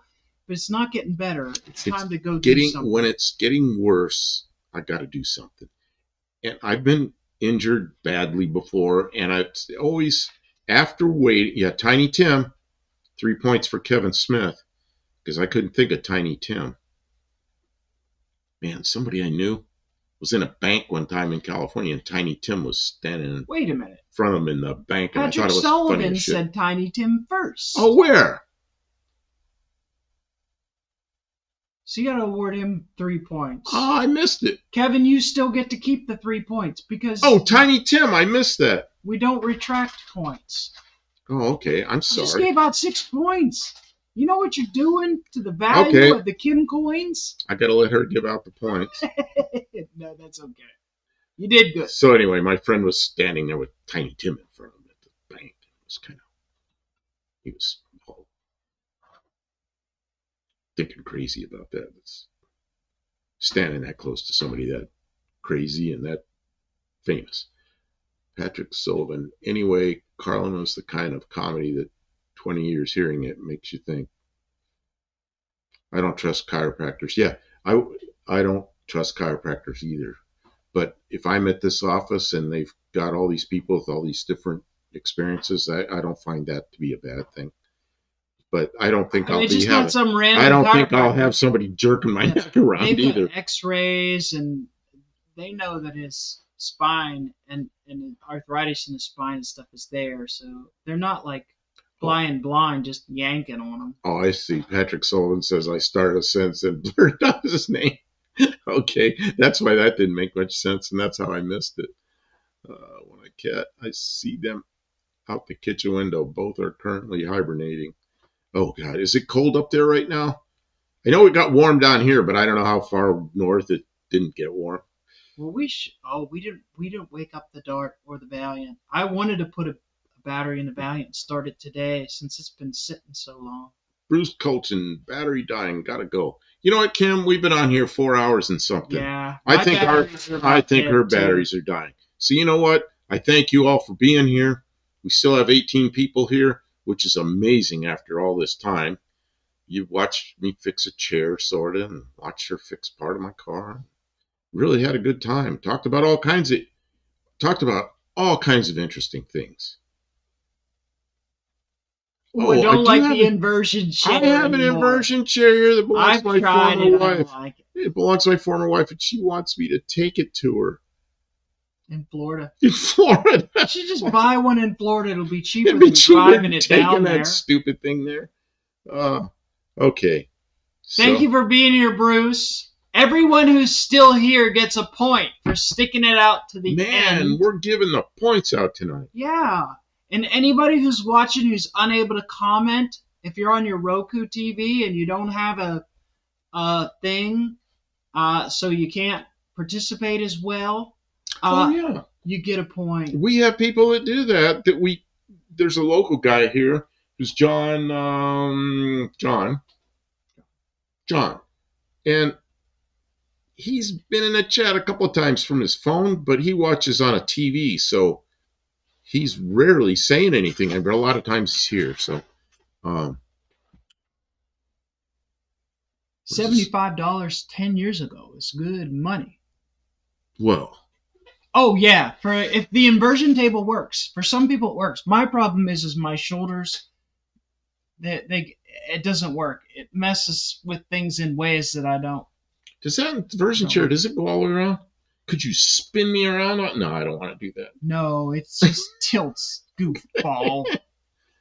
Cope. No, not John Cope. Another John. John Cope was in here for quite a while tonight. Yeah. This is a local guy here that's John. Mm-hmm. And for some reason his last name is not coming to me right now. But he watches on TV and the phone. Yeah. So, yeah. And occasionally he makes a comment on the phone, but mostly not. Are we going to be back here tomorrow or Sunday maybe? 2 points for Buff's chair repair. We gave 3, but you missed a rivet. You missed a rivet? Well, I missed a rivet. Oh. I had to go back over and get the compressor and bring it over and put the rivet in. So yeah, I missed a rivet, but I did get it. I found the mistake and did it. So. Okay. So you were saying we're going to be back, we might be back Sunday night, maybe? Tomorrow. Oh, not Sunday night. We're going to my son's Sunday night. Oh, that's right. We have an obligation on Sunday. We definitely won't be here Sunday. So we might be here Saturday, which is tomorrow. Which is later today. Well, today, yeah. Or we'll be here maybe Monday. Oh, I just moved my neck just quickly enough that it hurt. Okay, quit whining about your pain. That was stupid. Everybody has pain on this. Yeah, we're all a bunch of old people. Broken people. All right. So, where's my cursor? There it is. I'm in the stop streaming, so I'm going to say good night, everybody. Thanks, everyone, for super chats and for being here. We love you all. We'll